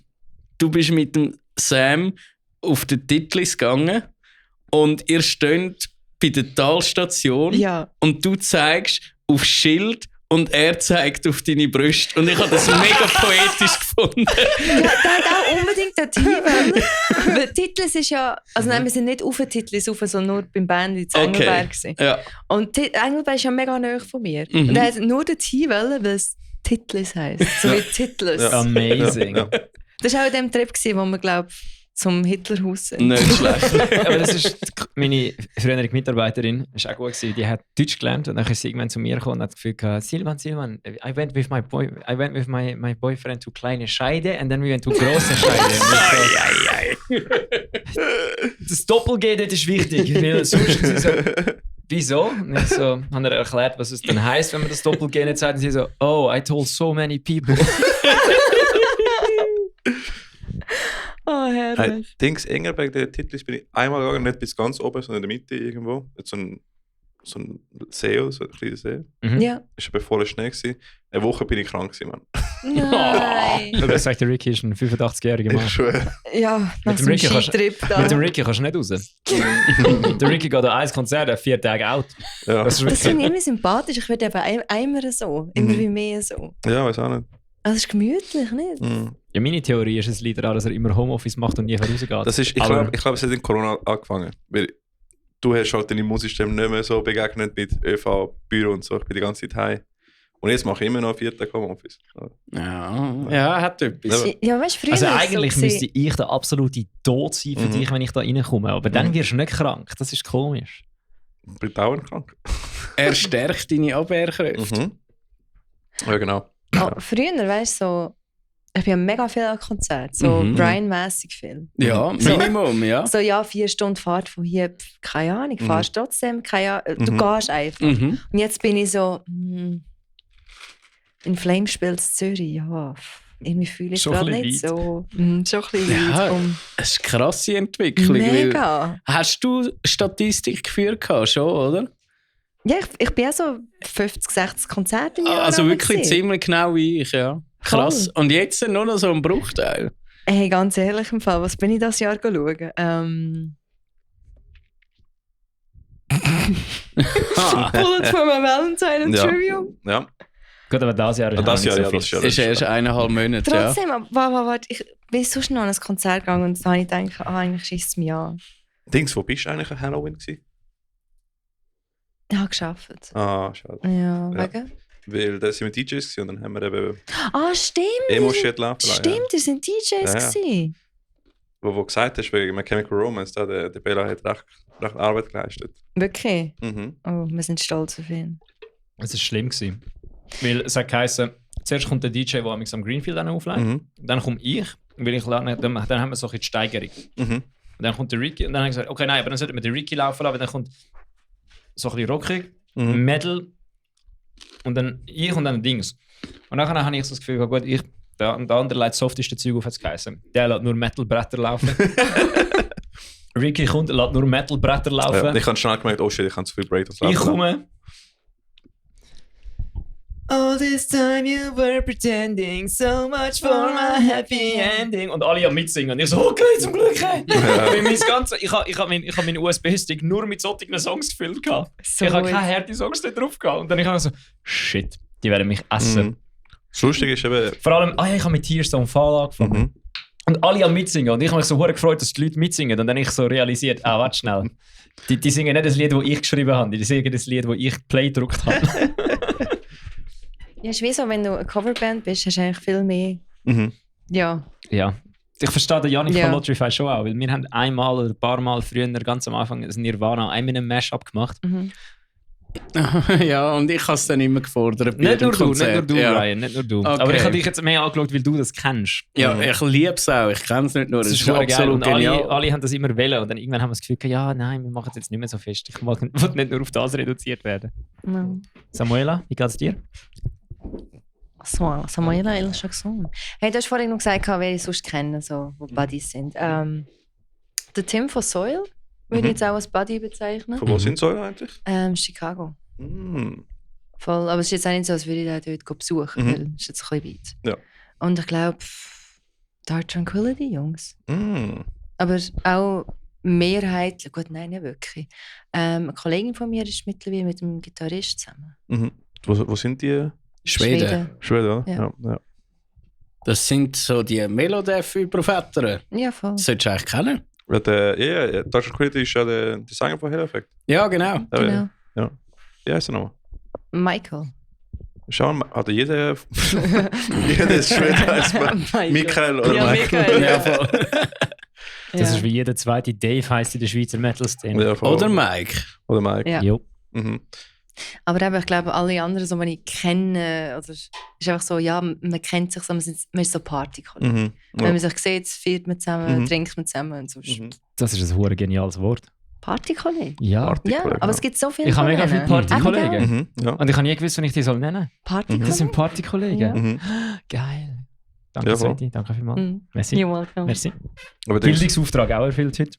mhm. Partykollegen. The more you know. Erzähl mal über Schweizer Metal-Szene. Hey, es gibt eine. Erzähl mal deine Emotionen und Feelings zu der. Wie findest du die? Ich bin ein bisschen faul im Fall. Mhm. Ich wollte mir vornehmen, wieder ein bisschen mehr an lokale Gigs zu Mhm. gehen. Weil das mache ich eigentlich. Seit lang habe ich es öfters gemacht. Ich glaube, Ja. es war wirklich so Corona-Zeit, gewesen, Mhm. wo du einfach nur lokale Gigs Klar, gehabt ja. hast. Und es ist eigentlich schon cool, weil du entdeckst auch Bands, die mega geil sind, die du sonst nie gesehen hast. Absolut. Voll. Und es ist auch ein gewisser Zusammenhalt auch in der Schweizer Metal-Szene, würde ich sagen. Mhm. Was haltest du von der These, dass es zu wenig Beef gibt? Und wenn es Beef gibt, dann nur so unter dem Teppich und heimlich? Aber das wollte ich gerade sagen, es gibt Beef. Aha. Also ich meine, Aber die meisten Leute, die Beef miteinander haben, wissen es nicht mal. Das Genau. ist das Schlimme Ja. an der Sache. ihr habt sicher auch eure Bands, die ihr Mhm. Nein. die ihr nicht so toll findet und euch lustig machen über die oder so. Und wieso ist es? Wer ist es? Ist es echt die gleiche? So habe ich den nicht schon mal gebracht sogar. Das Ich Lustige- glaube, bei mir im Podcast, ja. Ja. Das Lustige ist, es gibt ein paar, wo du so Zeugs hörst, wo du ein Bild machst und nachher lernst du dich kennen. Also, ja, das ist ja eigentlich ganz, ganz chillig. Das stimmt, das habe ich auch schon gehabt. Aber Ja. was, wenn es Bands sind, mit denen du zusammen gespielt hast Aha, ja. und das sind ja völlige Arschlöcher und dann so, Ja, okay, ja. Das nie habe ich- wieder. Das habe ich noch nie gehabt im Fall. Schon? Ich habe noch nie mit einer Band gespielt, wo ich mal sagen musste, das sind komplette Idioten, außer halt Whiteout. Aber nein, Spaß. Vielleicht sind ihr die Idioten. Ja, eben, das ist das Ding. Das ist das Ding. Wenn's keine, das ist die These. Wenn keiner in deinem Team das Arschloch ist, dann schau mal in den Spiegel. Darum, ich habe irgendwie so ein bisschen. Bei mir ist eher, wenn jemand sich zu ernst nimmt, dann ist es so, Genau. wie, Ja, wir gut. sind im Werk 21, chill dich. Ja, Genau. voll. Aber das, Genau. ist, das ist jede zweite Band. Darum habe ich Ja. aufgehört, mich über das aufzuregen. Ja, Oder voll. irgendwie ein Opener, der Zugaben spielen will. Das machst du einfach Mhm. nicht. Oder überziehen. Genau, das machst du Mhm. einfach nicht. Ja, ja. 45 Minuten. Ich finde Zugaben sowieso ein Ja, ich No-Go. bin auch nicht so Fan davon, obwohl man es ab und zu macht. Also ich bin nicht Fan. Ich- Also Gig nein, gewesen. Zugabe kannst du gerne machen, wenn du so wirklich so, wenn du sagst, jetzt machen wir den letzten Song und dann so, wenn wir es machen, so, wir spielen den letzten Song und dann so, haben wir noch mal Lust auf einen? Ja, wir spielen den trotzdem, fick dich. Und dann ist es wie so nicht Ja, der ja, Zugabe, ja, genau. sondern er ist geplant. Aber Genau, was der plante Silas Zugabe, von ja. Matchbox Wisp, Ja. was der Sänger das Problem hat, ist, wir haben unser Set fertig, wir haben den letzten Song gespielt, der wirklich abgerissen hat und dann stehen Leute vor der Bühne und fangen an zu klatschen und er ist einfach irgendwie dann immer so, «Hey, wollen wir noch mal einen machen?» Und ich so, «Nein, Junge, egal was wir Ja, voll, wir haben gerade voll. Killing in the Name of gespielt und Hippies haben sich auf die Fresse gehauen. Wir können nichts mehr liefern, wo da irgendetwas dazu bringt.» Voll, ich bin auch in dem Moment immer die, die sagt, nein, Mhm. nein. Weil wenn es fertig ist und es gut war, dann musst du es fertig machen. Weil Genau. wenn du nachher ein Lied spielst, das halbpatzig ist, dann haben die Leute das im Kopf. Mhm. Ja, Ich habe es Ja, einmal als Publikum mitbekommen, wie so zwei Bands mega Beef hatten, weil die so die zweite von 3 Bands war, die haben gewusst, sie haben einen 45-Minuten-Slot, aber sie haben halt gemeint, 45 Minuten lang Lieder spielen und alles, was sie schnurren zwischen Nein. den Songs, Oh gehört nein. nicht dazu. Oh nein. Und dann haben sie Nein. mega Beef gehabt. nein. Das war lustig. gewesen. Das stelle ich mir auch lustig vor als Zuschauer. Ey, wir haben auch... Oder als die vierte Band im Backstage. Aber in dem Fall, was sind so die Don't-Dos und die Do's, wo du würdest neue Bands empfehlen, wenn sie mal fangen, da Konzert zu spielen? Hey, es sind einfach geile Sicher, respektieren Set-Times und alles, ja, dann nicht überziehen oder irgendwie ewig langen Soundcheck machen. Ja, das haben wir alles schon, ich glaube, alle schon erlebt, irgendwie eine Band, die ihren Soundcheck irgendwie nicht im Griff hat. Mhm. Und, oder meistens ist es ja der Mischer. Mhm. Ähm, Hast du Ja. Beef mit Mischer? nein, eigentlich nicht. Auch nicht unter dem Teppich. Mhm. mit wem hast du Beef gehabt, außer die dumme Bitches? Hey, ich bin eigentlich sonst im Fall recht friedlich. Okay. Eben so, ich mache Yoga. Mhm. Ich bin sonst recht friedlich. Pushing down the demons. Ja. Ja, ich bin recht friedlich sonst. Aber es gibt so Bands, wo du findest, ja, ich will jetzt nicht unbedingt mit denen spielen. Mhm. Irgendwie, ja. Keine Ahnung. Ich weiß wirklich, ich habe noch nie. Ich überlege mir das schon ständig und wir haben schon mit vielen Bands gespielt. Also, wir haben das schon... Ja, mal in Polen haben wir eine gehabt, das sind einfach so, ja, die haben einfach auch das Gefühl gehabt, sie sind zu cool gewesen für alles und die haben auch kein Wort mit uns geredet und dann haben wir eigentlich so, ja, gut. Oh, die Erfahrung haben wir eigentlich mit grösseren Bands. Mit denen spielen wir jetzt auch, mit denen müssen wir jetzt auch nicht mehr spielen, aber wir sind in Polen, wir spielen eh nicht mehr mit denen. Und das ist dann also mir wie egal, wenn die nicht mit mir reden, ja dann... Ja. Aber solange sie sich nicht wie Arschlöcher benehmen, habe ich dann eben nicht das Gefühl, dass das die Mongos sind. Dann denke ich mir einfach so, ja, dann sind sie, also mal, dann denke ich mir eben, ja, das sind dann Mongos, aber mit denen habe ich jetzt nicht Beef. Amix weißt du nicht, ob es ein schlechter Tag ist oder so. Aber ich bin auch sehr schüch. Deswegen, wenn ich im Bett komme, mache ich so ein General Hello. Das mache ich aber auch. Und that's it. Und wenn dann nichts zurückkommt, dann ist so, ja, okay. Aber das mache ich auch. Und Leute, ich habe manchmal das Gefühl, Leute haben so das Gefühl, okay, die hat sich nicht dafür jedem Tanz gegeben. Dabei bin ich so, hey, ich habe keine Ahnung, ob ich dich schon mal irgendwo gesehen habe. Ich sage einfach schnell, hoi. Seit wir den Podcast angefangen haben, im Fall. Mir wird oft angequatscht Konzert und ich finde es mega cool. Und immer von Leuten, wo ich so das Gefühl habe, so, Bro, du kennst mich wesentlich besser wie ich dich, weil ich habe nämlich keine Ahnung, wer du gerade bist. Ja, Aber das Lustige ist, sie sagen immer, hey, du bist doch der vom Metal Servela. Nein, das ist nicht einmal so schlimm. Mittlerweile kommen jetzt wirklich einfach «Hoi Bella». Ja, Und ich voll. so, Am Anfang ist who es the immer... fuck are you? Ich weiss noch, wie ihr euch am Anfang aufgelegt habt, dass euch niemand kennt wegen euren Bands, aber jeder wegen dem Podcast. Ich habe das so genial Ja. gefunden. Ja. Und der eine, der dir gesagt hat, hey, du bist Spieler von Versus, also reingekreist. Ich habe es im Podcast gehört. Ja, Aber der Walle ist ein geiler Sieg. ja, wirklich. Shoutout. Du bist ja die ganze Zeit, du und der Brian, du und der Brian sind die ganze Zeit überwechselt worden, oder Josh? Ja, Beispiel vom Sänger von Sauvage Matchbox ist zu mir gekommen So und hat gesagt, so, jetzt tue ich mich dem Josh auch mal vorstellen. Nein, Ja, nein. das ist immer noch oft. Mein Lieblingsdings ist am Greenfield beim Josh. Wegen... Das war so geil gewesen. Und vor allem, er hat ihm doch gesagt, hey, du bist doch der Josh, oder? Und er, ja, genau. Und nachher sagt er ihm einfach, machen wir wieder mal eine Wurstrunde. Nein, wirklich? Wie respektlos, Mann. Aber er ist dann voll salty geworden, also so auf lustig. Aber er hat gesagt, ja weisst, bei 5 Würstchen mache ich nicht mit. Irgend so etwas hat er dann gesagt. Finde ich nicht so geil, die Sausage Party. Oh. Ah, wir lieben dich, Josh. Ja, wirklich. Hey, aber ich habe auch so Leute, die an Konzert vor allem so zu mir kommen, so mit mir reden. Ich habe keine Ahnung, wer die Leute sind. Habe ich einmal auch. Und manchmal weiss ich nicht, soll ich einfach fragen, hey, von wo kennen wir uns nochmal? Oder einfach, ob ich mitspielen soll und in der Hoffnung. Ich kann für B immer. Ich kann für B-Option. So, ich sage einfach Brudi oder so, hey Brudi, wie geht's? Weil du manchmal bekommst du den Blick so wie, du kennst mich. So, und ich so automatisch so, hey, wie geht's? Aber so, ich wollte nicht fragen. Ja, ich wollte, voll. dass Ja, jemand frag- anders ja, ja. den Namen sagt. So. Am besten ist, wenn du zu jemandem gehst, so, hey, ich bin der von dieser Band. Und dann ist es so wie, ja, automatisch. Wir haben alle Bands in der Schweiz ein Netzwerk im Kopf wegen dem Podcast. Und alle heißen Dave Ja. Ich Oder habe Mike.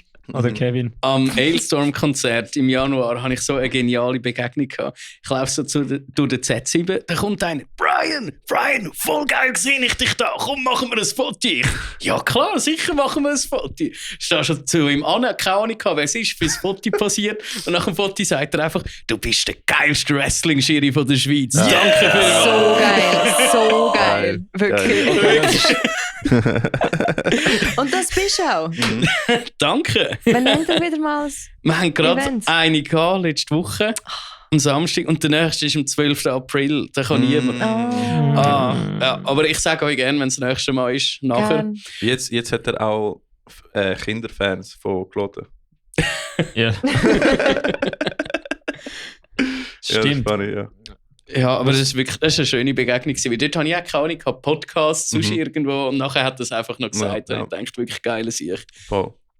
Das ist wirklich noch hilfreich, wenn du weißt, wieso dass du angequatscht wirst. Ja, gestern ist auch einer vor mir gestanden und hat einfach mit mir angefangen zu schnurren und ich so, wieso redest du so, als ob du mich kennst? Und dann hat er irgendwie mich angefangen anzuquatschen, so wegen, er hätte heute daran gedacht, dem Valentin alles Gute zu wünschen und ich so. Weil ich kenne mehrere Valentins und ich bin dann in meinem Grind durchgegangen, welchen Valentin, das ich wegen dem kenne. Aha.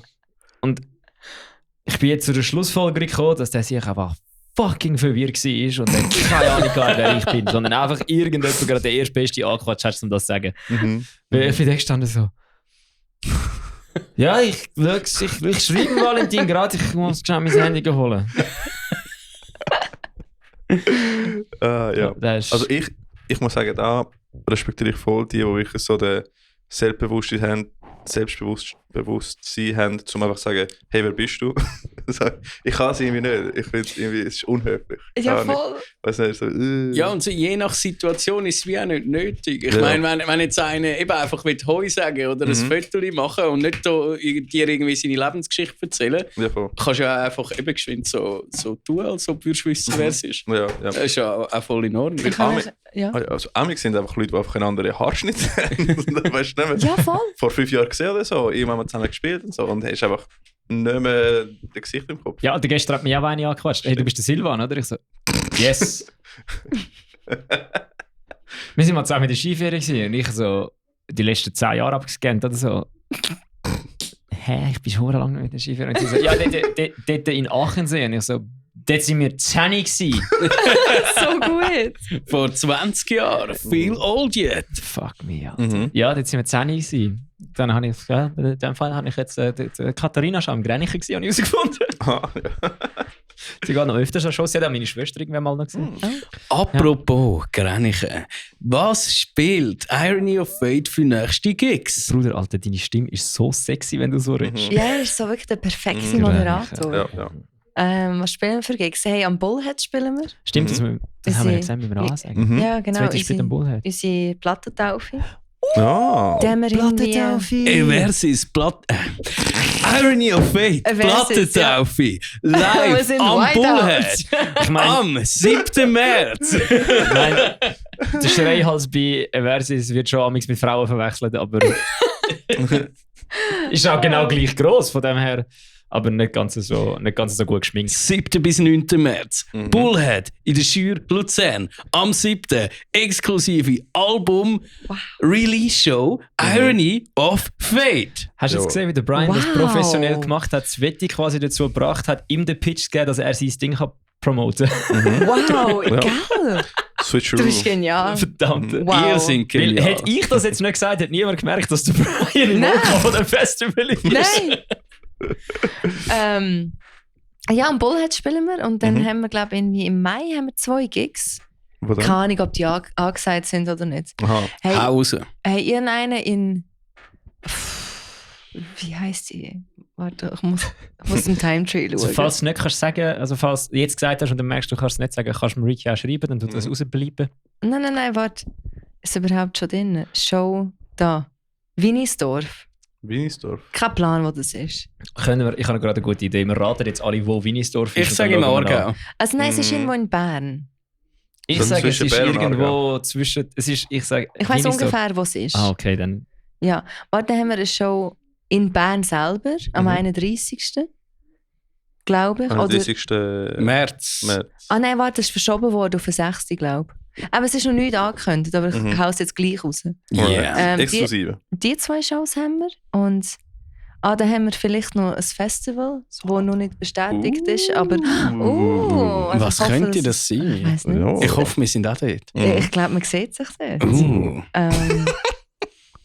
Und sonst haben wir, glaube ich, nichts, ausser Ende Jahr haben wir wieder ein Festival, wo der Brian sicher schon mal war.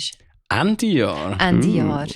Also Ende Jahr heisst so Anfang Herbst? Nein, so Ende November rum. So im Kanton Bern.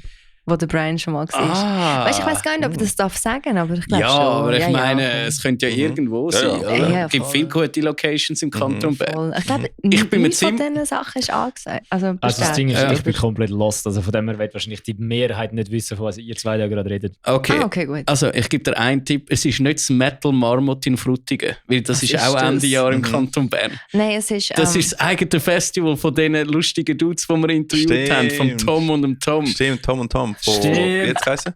Die haben geheißen Pertness. Ah, Ja, Ja. denen ihr eigenes Festival. Ja. okay. Ja. Hey, nein, es ist weiter... Es ist in Burgdorf.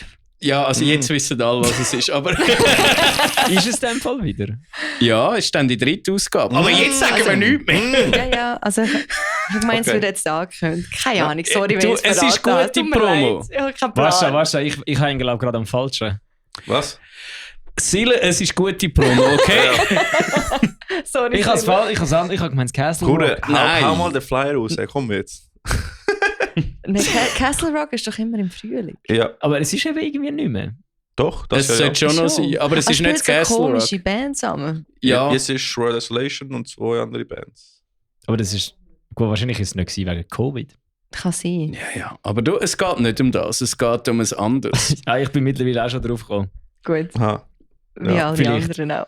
sehr gut. Meinst du, Leeds ist bei meinem hat es etwas mit meinem Doppelgänger zu tun? Ziemlich. Okay. Also sagen wir so, das andere Festival, das wäre mega cool, wenn es Mhm. bestätigt wird. Einfach Da bin glaube ich ich. Wir hoffen es alle. Ich hoffe, ihr seid dann Umi. Wir müssen wirklich noch schnell abklären, wenn wir das rausbleiben, das Zeug. Nein, ist okay, komm. Wann kommt die letzte Welle? Er hat es mir letztens gesagt, aber ich habe es vergessen. Okay, Ich könnte dir etwas sagen, ich könnte dir Okay, sagen, okay. wenn sie sicher kommt, aber ich okay. würde es nicht sagen. Okay. Es ist confident. Ihr habt das nicht da gehört. Ja. Also ich weiß von nichts. Ich weiß Ich von auch nichts. Ich weiß auch nicht, wenn die Welle kommt. Ich kann jetzt Ich einfach weiss. wichtig tun. Ich weiß auch von nichts. Aber ja. Also ich weiß wirklich von nichts. Also, Wir wissen von ich nichts. schwöre auf Niemand meine weiß von Snowboard, nichts. ich schwöre auf meine Snowboards und auf meine Mountainbikes und auf meine Gitarre, dass ich es nicht weiß. Ich glaube es ihm. Okay. Hey, Ich ja. schwöre auf Samuela, Jackson. dass ich es nicht weiß. Motherfucker. No. Und jetzt könnt ihr euch sicher sein, dass ich es nicht weiß, weil ich will niemals Samuela etwas Böses machen. Sie ist ein Herz. Sie ist Mhm. herzig. Oh. Ich Also- warte immer noch darauf, bis sie einfach mal Motherfucker sagt. Also, Motherfucker, no one will believe you. Hey, ich habe letztes Mal einen Film gesehen von ihm. Warte, Men in wel- Black? Sveti hat jetzt dann gleich viel weiße Haare wie der Hund. Wow, shit. Egal. Worth Welcome it. to my life. Worth it. In so einem bekannten Film, wo genau, Django Unchained. Oh ja, dort Ja. sagt er oft Motherfucker. Ja, vor allem spielt er auch so eine geile alte Ja. Sieg. Er sagt kann auch nicht. oft ein anderes Wort. Ich habe Oh ja. ich habe im Fall wirklich hart überlegt, wo kommt denn Mobs in Django Unchained? Ich so, Oh, wait a Mann. second. Oh. Aber das Lustige ist, ich habe vor kurzem so ein Interview gesehen mit einem von den Schauspielern, ich glaube, es ist ein Deutscher. Und Österreicher. Österreicher, sorry. Christoph Waltz. Das ist so Ja, gut. das ist so gut. Nein, sie haben geredet, ich glaube, es war jemand anderes, der erzählt, wie der Samuel L. Jackson quasi von seiner Rolle, sobald Cut geredet wurde, zu Samuel L. Jackson wurde. So wie, yeah, Master, so. What a motherfucker. So, auf einmal einfach mega, mega professionell. Und ich habe eben vor kurzem das vom Waltz auch gesehen, dass quasi, wo der Waltz quasi Takes am machen war, sind DiCaprio und wer ist das noch drin gewesen? Fox. Ja, der Jamie Foxx. Jamie Foxx einfach am Schauen sind, so wie, Alter, der sicher ist fucking... Ja, das habe ich dir geschickt, das Video. Hast du mir das Ich geschickt? glaube es, ja. Das, wo der Jamie Foxx erklärt, wie das der Christoph Waltz spielt. Genau, und ich glaube, von dem aus habe ich nachher das ganze Video gesehen. Das ist danach. dort, was sie so der Jamie Foxx erklärt, wie so ein Rookie-Schauspieler dort gekommen ist, so ein neuer, und sie sagen so, mit so einem Heavy Cast dort gewesen, der DiCaprio, der Dings und alles Wüste. Und in diesem Video hockt er einfach mit dem Tom Hanks, mit dem Samuel L. Jackson und irgendwie noch 7 so anderen so riesen Schauspieler am Tisch, Ja. und er einfach auch sagt so, ja okay, und einfach das Interview, das Gespräch ist nicht ein stackter Cast oder was. Stimmt, Ja, ja. ja. Mhm. Schon geil. Das ist eben geil. Mega. Aber ja, wir wissen jetzt, Iron of Fate kommt mit Synthes raus. Vielleicht Clean Vocals. Hey, Clean Vocals vielleicht muss ich auch jemand anders machen. Ist okay. Aber im Fall wirklich Vocals kann man lernen. Es ist einfach Scheissdreck. Ich sage auch, ich kann nicht singen. Aber das Problem ist, ich könnte es schon, wenn ich es übe. Ich bin einfach voll zum Üben. Ja. Und ich lerne es ab jetzt. Ja. Also eben, Synthes kommen sicher. Haben ihr Hardware-Synthes oder haben ihr PC-Synthes? Ich glaube, es sind PC-Synthes. Er macht etwas am PC, so tuk, tuk, tuk. Okay. Okay. Ja, Ja, das ist dann gut. ich bin mal am Zuschauen und denke so, wow. Das ist so, das Synthes sind... PC-Synthes sind immer noch ein grösseres Mysterium wie Hardware-Synthes. Ja, schon ein bisschen. Aber ich glaube, in dem Fall New Year's Resolution ist mehr Local Bands schauen. Oder mehr Bands generell schauen. Mehr Bands. Ja. Ja. Aber Back ja, to the Local Bands. roots. Back to the roots. Ich weiss, dass du es kannst. Wir haben das jahrelang gemacht. Ich weiss, Brian, aber ich bin, weißt du, wirst 30. Ja, Ich in bin schon 2 über Monaten. 30. Ui. Also Respekt, aber... Also, ich weiss nicht, ich habe das Gefühl, ich bin ruhiger geworden. Hast du das, fauler. das ist aber so. Das ist schön. So. Hast du das Gefühl, du bist zufriedener geworden und Mega. das beeinflusst deine Okay. Kreativität negativ? Nein, ich habe das Gefühl, ich bin zufriedener geworden. So. Ich habe meinen Zen gefunden. Und das hat so keinen Einfluss auf deine kreative Ader, gar nicht. Weil ich habe wirklich gemerkt, seit ich zufriedener bin ich völlig unkreativ. Aha, ja. So, weil wenn du so... Ja, Wenn wenn du du so zufrieden bist, irgendetwas kannst Hässiges in dir, wenn irgendetwas nicht passt, willst du irgendetwas essen, du bist hässig, dann machst du irgendetwas, um das zu können rauslassen. hat etwas. Also ich sage es, wenn du happy bist, kannst du selten gute, hässige Musik schreiben. If you're happy and you know we're happy. Außer der Brian, weil ich jetzt Wenn der Brian happy ist, schreibt er die hässigste Aber Musik. dafür, wenn die Schulter ausgekugelt wird, der Bella weiss, wie es Einfach auf die Hand stehen und dran ziehen. Ja, aber wenn du mal überlegst, Leute, die Grindcore hören, sind eigentlich die immer so hure fröhlich sind. Das sind die feierlustigsten Leute. Ist das vielleicht, weil sie Grindcore hören? Oder wie Ich ist denke das, Brian? schon. Ja, vor allem ist jetzt nicht unbedingt Grindcore, sondern Gore Grind. Rectal Smegma. Ich habe noch nie einen Menschen gesehen, der schlecht gelaunt ist an einem Rectal Smegma-Konzert. Es geht gar nicht. Aber das Ding, stimmt, Hardcore-Fans sind immer schlecht gelaunt. Aber dann geht es bei den Liedern auch nur immer um so Sachen, die schlecht sind. Nein, was ich gesehen habe, ist im Fall, jetzt bin ich halt das von den Pit Rules am Lernen, oder? Ich bin so ein fucking Nerd, einfach am Du bist Hate wirklich- 5-6 Videos du am bist Schauen und wirklich einfach zu am... weit in das Rabbit Hole Ja, gegangen. ich bin in eine richtig schlimme Rabbit Hole. Und das Thema ist, sie sagen so wie, nein, weißt du musst Crowd killen, aber du musst nachher... Ich mache nur Fotos, ist okay. Was Darfst haben Du weiterreden. musst Crowd killen, aber du musst dann, weißt du, mit dem Lächeln fucking machen und zu dieser Person gehen und sagen, hey, alles gut und so. Ja, noch so Sie- abklatschen und so. Wie Voll. gewisse- Und nachher hast du halt die Arschlöcher, die einfach, weil du solltest eigentlich unterhalb von der Waist-Länge, also von der Waist-Height solltest Kicks machen und so. Oder, ja, und nachher hast du einfach Monkeys, die einfach voll nicht machen. Ja, es Und dann, ist- ist so, und dann gibt es so gewisse Rules, wo du, wenn jemand die Rule bricht, dann kannst du ihn kaputt schlagen. Aber wenn nicht, dann keine Ahnung. Das ist wirklich... Es ist sehr verwirrend. Es ist nicht sehr Wissenschaft. verwirrend. Es ist einfach eine Ausrede von irgendwelchen Arschlöchern, dass ich Leute hauen. Das ist es. Aber es ist wirklich sehr verwirrend, weil die sehen sehr happy aus. Sie scheinen so, als ob sie hässig wären. Aber eigentlich haben sie voll Ja. Spaß. I don't know. True. Ja, Hey, was könnt ihr das Jahr schauen? gut. Alles. Ich habe schon einiges Ich bin jetzt vor. etwa auf deinen Stats von vor 4 Wirklich? Jahren. Ich habe 72 Konzerte gesehen letztes Jahr. Aber du Wow. hast die mitzählt, wo du selber spielst oder Roadie bist. Ja, aber ich habe es trotzdem gesehen. Ja, Ich bin ja, das wenn, ja, ich gespielt, ja. wenn ich gespielt habe, sag habe ich ja nicht, die dass anderen die Shows nicht auch geil gesehen. Okay. Ja, ja. Bei den meisten wäre ich gegangen, weil es sind 4 Lab-Shows gewesen. Gut, die in Polen jetzt nicht. So haben wir überlegen. Aber viele, ja. Oder nein. anders gefragt, ist jemand von euch bei Nine Inch Nails? Das habe ich Nein. nicht vor, nein. Ist jemand von euch bei Deftones? Auch nicht? Nein. Gut. Das Das sind ist meine wirklich- zwei, die ich Du geplant triffst jetzt habe. wirklich meinen Musikgeschmack Ja. gar nicht mit diesen zwei. Deftones vielleicht, habe ich überlegt, aber nein, schnell so wie, okay, ich kenne es einfach nicht. Heaven Shall Burn, Ich habe ein unbedingt. bisschen gelesen. Architects. In einer Woche gehe ich zu Saxon. Ich freue mich so. Richtiger Boomer-Metal, aber so geil. Die habe ich im Wie alt Wacken sind die einmal Buben? gesehen. Wie alt? Ja. Über 70. Bruder, die habe ich im Wacken 2012 gesehen und dort sind sie schon alt gewesen. Ja, Das fix. sind Aber nämlich schon immer alt gewesen. habe ich genau, das die Gefühl. sind wirklich... Das ist so Musik, ich kann mir nicht vorstellen, dass so Musik wie Saxon von 20-Jährigen gemacht worden Nein. ist. Mann. Nein, das geht unmöglich. nicht, oder? Mhm. Oder Aber- Halloween, das könnte kein 20-Jähriger Ja, sein. wirklich. Aber Ja, auf die voll. freue ich mich mega im Volkshaus. Das wird toll. Ja, Dings. Linkin Park! Yes, stimmt. da bin ich auch. Dort bin ich nicht. Ich kann nicht. Wir gehen aber Parkway Drive.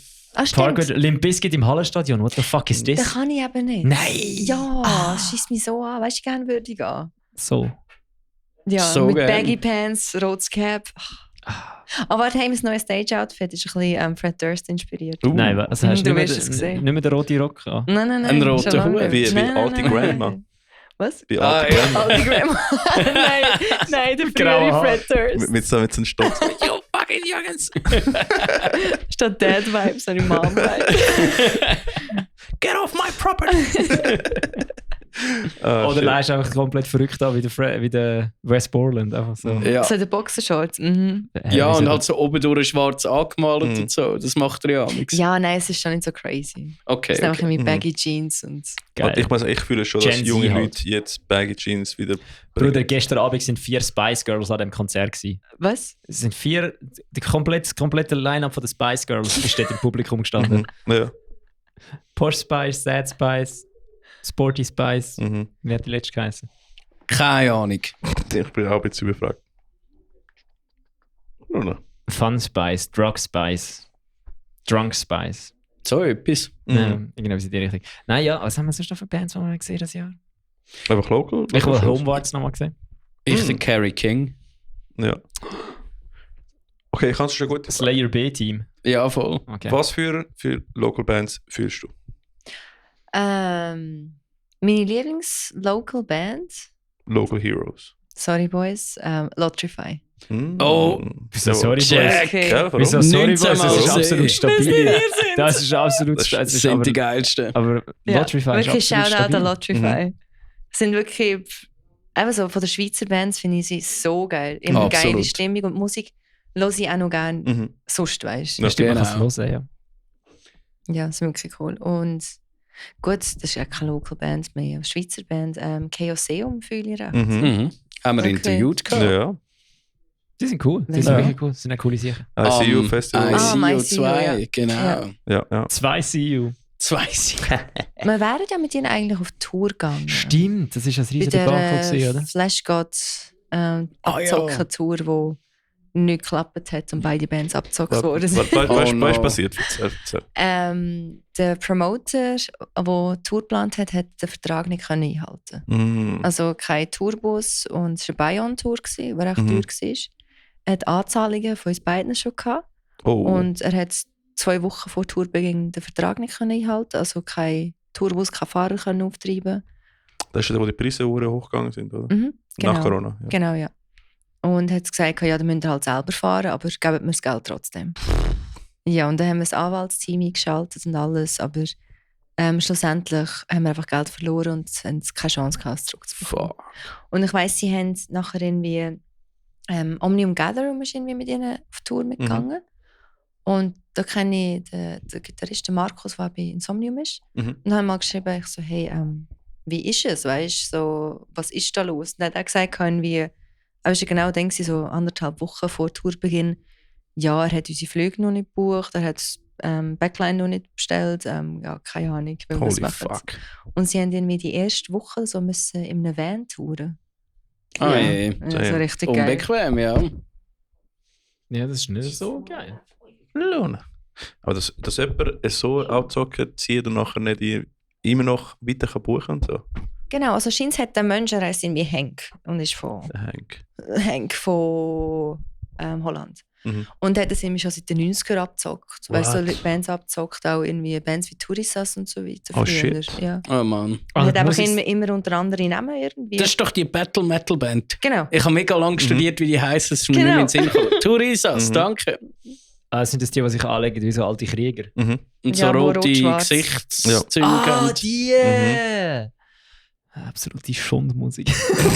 Ja, schon, aber das kann fun sein. ja, es ist schon. Ja. Ja, es ist, es ist Aber schon eben, der Sieg hat irgendwie die ganze Zeit so Bands abgezockt und einfach unter anderem Namen und keine Ahnung. Damn. Also es muss, also alles, was ich vom Musikbusiness bis jetzt gehört habe, ist so, zum Glück bin ich dort nicht drin. Ja, und weißt du auch, ich bin voller Haar, sorry. Dein Pulli ist weiss, ja? Ich bin weiss. Ja, Ähm, wir haben sonst nachher das Ding. ja, nachher. Aber Vane Productions heisst es, wo wo der hängt dort zu tun hat. Falls irgendjemand mal Anfragen von denen bekommt, machen es nicht. Jesus. Und aber so generell, weißt du, das Musikbusiness mit den Bayern-Touren, das geht mir so auf den Sack. Same.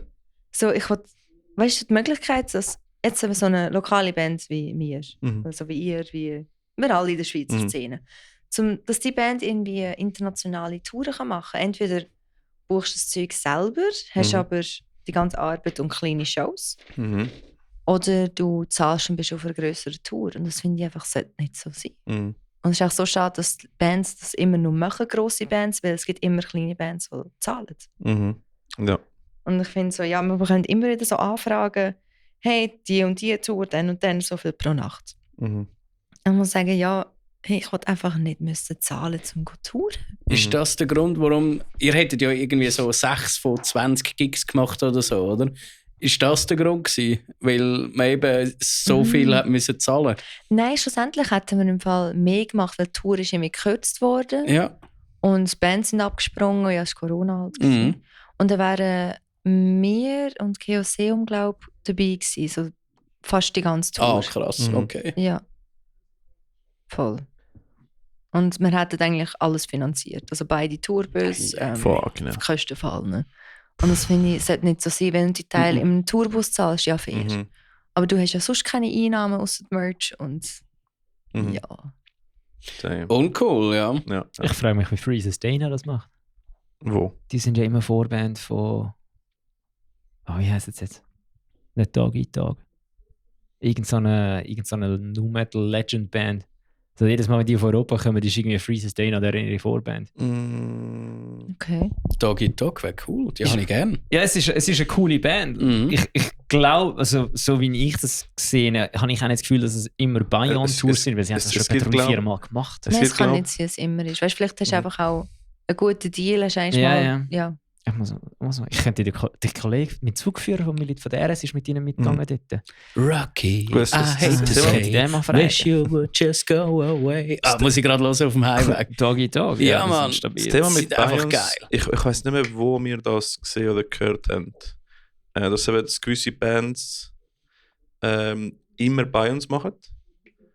Und quasi du gehst auf eine Tour, weil du willst nachher auch einerseits ist eine gute... Clawfingers. Clawfinger, okay. Ist immer ein guter Weg, um neue Fans zu bekommen. Aber auch, um in den Resümee quasi sagen, wir mit diesen Bands touren. Ja, voll. Aber das Thema ist, Bookers wissen nachher auch genau, welche Bands immer so 3 bei uns mitnehmen. Der Umi hat das gesagt. Genau. Die wissen immer... Ectomorph ist, glaube ich, einer von denen gewesen. Ja, die machen immer bei uns. Wo immer bei uns sind. Und dann, wenn du quasi sagst, nachher am Booker, hey, im Wacken, hey. Nein, also Omophagia ist bei uns. Ja, das sind bei uns. Und dann gehst du zu Wacken, Booker, sagst, hey, look, wir haben mit denen und diesen Bands gespielt. Und dann habe ich gesehen, dann so, okay, das sind alles bei uns Tours. Dann das war im Greenfield, was das erzählt hat. Das war im Greenfield, der Band Day. Ja. Der Pat, der Moderator von Greenfield? Nein, der Booker hat das erzählt. Das ist der mit Wacken...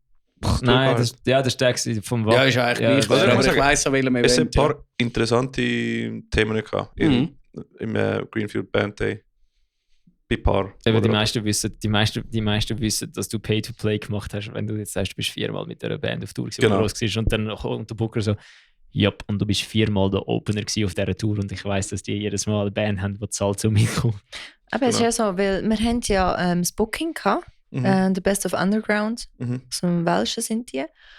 Und da haben wir jetzt 2 Jahre gehabt, jetzt haben wir den Vertrag aufgelöst, weil ja, ist einfach nichts reingekommen, wenn ich ehrlich darf sein.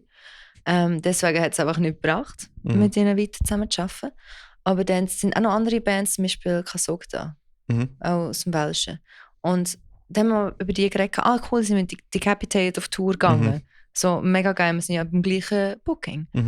Und schlussendlich schaust du, wenn das die gespielt haben, okay, es war eine Bayern-Tour. Wenn irgendwie gerade als erste Band von 4 spielst, es ist klar. Dann haben die wahrscheinlich die gleiche Anfrage von mir bekommen haben und einfach, ja. Oder eben Nile bekommen wir auch immer Anfragen. Wir haben mit Expero davon gehört, dass sie oft eben so Anfragen bekommen. Ja. Und ist so, ja, halt bei uns. Aber Nile, 6 Feet Under haben wir bekommen, Belfagor haben wir so, glaube ich, auch bekommen. Ja, aber 6 Feet Under, ich meine, da machst du ja Minus und doppelt. Ja. Du zahlst und du machst dich unbeliebt. Aber ja. Doppeltes Minusgeschäft. Ja. Also es gibt kein irgendwie Mittelweg Das zum kommt. als wachsende Band irgendwie. Weil ich sehe bei den Hardcore-Bands, die machen viele Weekenders und so, aber du fahrst 7 Stunden irgendwo, spielst 1 oder 2 Shows, Schlafst auf der Bühne. schaffst auf die Bühne, Ja. gehst nachher zurück und du hast einfach Geld verloren. Oder? Ja. Und sonst, sonst halt immer in der gleichen. Also es ist sehr schwierig irgendwie zu. Aber ich weiss nicht, wie machen das Bands, die so ein bisschen grösser geworden sind, wie zum Beispiel auch Paleface in den letzten paar Jahren? Zuerst online groß. Ich glaube immer noch, Paleface hat Glück gehabt mit Corona. Das auch, aber es ist Die haben, nicht. Es die ist haben nicht dort nämlich sich quasi nochmal neu erfinden, Ja. haben das neue Ja. Album geschrieben, haben dann gesagt, wir machen etwas Gescheites, haben ein fettes Musikvideo produziert, irgendwie Kontakt gehabt, dass das Musikvideo können es ist produziert werden, definitiv right dass das place, right können time, right gepusht music. werden und dann Ja. dann haben sie das Musikvideo rausgebracht und dann haben sie stabiles Zeug rausgebracht und durch das halt Covid war, Mhm. sind die halt Mhm. ihre Zahlen in den Himmel Mega, rauf, in den mega. Himmel rauf und dann haben sie halt die nächste Tour gerade können. Mhm. Wir sind Aber- jetzt eine anständige Band, wir können jetzt eine Tour machen. Ja. Das, was der Ricky sagt, stimmt schon. Sie sind zuerst online gross geworden und dann hast du es nur noch müssen umwandeln in eine Touring. Ja, aber eben, das Ding oder? ist, online gross werden ist das eine, aber sie haben wirklich das Glück gehabt, dass du quasi, wie kannst du nach Corona schon nochmal alles neu starten. Das stimmt schon, aber es ist schon, es zeichnet sich ein bisschen ab. Ich meine, Peyton Parrish, Frog Leap und so, die haben das auch so gemacht. Ja. Ja, stimmt. Ja. Ich denke, Xander ist die nächste Ist aber Band, genau. die es eben so wird sein. Und deswegen, wir haben am Donald letzte Woche gesagt, so, weil, schau, der Grund, warum wir die ganze Zeit Paleface-Vergleich bringen, weil wir haben den Rise gesehen und er war sehr ähnlich gewesen wie sie jetzt, oder? Weil sie haben die jungen Fans, die halt teilweise linke Fanboys sind und andere, die American, Hunter. Und so. Ja, sie, ja. sie haben so ein breites Ja. Spektrum an Fans, Voll. meistens in den USA zum Beispiel, oder? Und dass wir sehen, dass es könnte in diese Richtung gehen, oder? Und du musst irgendwie zuerst einfach online. Ja, heute ist das eher der Weg. Ja. Mhm. Es geht nicht mehr darum, möglichst viel Deswegen sollte ich flyern. mehr Videos auf TikTok, mehr lustige Videos. Hey, ich verwalte nichts von unserem Social Media. Also falls jemand sich ist- fragt, ich habe nicht mal die Logins. Das ist für die geistige Gesundheit auch wesentlich besser. Ja, nein, ich mache es einfach nicht gern. Deswegen, also bei uns macht es der Ketamin. Mhm. Ja, das ist Der schon macht es gut. gut. Ja. Aber ja, also wir probieren auch immer irgendwie zu finden, ja, wie kann man das machen? Oder es ist sehr schwierig, zu sagen. Oder wir müssen wieder anfangen, regelmäßige Podcasts zu machen und mehr Clips. Also das Instagram ist viel zu leer. Ich bin sehr schlecht mit Clips, weil du musst halt den Podcast irgendwie. Jetzt habe ich halt eine Flaggenfunktion, ich muss herausfinden, Wir wie das sollten funktioniert. das einfach aufschreiben. Ja. Ja, weil das mit den Clips ist ja wie, ihr habt es ja schon, der Content ist schon da, ihr müsst ihn nur richtig schneiden und releasen. Wir brauchen einen Also- Lehrling.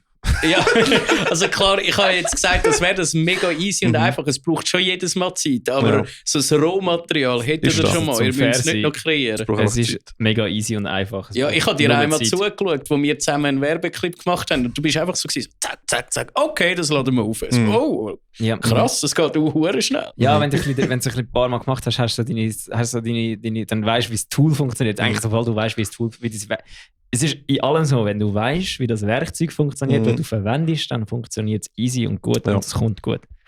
Ja, gut, Und- ja. Auch nochmal, gerade nochmal eine Live-Lesson für alle jungen Bands. Du kannst nichts in Post fixen. Mhm. Wenn das Material, das reinkommt, nicht Shit, gut ist, kann das shit. Material, das rauskommt, auch scheiße. Shit in, shit out. Du musst, wenn du aufnimmst, möglichst gut aufnehmen und dann kommt es gut. Voll. Du kannst Yeah, nicht, yeah. Yeah, yeah, yeah, yeah, yeah! Jetzt ohne Scheiß, wenn du noch ein bisschen mehr so Dreck drin würdest geben, hättest du den Headfield. Yeah, yeah! Jawohl. Damn. das- ja, okay, das ist nicht. Das ja. fühlt sich nicht gut Dann an. machen wir das nicht. Kannst du es, Ricky? Yeah, yeah, yeah, yeah, yeah. Ich kann hure gut Leute nachmachen, aber irgendwie Brian. trotzdem nicht singen. Komm, Brian. Das ist Wow. Perfekt. Ja. Perfekt. der Hatfield. Ja, Sieger. Du heisst in meinem Handy im Fall Voll. immer noch Brian Hatfield. Geil. Aber dann so Zukunftspläne, was denkt ihr so sind die Next Moves aus einer neuen Musik release? Hey, eben ein bisschen neuere, andere Musik releasen. Mhm. Das ist der Plan. Und sagen wir es so, ich hoffe, bessere Shows spielen als in den letzten 10 Jahren. Mhm. Wäre schön. Mhm. Ich habe das Gefühl, wir stagnieren gerade ein bisschen. Mhm. Aber ich habe das Gefühl, allen geht es in der Szene gerade Mhm. momentan gleich das Jahr.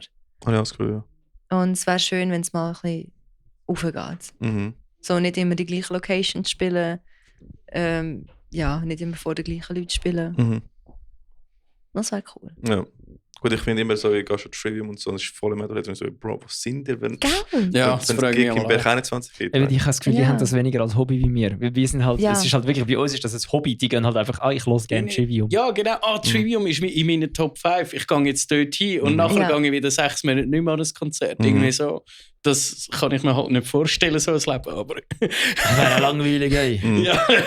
Und deswegen ist es schon wichtig für Bands, wie zum Beispiel Xonor, gestern haben wir auch einen Bruder mit dem Goon Patch gesehen und so, einfach das Lokale ein bisschen verbreiten. Oder? Unbedingt. Der Goon Patch. Warum eigentlich Goon? Was ist so ihr Ding? Was ist der Goon Squad? Goon kenne ich halt von Australien, das irgendwie so wie aus der Box ist. Das ist nein. Goon. Also in Amerika sind das so Hockeyspieler, die nur schlägeln können. Das sind Okay, Goons. das sind Goons. Der Donald hat es irgendwie erklärt. Ja, aber es gibt mega viele verschiedene Erklärungen. Voll. Mein- Es gibt auch ein Sexual Thing, wo Gooning heisst. Ja, es gibt auch... Was ist Gooning? Wie war es? Ich weiß es nicht. Ich habe es verdrängt und ich wollte es auch nicht mehr wissen, weil es ist wirklich schlimm. Also hat er Es alles ist in der letzten Folge Es ist so gesagt? etwas wie Ja. Kack, Okay. gewesen, aber nicht ganz. Google mal und tu es vorlesen.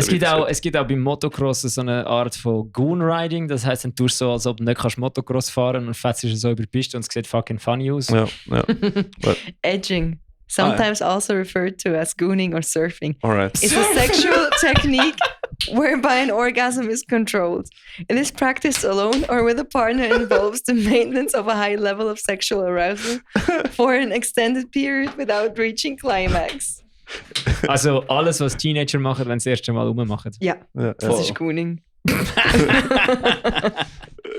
Darum haben sie so junge Fans. Oh. Ist das echt der Goon Squad? Ist das, was die Es sind machen? einfach so eine Horde Teenager, die einfach nur am Rummachen sind die ganze Zeit. Oh und nein. einfach darauf warten, dass er jetzt einfach einmal über die Hände für ihn nimmt und keiner macht es. Und dann sind sie auf dem WC und haben einfach so dicke Eier und denken so, nein, es tut weh. Nein, ich glaube, das stimmt, weil der mit der Maske ist aber nicht der Main Character, das ist einfach ein Goon. Wahrscheinlich, weißt du, gerade abstirbt oder so. Wo am Goon ist. Genau. Ey, mir kommt etwas in den Sinn. Sveti, magst du dich erinnern, wo du bei meinem Podcast Gast warst? Weißt du noch, was ich am Vorabend gemacht habe? Ich habe jetzt Du hast Angst. Goons. Nein, jetzt Angst. Der Brian dann so, ja, geil, Sweetie. Du bist gespannt gewesen wie eine Seilbahn. Das auch, aber vor allem bin ich jassen. Stimmt, du bist jassen. Ja, und du hast zuerst gemeint, das wäre irgendein Codewort, vielleicht für Gune oder so. Du hast so gesagt, also, wie meinst du das, jassen? Bedeutet das irgendwie etwas? Und ich bin einfach halt wirklich jassen gegangen. Und das Geilste ist, letzte Wochenende bin ich wieder jassen. Und dann haben wir einen Coiffeur gespielt und dann habe ich... Jetzt kommt eben das Geile. Das Geile ist... Coiffeur spielt man auch 2 gegen 2, wie gegen Schieber. Also, ja voll. Wie Schieber 2 gegen 2, aber... Nicht, dass die Haare einschnuffst am Mikrofon. Alter, ich komme nicht zum Punkt. Nein! 2 gegen 2. Es kommt eben jetzt. 2 gegen 2 und beim Coiffeur machst du 20 Spiele und der Kollege und ich haben schon nach 19 gewonnen gehabt und darum haben wir nicht mal die Eicheln würgen. Einer, der jassen kann, weiss genau, was ich meine. Wir haben gewonnen, ohne die Eicheln zu würgen. Weil das wird nie besser. Der Brian schuffelt und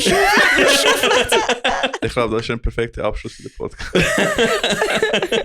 Wir haben etwas Neues gelernt. Gune. A.k.a. Jasse jetzt. Ich gehe jassen. Oh ja, so Messi, bist du dabei gewesen? Danke, habt ihr mich eingeladen. Und hast mit uns über Gooning geredet. Das war schön. Gewesen. Das hat mega Fun gemacht. Hey, Wirklich. voll. Gibt es irgendwie... Siehst du dich wieder mal regelmäßig Podcasts machen oder so? Hey, ich fände es cool. Wollt ihr über einen Podcast starten? Wir haben immer schon.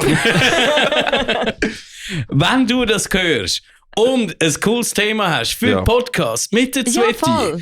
Absolut. Also, reach out. Open Danke. Casting. Also Marvel habe ich schon durch. Mhm. Also ich muss nicht wie gekommen, ich und der Josh will. Gut, Ja. Marvel ist auch Ich finde, sehr das ist niche. jetzt so, Ja, das ist mega das ist jetzt so ein entspannter Podcast. Ich glaube, ich könnte das auch mal wiederholen. Ja, Gerne sowieso. im Fall, ja. Aber ich finde so regelmäßige Podcasts, die finde ich schon noch cool. Marvel ist für mich ein bisschen zu Es ist nicht. zu Nische. Ja. Metal ist schon Nische, aber Marvel ist noch Nische. Ja, Oder voll. Schweizer Metal-Szene auf Schweizerdeutsch. Ich glaube, Ja. mehr Nische geht nicht. Mhm. Warte, haben ihr nicht mal auf Französisch noch etwas gemacht? Nein, auf Englisch. Englisch. Swiss Ist auf- Cheese. genau, Swiss Ja, Cheese, ja. aber nachher hat Spotify die Funktion von Songs laufen lassen, entfernt. Okay, Weil das ist schon eher so ein Radio-Podcast gewesen. okay. Ja, schade. Hey, ja, ich habe es immer gerne gemacht, Podcasts. Also von Mhm. dem her. Vielleicht mache ich es irgendwann wieder. Mhm. Wenn du findest, Sveti wäre eine gute Du könntest deine Moderatorin. Memoiren für Podcasts. Eben, unbedingt. Das wäre toll. Gig-Stories mit Sveti. Ja. Oh. Ja, das wäre der Hammer. Aber dann müsstest du alleine Podcast. Ja. Das ist so ein bisschen. Oder mit einem anderen Fangirl Ja, oder Fanboy. Ja, Also, das wär's. Du, ganz ehrlich, ein Podcast von 2 Fangirls, weil es gibt so viele Brudis in dieser Szene, wo etwas machen. Wir brauchen mehr Feminine Energy. Gell, sind alles Brudis. Ja. Eben. Gib Gegensteuer. Fangirl Podcast. Ich kenne keine Girls. Mal, die Michelle hat sie nicht auch einen Podcast angefangen? Sie hat mal die Idee Ja, gehabt. doch. Oder weil, Ich glaube, sie haben mal wählen. Sie hat mal Ja. hat sie mal wollen, irgendetwas über Vögel. Ja, ich weiß. So in dem Stil, ja. Ja. Ja. Ja. Yes. Alright. Das wäre eine Idee. Das finde ich cool. Also, ich bin noch nicht so vogelbegeistert. Wie nennen wir Brudine, finde ich ein blöd Wort. Ich finde Mhm. Brudis und Schwöstis eigentlich geiler. Brudis und Schwestern. Können wir aufhören Brudine sagen, sondern jetzt Schwöstis Kann man sagen? schon, Also sagen wir, ja, das ist herzig. Schwöstis Mhm. dann Schwöstis. geil. Voll. Ja, finde ich cool. Also, Also, hey. das ist mal Podcast gewesen. Yeah. Das hat Spass gemacht. Danke, Boys. Danke, Jetzt war Brian Sveti. gewesen. Brian hat überlebt. Oh ja, es geht mir wieder gut. Und man merkt es mit der Stimme. Hey, ich fühle mich So. richtig unadäquat da gerade. Ich habe gesagt, was Inadäquat. machen wir da? Und der Brian ist so ein Profi. Mhm. Und schalt auch du nächste Woche bei Metal Servola auf Spotify. Yeah! Check it out. Check it out. So gut. Jetzt werden wir dann unter Druck gesetzt, um nächste Woche eine Folge rauszubringen. Bringen einfach die wir vorher angespittet haben, eine Woche nach dem. Oder wir bringen haben die die jetzt. gespittet? Und die hat ja nicht so Wir viele haben- Daten drin, das heisst, die könnten wir auch nächsten Freitag rausladen. So. Könnt ihr machen, ja. Voll. Ja, wir haben gemerkt, dass wir schon lange keinen regulären Podcast mehr hatten und haben voran noch schnell 20 Minuten eine reguläre Folge Okay. aufgenommen. In dem Moment, wo du geläutet hast, sind wir fertig. Wow. gewesen. Ja, voll. Perfekt. Also das Ding ist, wir hätten einfach wahrscheinlich aber so lange weitergeschnurrt, bis du geläutet hättest. Von dem her, wärst 10 Minuten später gekommen, wäre die Folge einfach 10 Ja, Minuten voll. länger. Okay, Ja. sorry. Also, Ich das- habe den Dom Toretto gebraucht. Nein, das ist perfekt, das ist gut gewesen, das hätte müssen enden. Wir sind in freudiger Erwartung gewesen. das Thema ist, der andere ist eine halbe Stunde lang. Ist das lang genug für eine Folge? Ja. Fix. Okay. Also, EMS hat das Gefühl, sie können jetzt 20 Voll. Minuten Folge machen, das ist eine halbe Stunde mehr als genug. wenn du den Liebe Podcast, Jungs. wenn du den Podcast cool findest, wir haben einen Patreon, wo kannst du uns supporten. Wir machen halt nichts Spezielles, außer den Podcast, aber merci für euren Support. Yeah. Ciao, ciao. Bye, bye. Yeah. Junge, deine Stimme fickt mein Hirn, Yeah, Alter. yeah. Aber es Yeah. kommt so ohne rein. Ich habe das irgendwann einfach freigeschaltet. Tschüss, Motherfuckers.